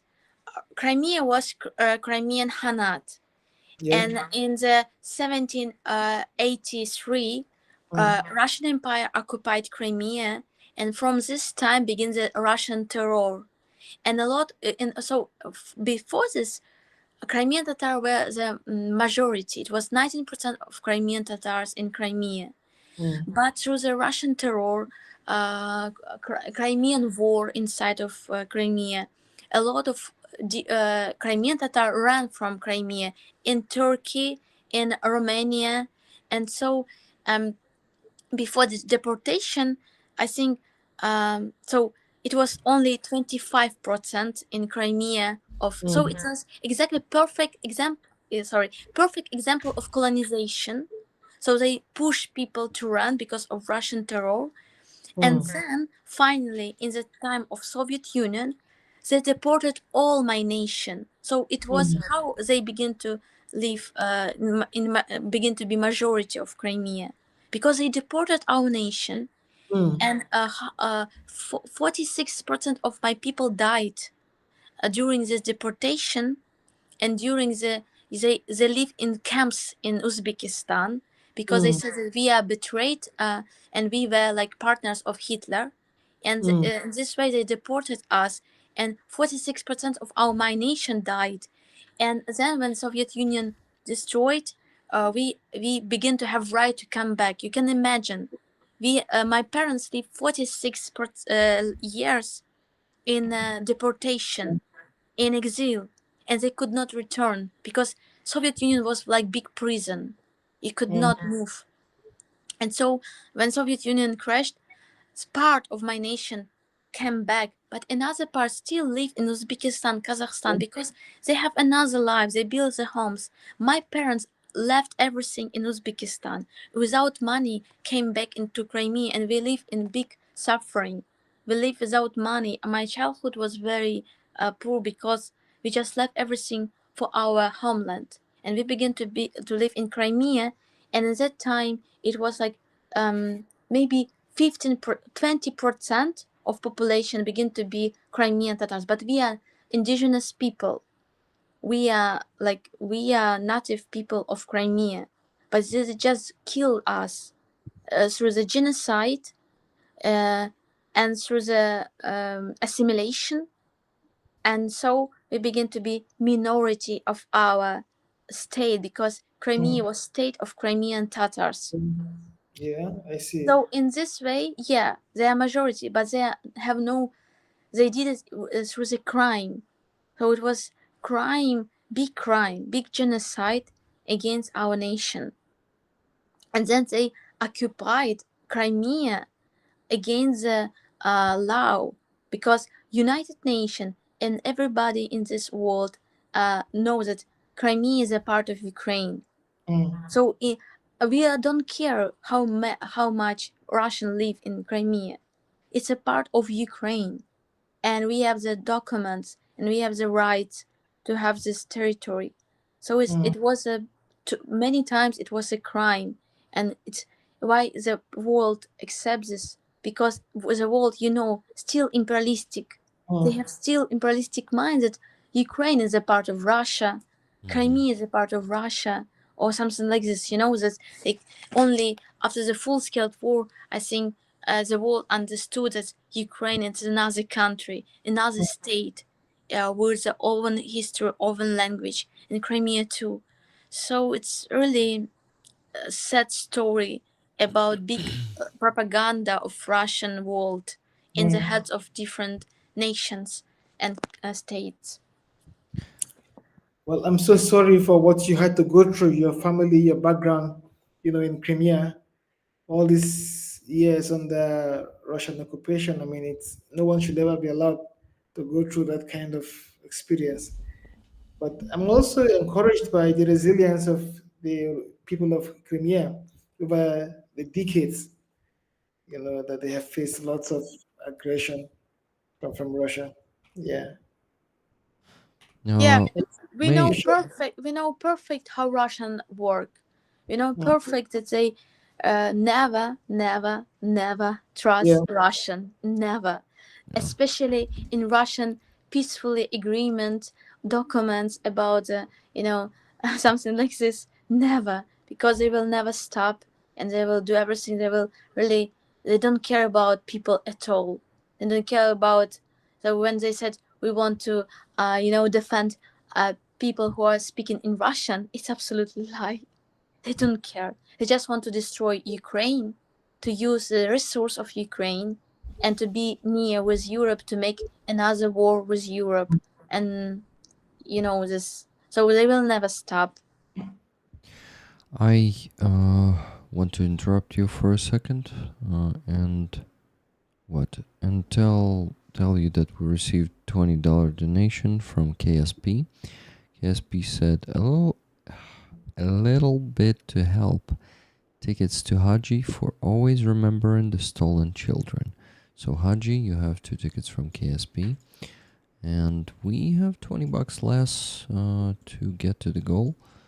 Minus 20, so $581.53. Come on, guys. Please help me out. If everyone sends 10, $20, 5, whatever you can, we can get there faster. I'm super tired right now, and I really want to go to sleep. And without reaching the goal, I cannot do it because, if we don't reach the goal, we will have to slack on providing the equipment, and soldiers will have to wait longer than 5 months for me to get them the equipment. Yeah, not all of them, but those who are waiting for some big stuff like cars or or other big fundraisers. So, my friends, please help me here, and also Aziza. I would like to see her to go to sleep. Philip too, but for Philip it's not that late. It's like midnight for Philip already, I Yeah. guess, right? Close to midnight. Yeah. Okay. Philip, how late do you usually go to sleep? It all depends.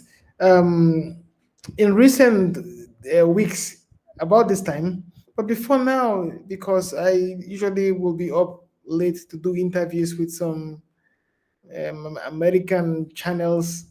Hmm. So because of the time difference, so sometimes I have to do it this late. Yeah. Okay, And so then other times because I only have the evenings to myself. I'm working the whole day, researching, investigating, writing articles, granting interviews. So I only sometimes have only this period to relax, watch a movie if I can, or read a book, Mhm. So I will say that I'm a late sleeper. I go to bed late, yeah. Okay. Then I'm not holding you here tired and You're not sleepy. holding me.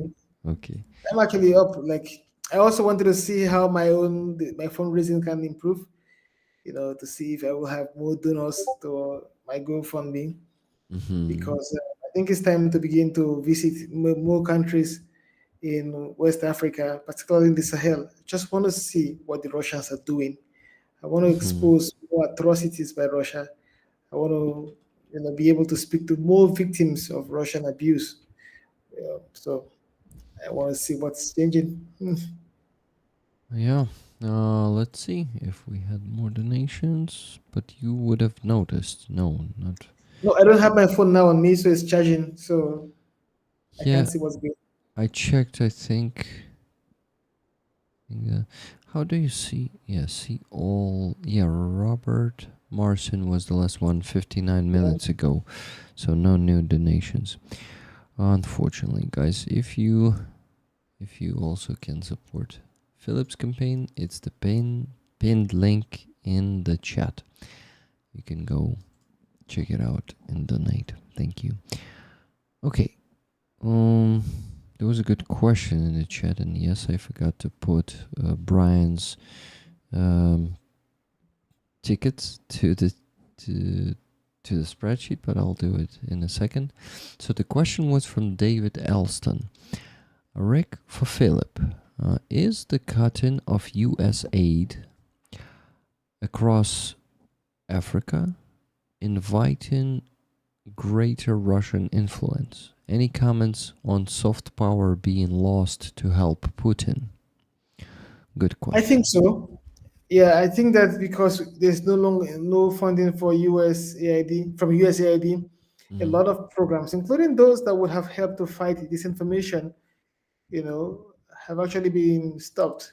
There's no chance that that will happen.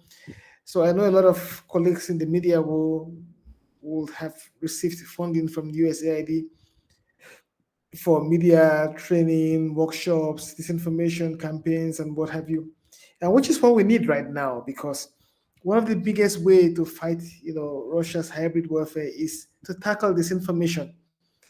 The biggest tool that Russia has right now is its propaganda and disinformation campaigns, which is huge. And USAID will have in many ways been able to assist, especially the media and civil society groups to tackle disinformation. And yes, so the stop in USAID funding for African initiatives really is giving Russia, some bit of power. It helps Russia than any other, country. Um, I have a follow up question. Do you think that Trump might be like really giving more influence to Russia for some goals? Some say that he's a Russian agent.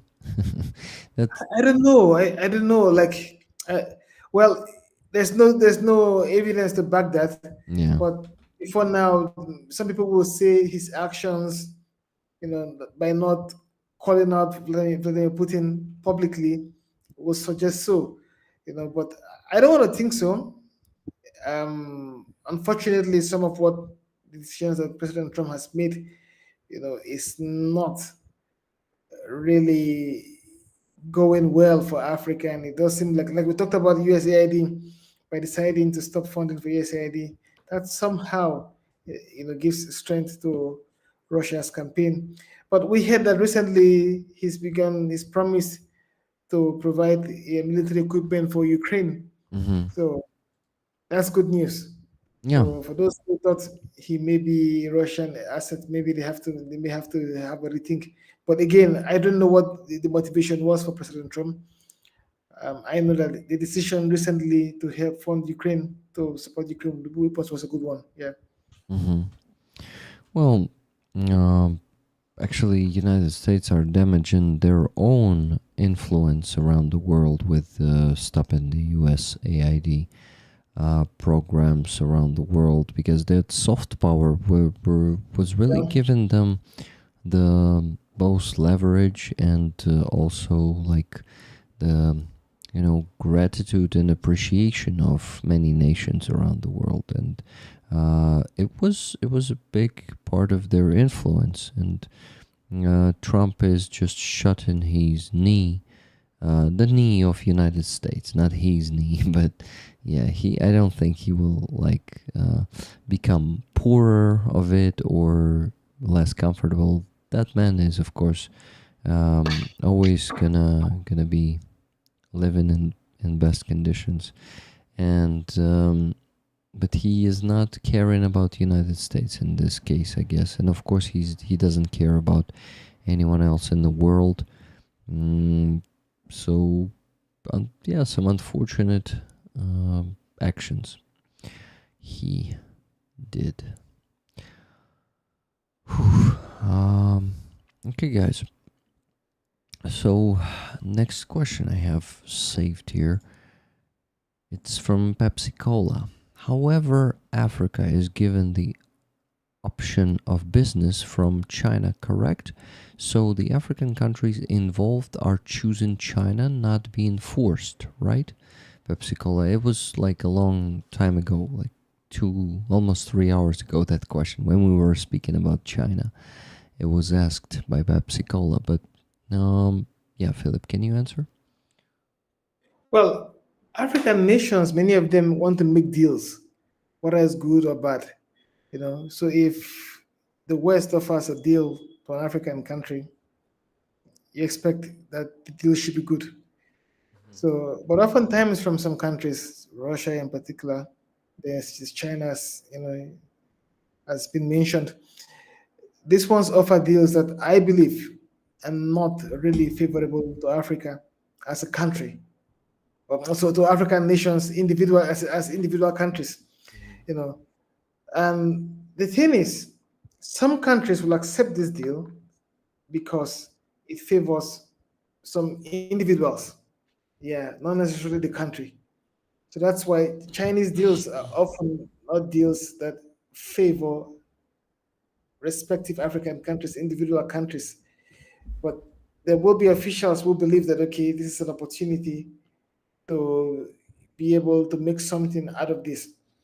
So the amount of loans that China offers Africa is little for the amount of gains that China wants to make. So China could offer loans to build a railway, but that loan is so small compared to the collateral that China wants Africa to be able to give, just in case the African country defaults on the loan payment. So for many African countries, it is about making a deal, whether it's good or bad, because whether deal is good or whether it's bad, there's someone in government that will gain out of it. So that's the side like. Yeah. Thank you very much for the answer. And I just got 2 donations. First, £20 from Lofty, 419 tickets, please. Rick, thank you very much for your donation. So it's in dollars 26.87. I minused it from the goal. Next, $20 from Martin Bisick, watching the stream from my vacation in Baku, like last year. Huh, that's cool. Okay, so guys, with this we left to raise only $534.66. $534.66. Yeah, not far from the goal, but still need to work on it. Okay, and I see a lot of people already start leaving because for Europe it's a little late time already. And yeah, it's even less of us to reach the goal. But we'll get there, I'm sure. Because some people are joining later. Australians will wake up at like our 4 a.m. in the morning and start joining the stream. So maybe we have more donations then. We'll see. Thank you everyone who donated today. And it actually No. The stubbornness should remain. So let's see what next question we had there. Wenzel Coxswain was asking another question from you, Philip, or asking you a question. Yeah. Is there an African positive country that doesn't exploit its people and resources? I used to think the US was that positive force like USAID, but not under Trump now. Yeah, like, is there a foreign country that doesn't exploit Africa? That's a tough question. I mean, Africa has faced exploitation, in the past. Especially every History. African country has been exploited. If you go back to the colonial era or the colonial era, in fact, and of course, the story about slave trade is no longer new. I mean, Mm. many Africans were taken from Africa, especially from West Africa, and then taken to plantations in North America and in Europe. So that in its way is exploitation, and virtually every African country has faced it. In recent years, I will say African countries have faced exploitation from countries that look to, you know, profit from bad situations. Mentioned Mm-hmm. Russia. Russia is a typical example, exploiting the conflict in the Central African Republic for its own gain. So, in modern years, just a few African countries, yes, but Africa, many African countries gained independence in the 1960s. So we cannot keep blaming, another country for our problems. So Mm-hmm. we must take full responsibility for our failures. Countries in conflict, well, sometimes they don't have so much options or so much choice to make. They have to run to foreign countries for help. But no African country that's in peace can claim that he or that she's exploited, because they're willingly allowed exploitation because of many reasons, including corruption. Yeah. Mm-hmm. Okay, thank you very much. Okay, guys, now you place your comments in the chat because I ran out of them, and I'm becoming less and less like capable of being the proper host of the stream because my head starts spinning of Just a exhaustion. quick question, Rick. Do Yeah. you always reach your goal each time you host the show? Not always, but lately, almost all the time. But during the week, the goal is smaller. It's like Okay. $500 per stream. Okay. And you see, lately, the problem is we, I would say, honestly, it's harder to raise funds lately because some people leave, some people just spend all their money, which is like really admirable, but I never asked them to do that. But I don't have a choice. I promise to help soldiers, and they're waiting. And the longer we raise funds for one campaign, the other request in the line will be waiting longer then.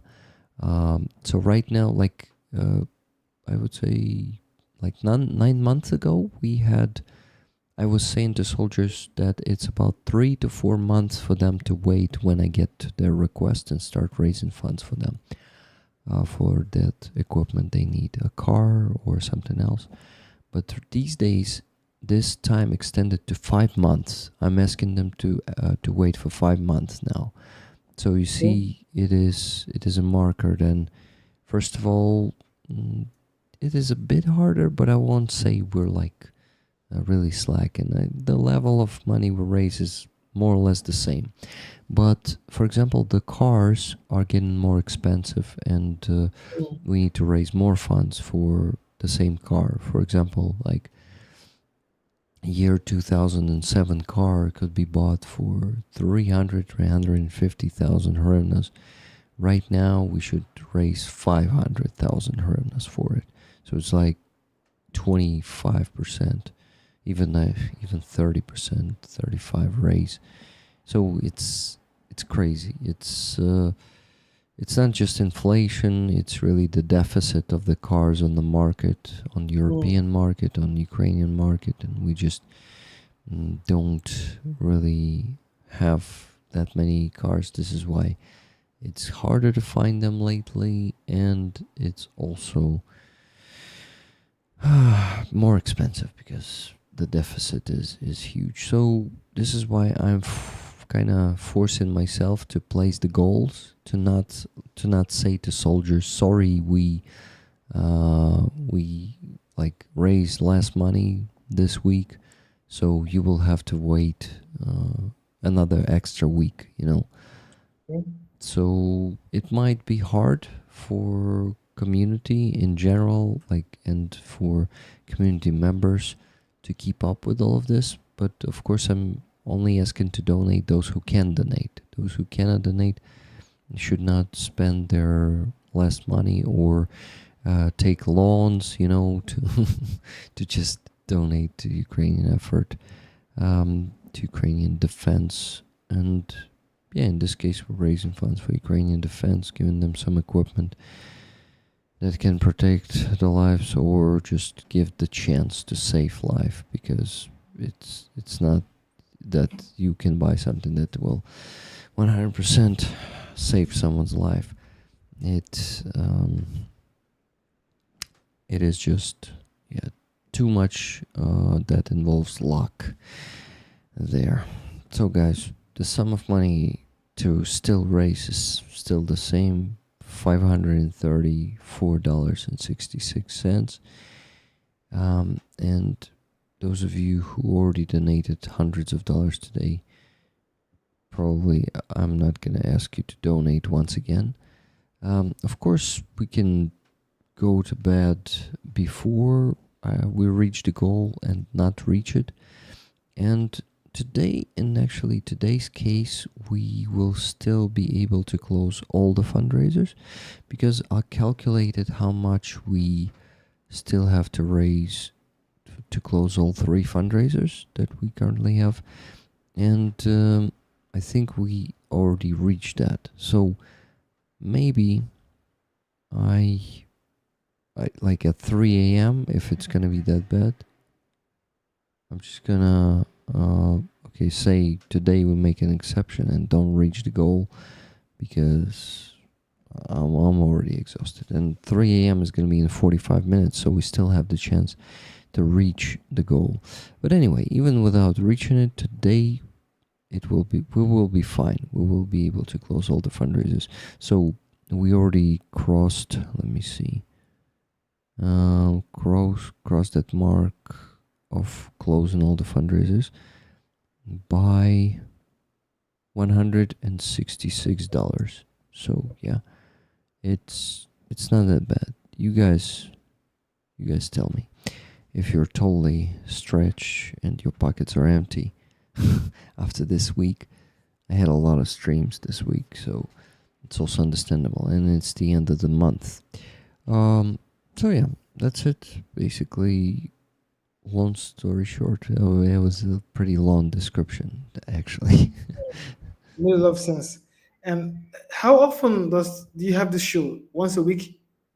Actually, I have this one with big goal of $3,000 once a week, but I do the coffee shop streams 2-3 times a week.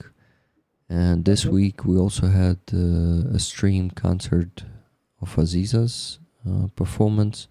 She was given a concert. We streamed that one. So I also had multiple streams during the week, because it was important to shed the light on the protests and why they're happening, and shed the light on the amendment. So this week was crazy. I worked my ass off, and it's just like, yeah, by the end of the week, I'm exhausted. Today I'm exhausted, but still, we usually have this, we call it the roller's magic, that is happening in the end of the Sunday stream. It's usually late night, but somehow magically we reach the goal always, even if we're struggling, like right now. We're reaching the goal anyway. So I just keep being stubborn, and keep hoping for that roller's magic. And to be honest, for the last at least year and a half, it was not letting us down. It was always there, and we always reach the goal. So, and usually even going over it. It's just, I don't know, we have a bit less people today on the stream than usually, but yeah, I think it will happen. Oh, look, Danielle joined us. Maybe she will donate. Hello, Danielle. Plam MTL. Good evening, ladies and gentlemen. I am late. Yeah, we're struggling to reach a goal. Danielle still need to raise $534.66. So if you can donate something today, please do. If not, that's totally fine. As I told to Philip, I'm never asking you guys to donate what you cannot afford to donate, or your last money, or some borrowed money, of course. No way I will ever ask you to donate that. So, yeah, that's it. Aziza, I did not let you speak for a pretty long time. Say something. What do you have on your mind? We have Aziza. Oh, yes. I think about this stressful days in Ukraine because of rally, and then you told that it was very emotional days, and that it took from you a lot of energy. And I thought about myself that it's really I felt same. Like, it was really interesting. I was yesterday on the rally, and after the rally I was very I think inspired. in this case, I'm sorry to interrupt you, but I think we better call them protests, because Protest. for me, rally is something more like Okay. something to draw attention. But maybe I'm wrong. But I Okay. and it also separates the Friazov rally from those protests. So when we Okay. thank So you. I was on the protest yesterday, and after the protest, I catch myself with a feeling of. I had such feeling long years ago. This feeling of absolutely feeling of hope, feeling of life, feeling of I remember how I was first time in Kiev. I was 21 years old, and I was invited to be part of the project in the movie. And I have in front of me all the walls like that can open the door for me. And after yesterday protest, I also felt this feeling.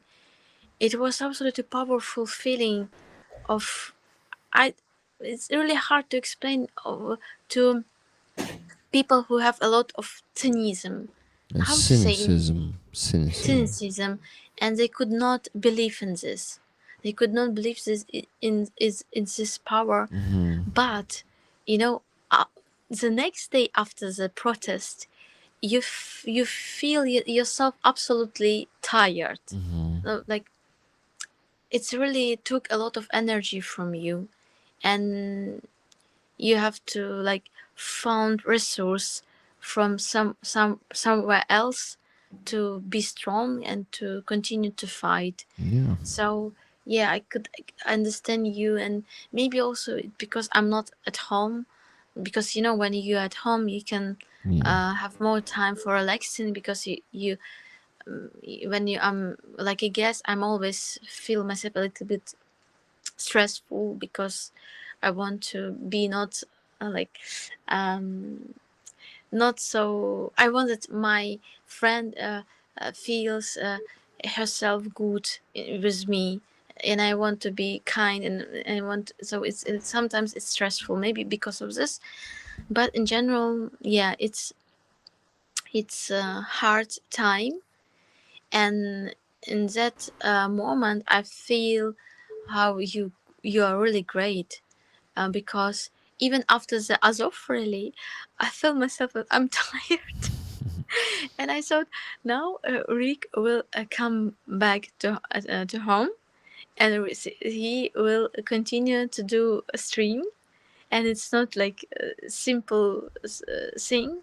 It's a big responsibility. It's a lot. It's not like me, for example. Now I'm just talking and nothing do, and you have to donate. You have to make this list. You have to like manage everything, and it's really hard work.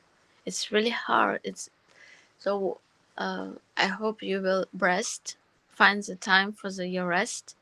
And yeah, it's my soul. It's I just want to I just want to have influence of the people, to donate, to support this campaign, to support this fundraising, to make it faster, to because it's really important, and it's all about freedom in our life, and about the time then the time that we can meet in the future, when we can just continue to create new worlds, not fight for our existence, not fight for like for the breeze, for just in that moment when I'm speaking with you, far from me I saw explosions.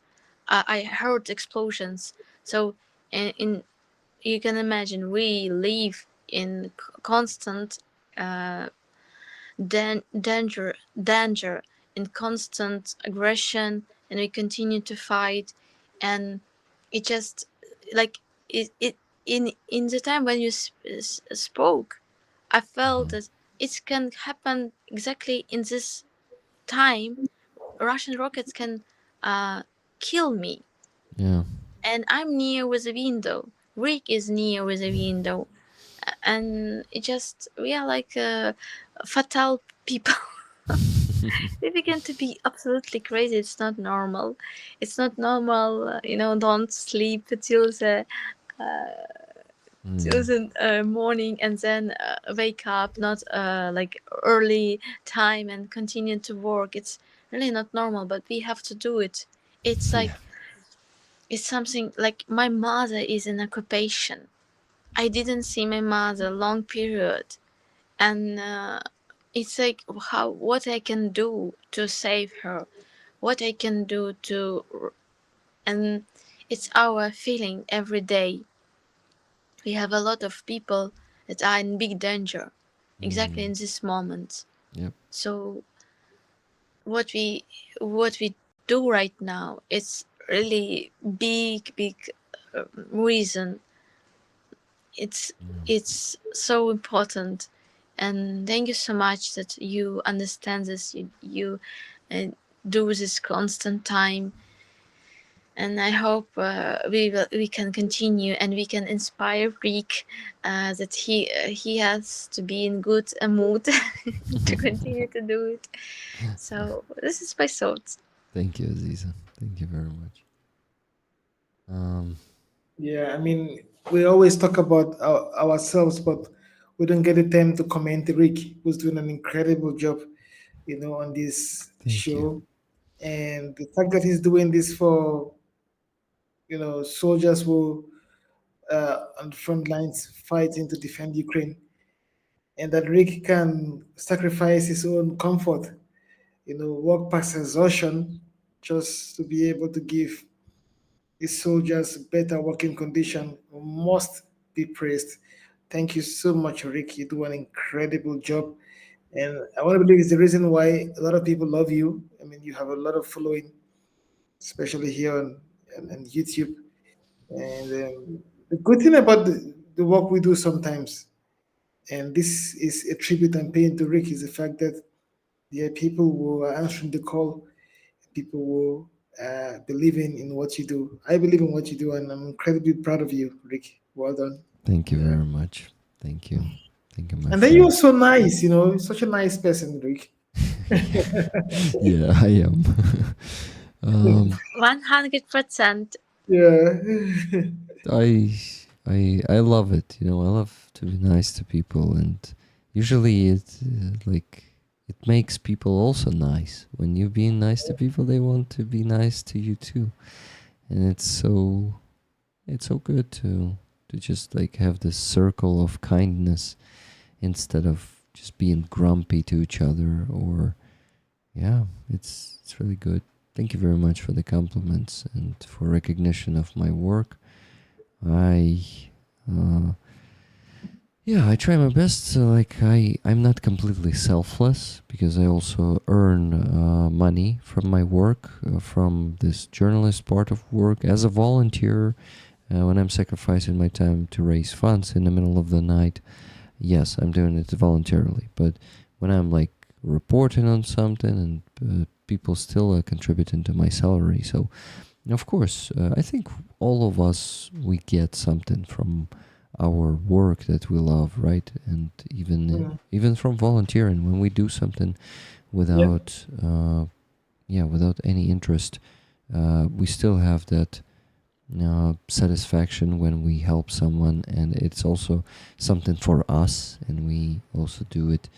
Yeah, so being good people is satisfying in the end, doing the good deeds. So it also benefits us, and this is why we do it, because we want it for ourselves. Something like, yeah, something that will make us feel good. And I think the best thing you can do to make yourself feel good, help other people. And yeah, I think all three of us know how it is. It's really good. Good to be in your company tonight, guys. Thank you very much. You are great people, and Thank you. it's an honor, to be your friend. Thank you. Pleasure is mine. Honor is mine too as well. We got one donation, by the way, from Danielle. She donated $100 saying tickets and see you very soon. Hugs to you all. Yeah, Danielle is coming to Kyiv in August, so we're gonna see each other soon. And $10 just now from Cheryl. Cheryl, thank you very much. Ticket for Aziza. Aziza, one more ticket for you from Cheryl. So true, Rick. Yes, Denise. You're right. Okay, guys, so with this, we still have to raise $424.66. Getting closer and closer. Okay, half an hour, guys. Half an hour to raise this money. If we don't do it in half an hour, we just go away anyway, because it's gonna be 3 a.m. I'm still gonna have to do the raffle anyway and donate not all the money, but just the money to Hostomel Animal Shelter and to Helena and Anton, my friends who make the IFACs for soldiers. By the way, Philip, did I tell you about my friend Helena who makes IFACs? I did No? not. So No? I have my dear friend who actually played a big role in me leaving the occupation and moving to Kyiv. She and her husband, they helped us, and also in the beginning of the full-scale invasion, they helped us. They sheltered us in Lviv Oblast together with her grandfather. So they did a lot for us. And my friend Helena, she's a doctor. She's a pediatrician, allergologist, and she is a very selfless person. She always shelters people in her home, like friends and What's her name again? Halina. What? Yeah. Olena? No. Give me a second. If you read in the chat, I'm gonna put it into the chat. Okay. Halina. H is first letter. Okay. Halina. Okay. You I see did. it now, right? No, I'm looking at I'm looking at Google Meet Ah, Google Meet. Okay, Google Meet is a because good my phone idea. is.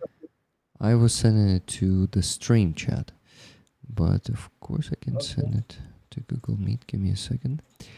In Google Meet, Helena.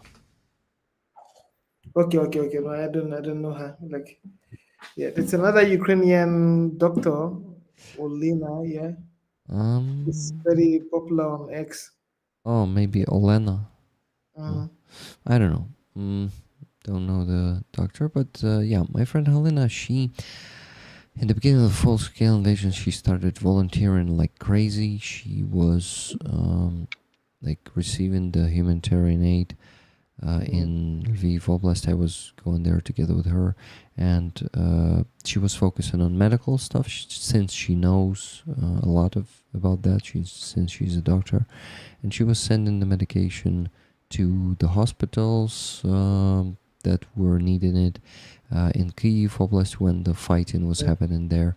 So basically, she started with that, but then she started making IFACs, medkits for the army, for the soldiers. So right now, soldiers are giving her requests, and there are a lot of requests, and a week she makes in average 50 medkits. One medkit is $150. So it's, let me tell you, $7,500 a month, and most of this money, it's her and her husband's money that they earn per month. They spend thousands of dollars of their own money to buy the ingredients, and they give it to soldiers for free. And mm, we, a community of Rickrollers, we provide, well, yeah, we donate $500 every week to them for this initiative. So we mm, cover some part of it. Unfortunately, not all, because our capacity, our capabilities are limited also, and but still, $500 is already a good result. We were beginning with like 200 or 300, and then we were increasing it bit by bit. But I do these two donations, $500 to Anton's PayPal, Helena's husband, and then $150 to Hostomel Animal Shelter. So that's what I do on Sunday stream after we reach the goal, do the raffle of the flag or patch, and then I go and make donations, and then we can finally go to sleep after that. So that's the plan for tonight. okay. So at 3 a.m., no matter how much we raise, if we reach the goal or not, in 25 minutes, I'm going to do the raffle, make those two donations, and we go to sleep. So we have the last 25 minutes to talk actively. Is there some topic, Philip, that we did not talk about, maybe regarding Africa, is, yeah, that you would like to talk about? Mm. Well, I I'm actually concerned about democracy in West Africa, and I we have about 4 countries in West Africa that are currently under military dictatorship, Mm-hmm. and everything I'm talking about has happened in the last 4.5 years or so, Mm-hmm. when African nations started to fall into the hands of military rulers. Some of these rulers actually are linked to the Russian government. Mm-hmm. So I have seen many fake news spread in Africa targeting African democracy, and most times you see a lot of disinformation Mm-hmm. targeting ethnic groups in a particular country. And the aim of this disinformation is to create chaos and conflict between ethnic groups. And when there's conflict, when there's chaos, when there's disagreement, agitation, it gives room for talk of a military takeover. And the military also, on their own, they watch issues like this. And this concern is basically, regarding democracy in a number of African countries. And it makes me believe that Russia's aim is to see how they can install governments that will be pro-Russia. Mm-hmm. Especially all military governments in West Africa are pro-Russia. Mm-hmm. Burkina Faso, Niger are completely pro-Russia.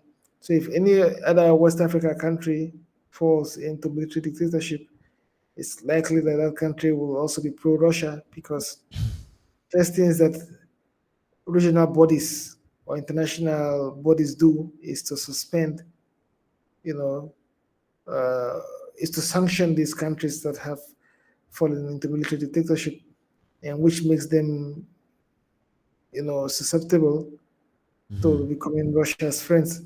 So it invariably is a ploy, a tactic by Russia to gain more alliances, to gain more allies, so to speak.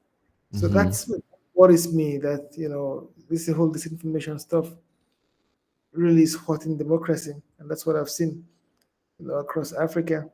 I don't know how much of Russian disinformation penetrates Ukraine. I mean, it's always going to be difficult. I mean, the entire Ukraine knows that this war is fought by Russia, but does Ukraine still battle with disinformation from Russia? We still do, but in Ukraine, I guess much less people believe it because we're already facing Russia as Yeah. completely as it is, so we're not buying that much stuff. There is a more tricky disinformation, not the blatant biolaboratories or like oppressing the Russian speakers that people in Africa could believe, because they are like a lot of African people are pretty far from this, and they did not have the experience of Russian genocide. So it's understandable why people can fall for this if they don't know anything about Ukraine. But there is more tricky propaganda, Russian propaganda in Ukraine. It's more like disinformation. I wouldn't even call it propaganda, because we don't fall for... Well, of course, there are some vatniks that still fall for Russian propaganda, and even in Ukraine, yes, that is the case. But it's just like a small percentage of them. It's like, I don't know, 2 to 5% of Ukrainian population. And those, there is also a category who is unfortunately, they are not pro-Russian, but they're still falling for some Russian narratives. Like, for example, when we had blackouts back in 2023, 2022, and also in 2024, we had it in summer, we had this Russian narrative that actually Ukrainian government is, turning off the electricity because they are selling that electricity abroad. And basically, they kind of strict their people of electricity to sell it abroad to make money for themselves.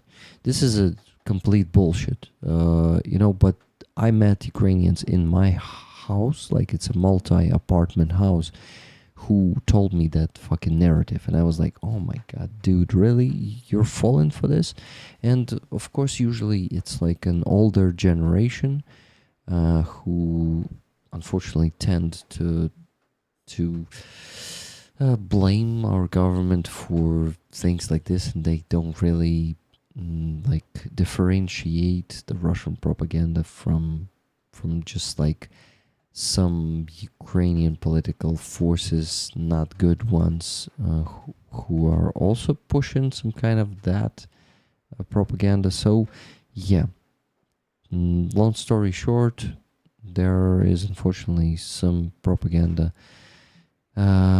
or misinformation that Russians are spreading to just put the end to the unity of people here, to kind of make them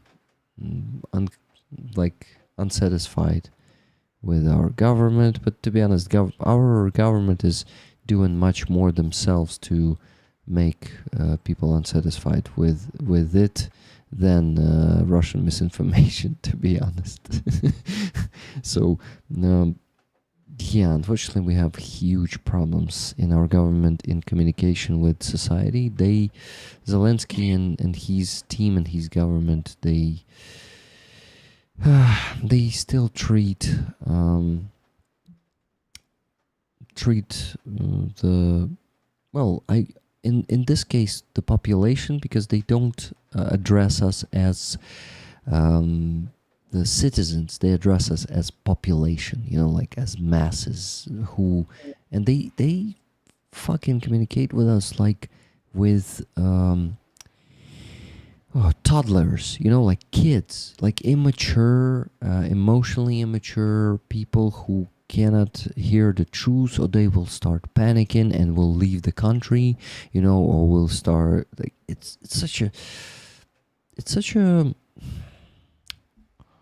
like it really pisses me off that Zelensky, after 3.5 years of getting the experience of people really like being able to handle the truth, still not giving people the whole truth, and just feeding them with that everything is okay, like it's not that bad, basically making people kind of sleeping, and not being fully awake. So unfortunately, we still have this, and they're like our like smart people, our like activists, they've been screaming that we need to change the communication with society, that our government, our state needs to change the approach and start treating us as adults, because those who are adults see all of this and we're like, oh my god, what the hell, just why are you lying? Can you please say the truth in this case, and let's fix this. Well, let's start fixing the problem, because without admitting it, we were not fixing it, and we're not fixing so many really crucial problems in Ukraine that those laws, some of them are hanging in our parliament for 2-3 years without being even looked at. When that corruption amendment is being pushed in turbo mode in just half a day, it's just mind blowing, and it is really, it's not only about those anti-corruption institutions why we came out on the streets.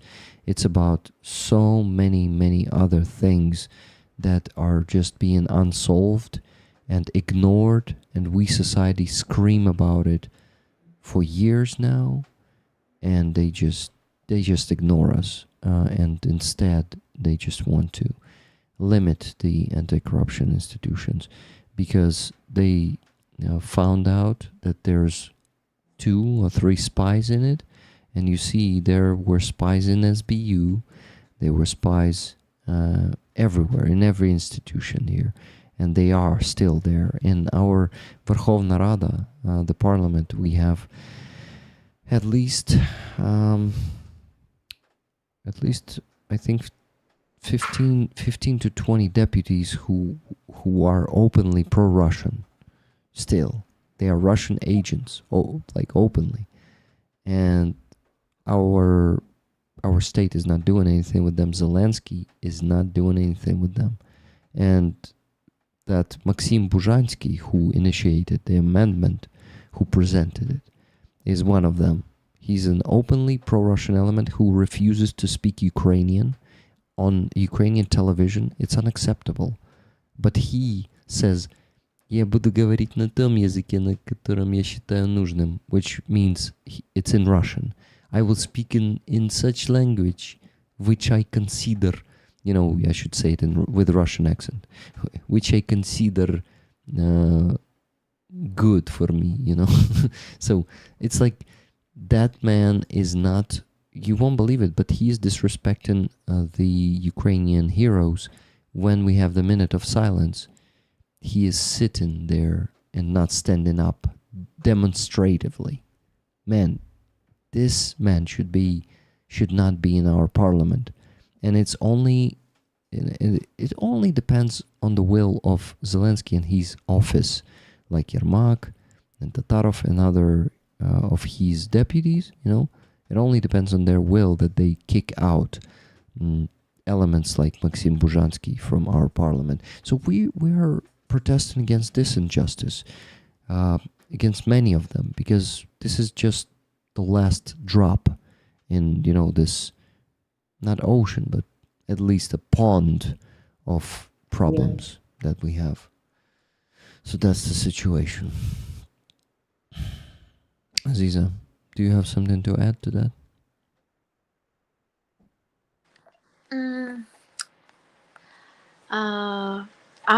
I'm agree with you, absolutely agree, because what most important, I think, in general in the world, we have such propaganda about that people are bad, people are stupid, and then when people will be in crisis, they will be eat each other, and they have no goodwill to do something good. But in general, it's a lie, because I really believe in good people, and I believe in will of the people.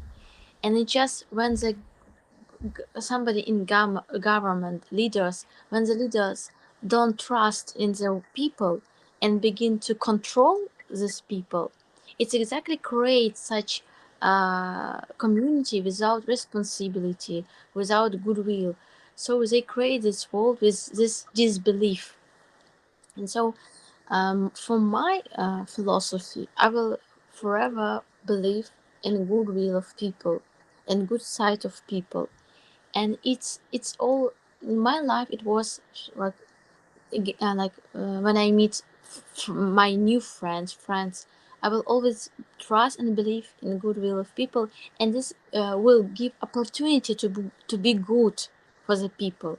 Because what changed our vision in the beginning of full-scale war, because people show to the world and to our government and to our like they showed how they brave, and they showed that they could do something, not because the reason that they want to have something from this, because they want to defend families, defend friends, defend something that you cannot buy and sell.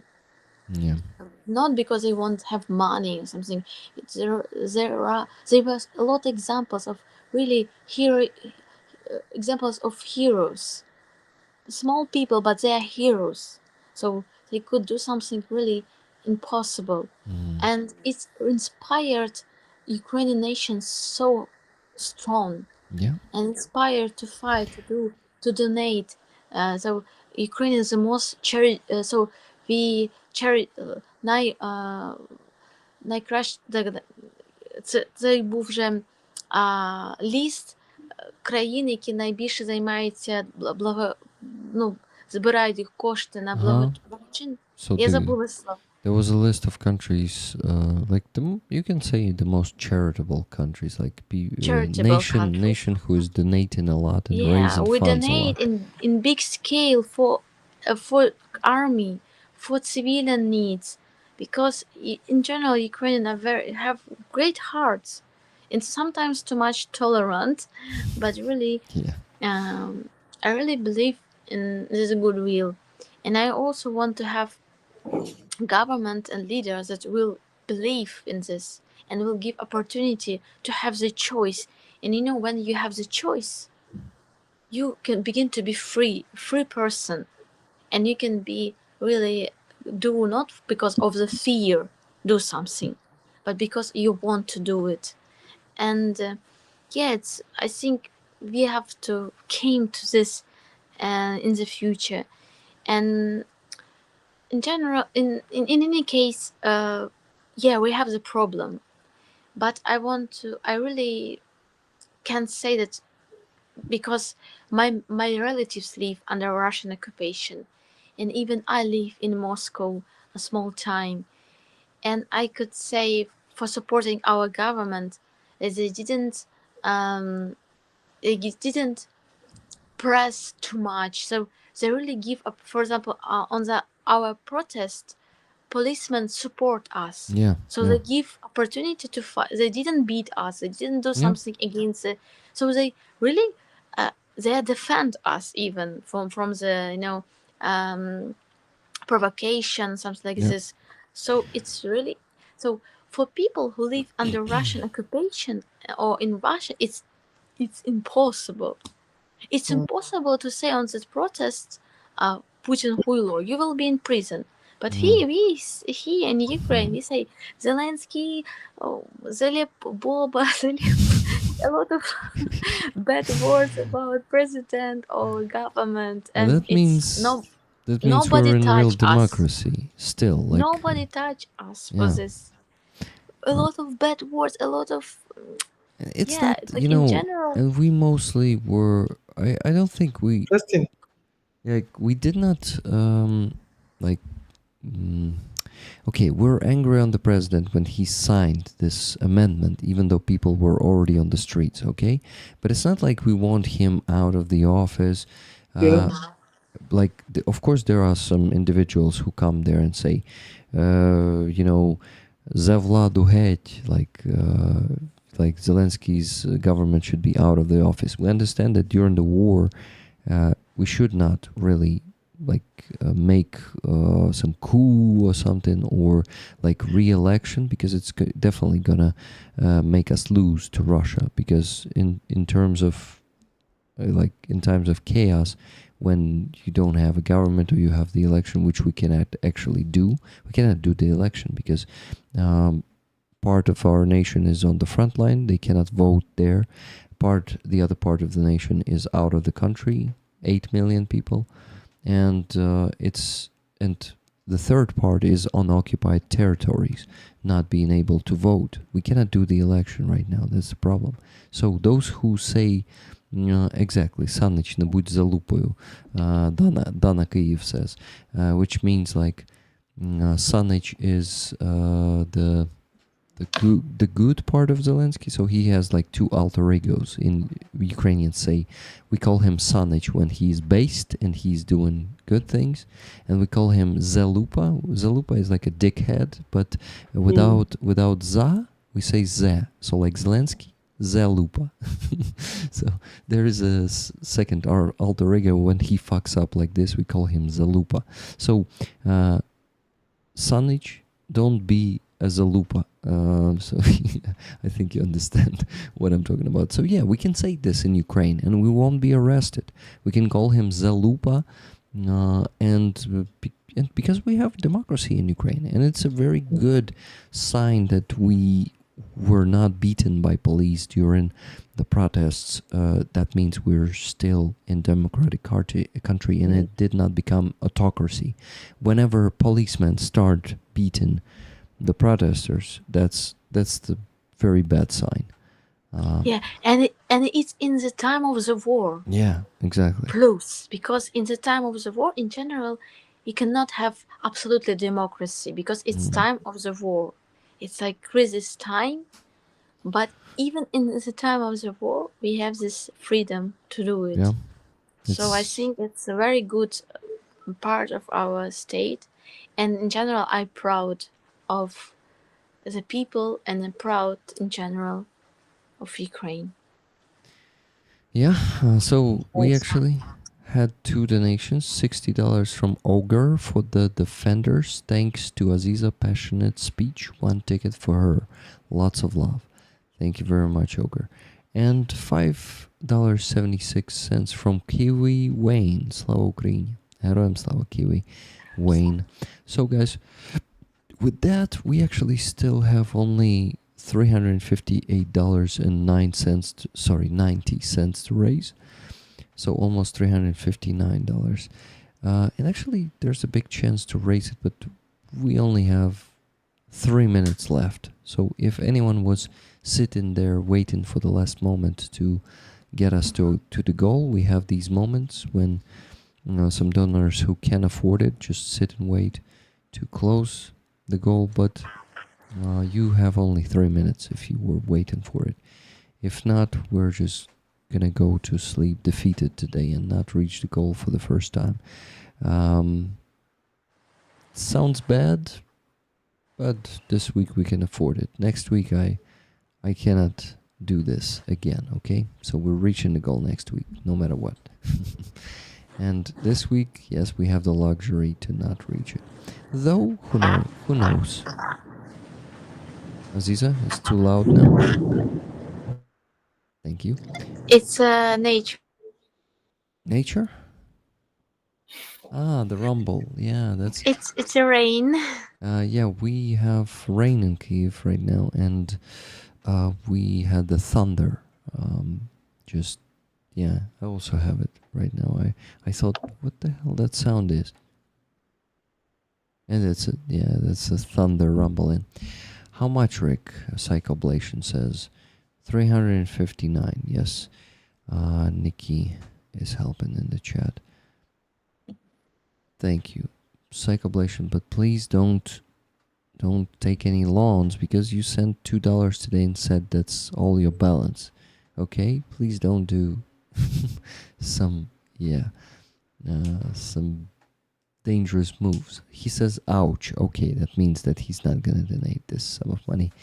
And why okay? Because he won't borrow any money. That's good. Trump actually asked the Secretary of Defense if he could shoot protesters last term. This term he has arrested some and took funding from universities who allowed them. Yeah, so your country is much closer to autocracy than Ukraine, unfortunately. The United States. It's really, I don't know, scary of what is happening in the United States right now. Philip, what you think of it? I mean, protests is everywhere, and I think we expected much of what was seen in the U.S. I mean, we're talking about a president who has a strong following and also has a very strong adversary. So it's either you are for Trump or you are against him. So, and his policies were always going to suit, MAGA Republicans, but will annoy many from the far left, in particular. So this is where President Trump came with hard stance on various issues, which was always going to, agitate and annoy the liberals. So it's what you get when you have someone with strongly on one opinion that goes against, the other side. And he has carried out some of. I think some people thought that some of the campaign promises he made were impossible, to pursue. But he's showing it, and maybe some what people did not expect will be the aggression of law enforcement. So, which is what is also agitating many protesters. But it's still early days, and I don't know what to say about the future. What I guess worse or better. We just watch and see. Yeah. Wait and see. Yeah. Yeah, we from outside cannot do more. We just wait and see. So we actually have two more donations. Kathy has donated $20. Really wish I could be one of the cartoon characters, but this is the best I can do. So $20. Thank you very much. And Jeremy, the Psychoblation, donated $59, saying, sorry, I can't find the 300 tickets, please. Yeah, so he donated 59 part of 359. Thank you very much. So guys, actually with these two, minus 20, minus 59, $279.90 left to raise. Good job. Good job. We're getting pretty close. Who knows? Maybe we'll reach it. But it's time to do the raffle.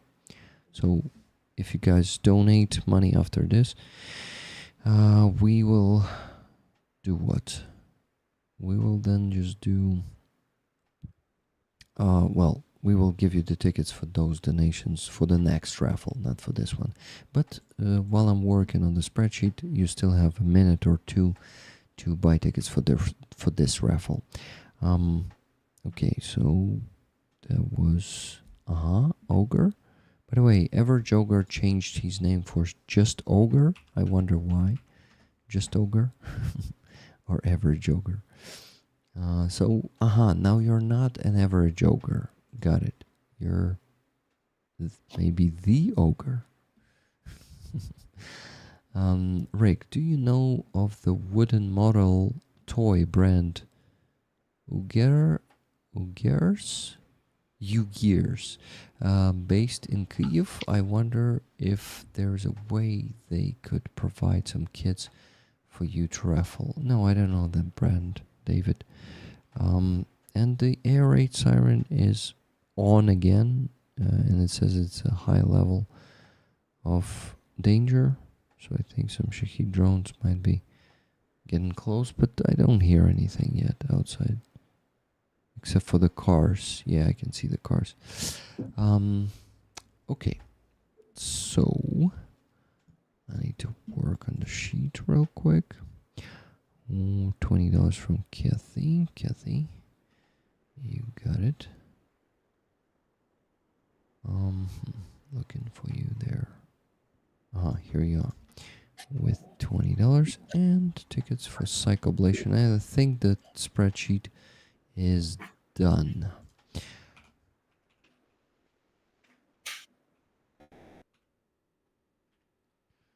Okay, Psychoblation.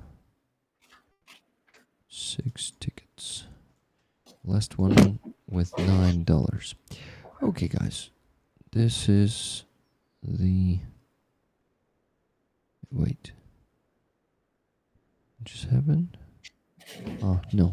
I thought maybe one more donation. Not yet. It's time to do the raffle of the flag, of the beautiful flag of the 3rd Assault Brigade. I fell asleep. I thought I heard guns working. Otan Kram says. No, Otan, no guns were working. It was some thunder because we have a storm outside.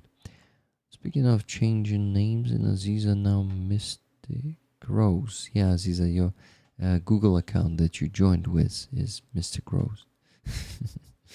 Instead of Aziza Iskender that we usually see you as. But yeah, guys, that's the old name of the Aziza's band and Aziza's what? As a singer, right, Aziza? Or is it just the name of the band?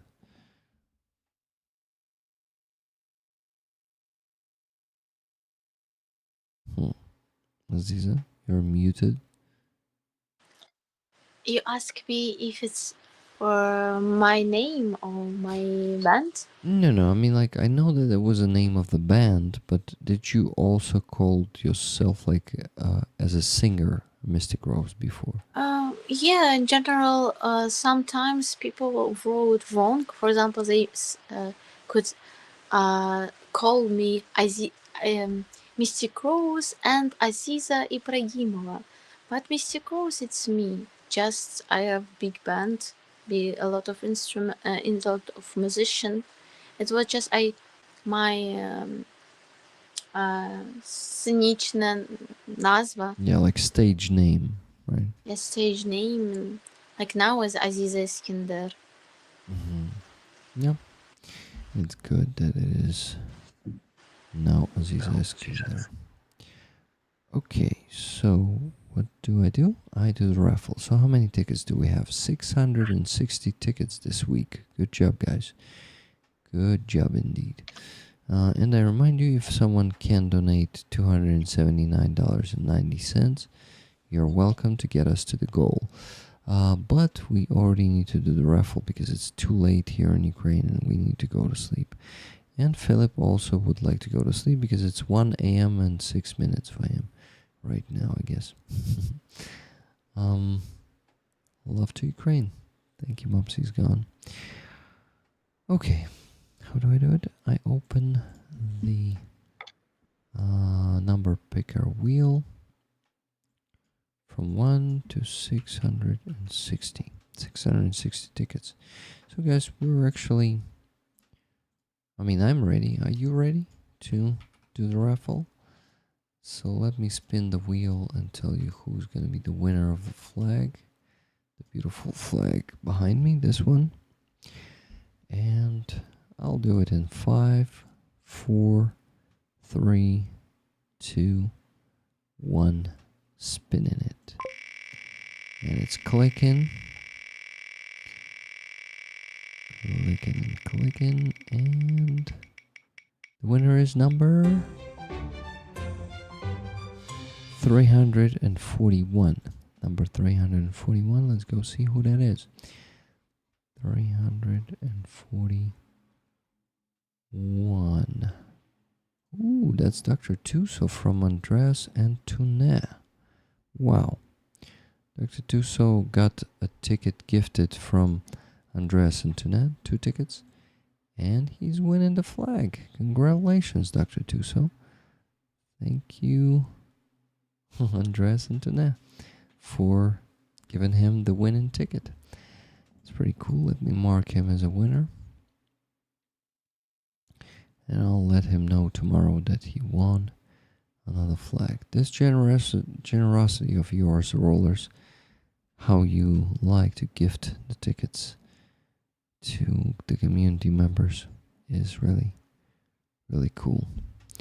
Way to go, Tuso. Yeah, Dr. Tuso visited the concert of Aziza on Friday. And Andreas and Tonette decided to give 2 tickets to each of the team members. And so it's 24 tickets for team members and 26 tickets to rollers, guys. So it was fair. You had the same chances as the team members. Congratulations, Dr. Tuso. I'll tell him tomorrow because he's not watching, definitely right now. But he will know tomorrow. But damn it, we need to go to sleep. I'm exhausted. Guys, while I'm doing the donations to the two initiatives, Helena, Anton, and Ostamel Shelter, you please give your final thoughts for today, maybe the summary of the stream. Philip, let's begin with you, if you don't mind. Yeah, it's been very impressive. I really enjoyed my time today. I mean, starting with you, Rick, and then with Aziza was great. Fuzi was awesome too as well. But I want to thank everyone. I want to see what I've got here from the fundraising. Yeah, so I want to thank everyone who supported. I mean, I didn't expect to even, get the level at which the support I wish I got. So I'm very grateful. Thank you to everyone who pitched in, no matter how little. And thank you for even, listening to all that I had to say. Thank you for listening to all that we had to say.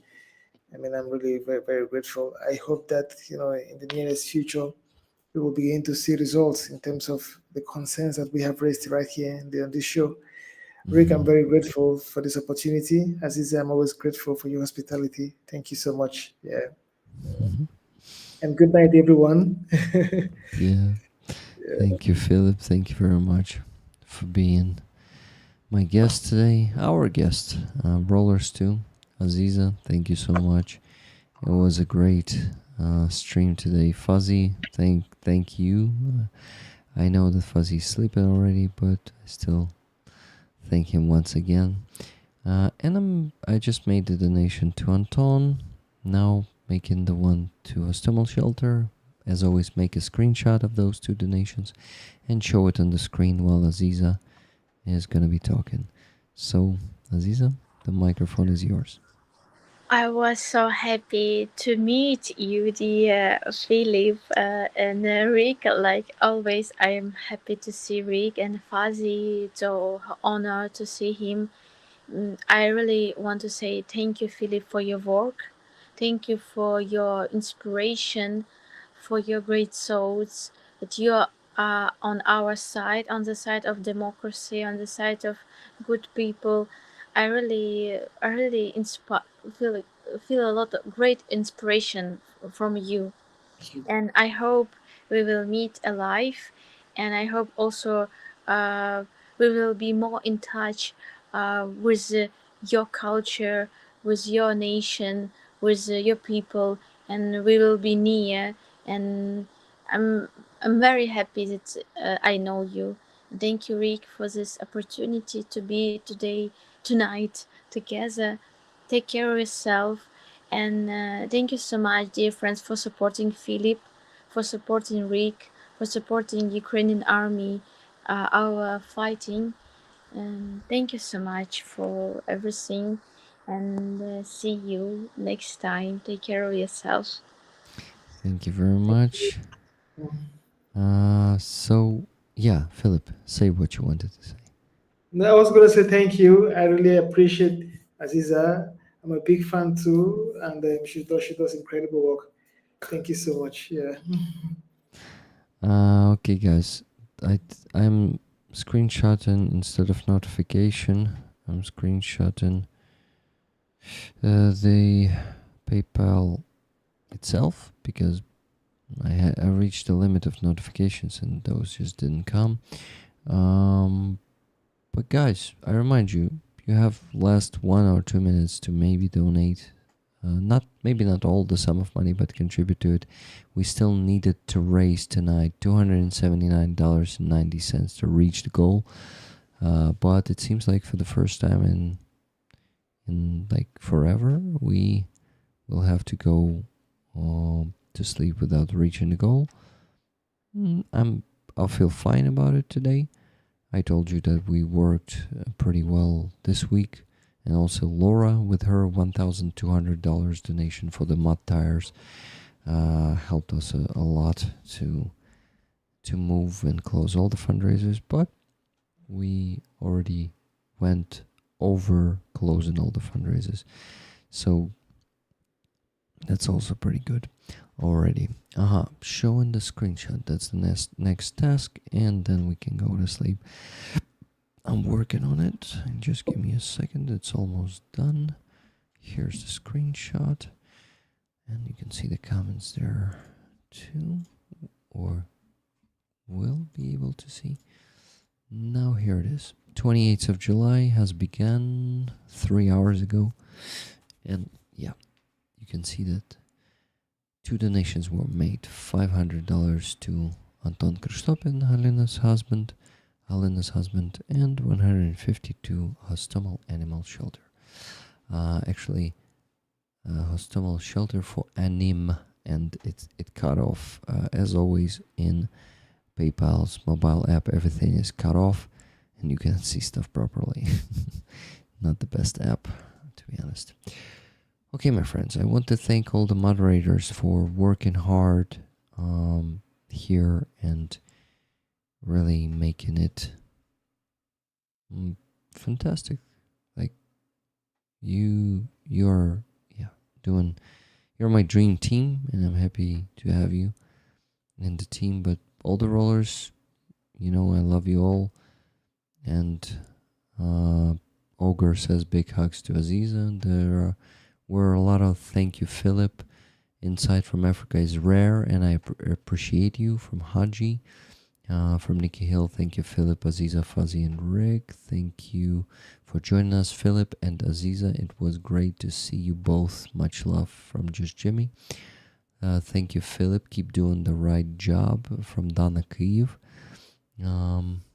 So many good words. Ogre said, thank you, Philip. You are a wonderful guest, a treasure of information. Take care. Lots of love. So yeah, you guys see that rollers appreciate you a lot. Thank you for the stream, these wonderful people here, and I wish everyone a peaceful night. From Denise. Love you all, and take care, everyone. I'll always love to read some messages, even if I promise to go to sleep like 5 minutes ago. Thank you, guys. Okay, we need to go. As I always say, live long, prosper, and donate. And Slava Ukraine. Herojem slava.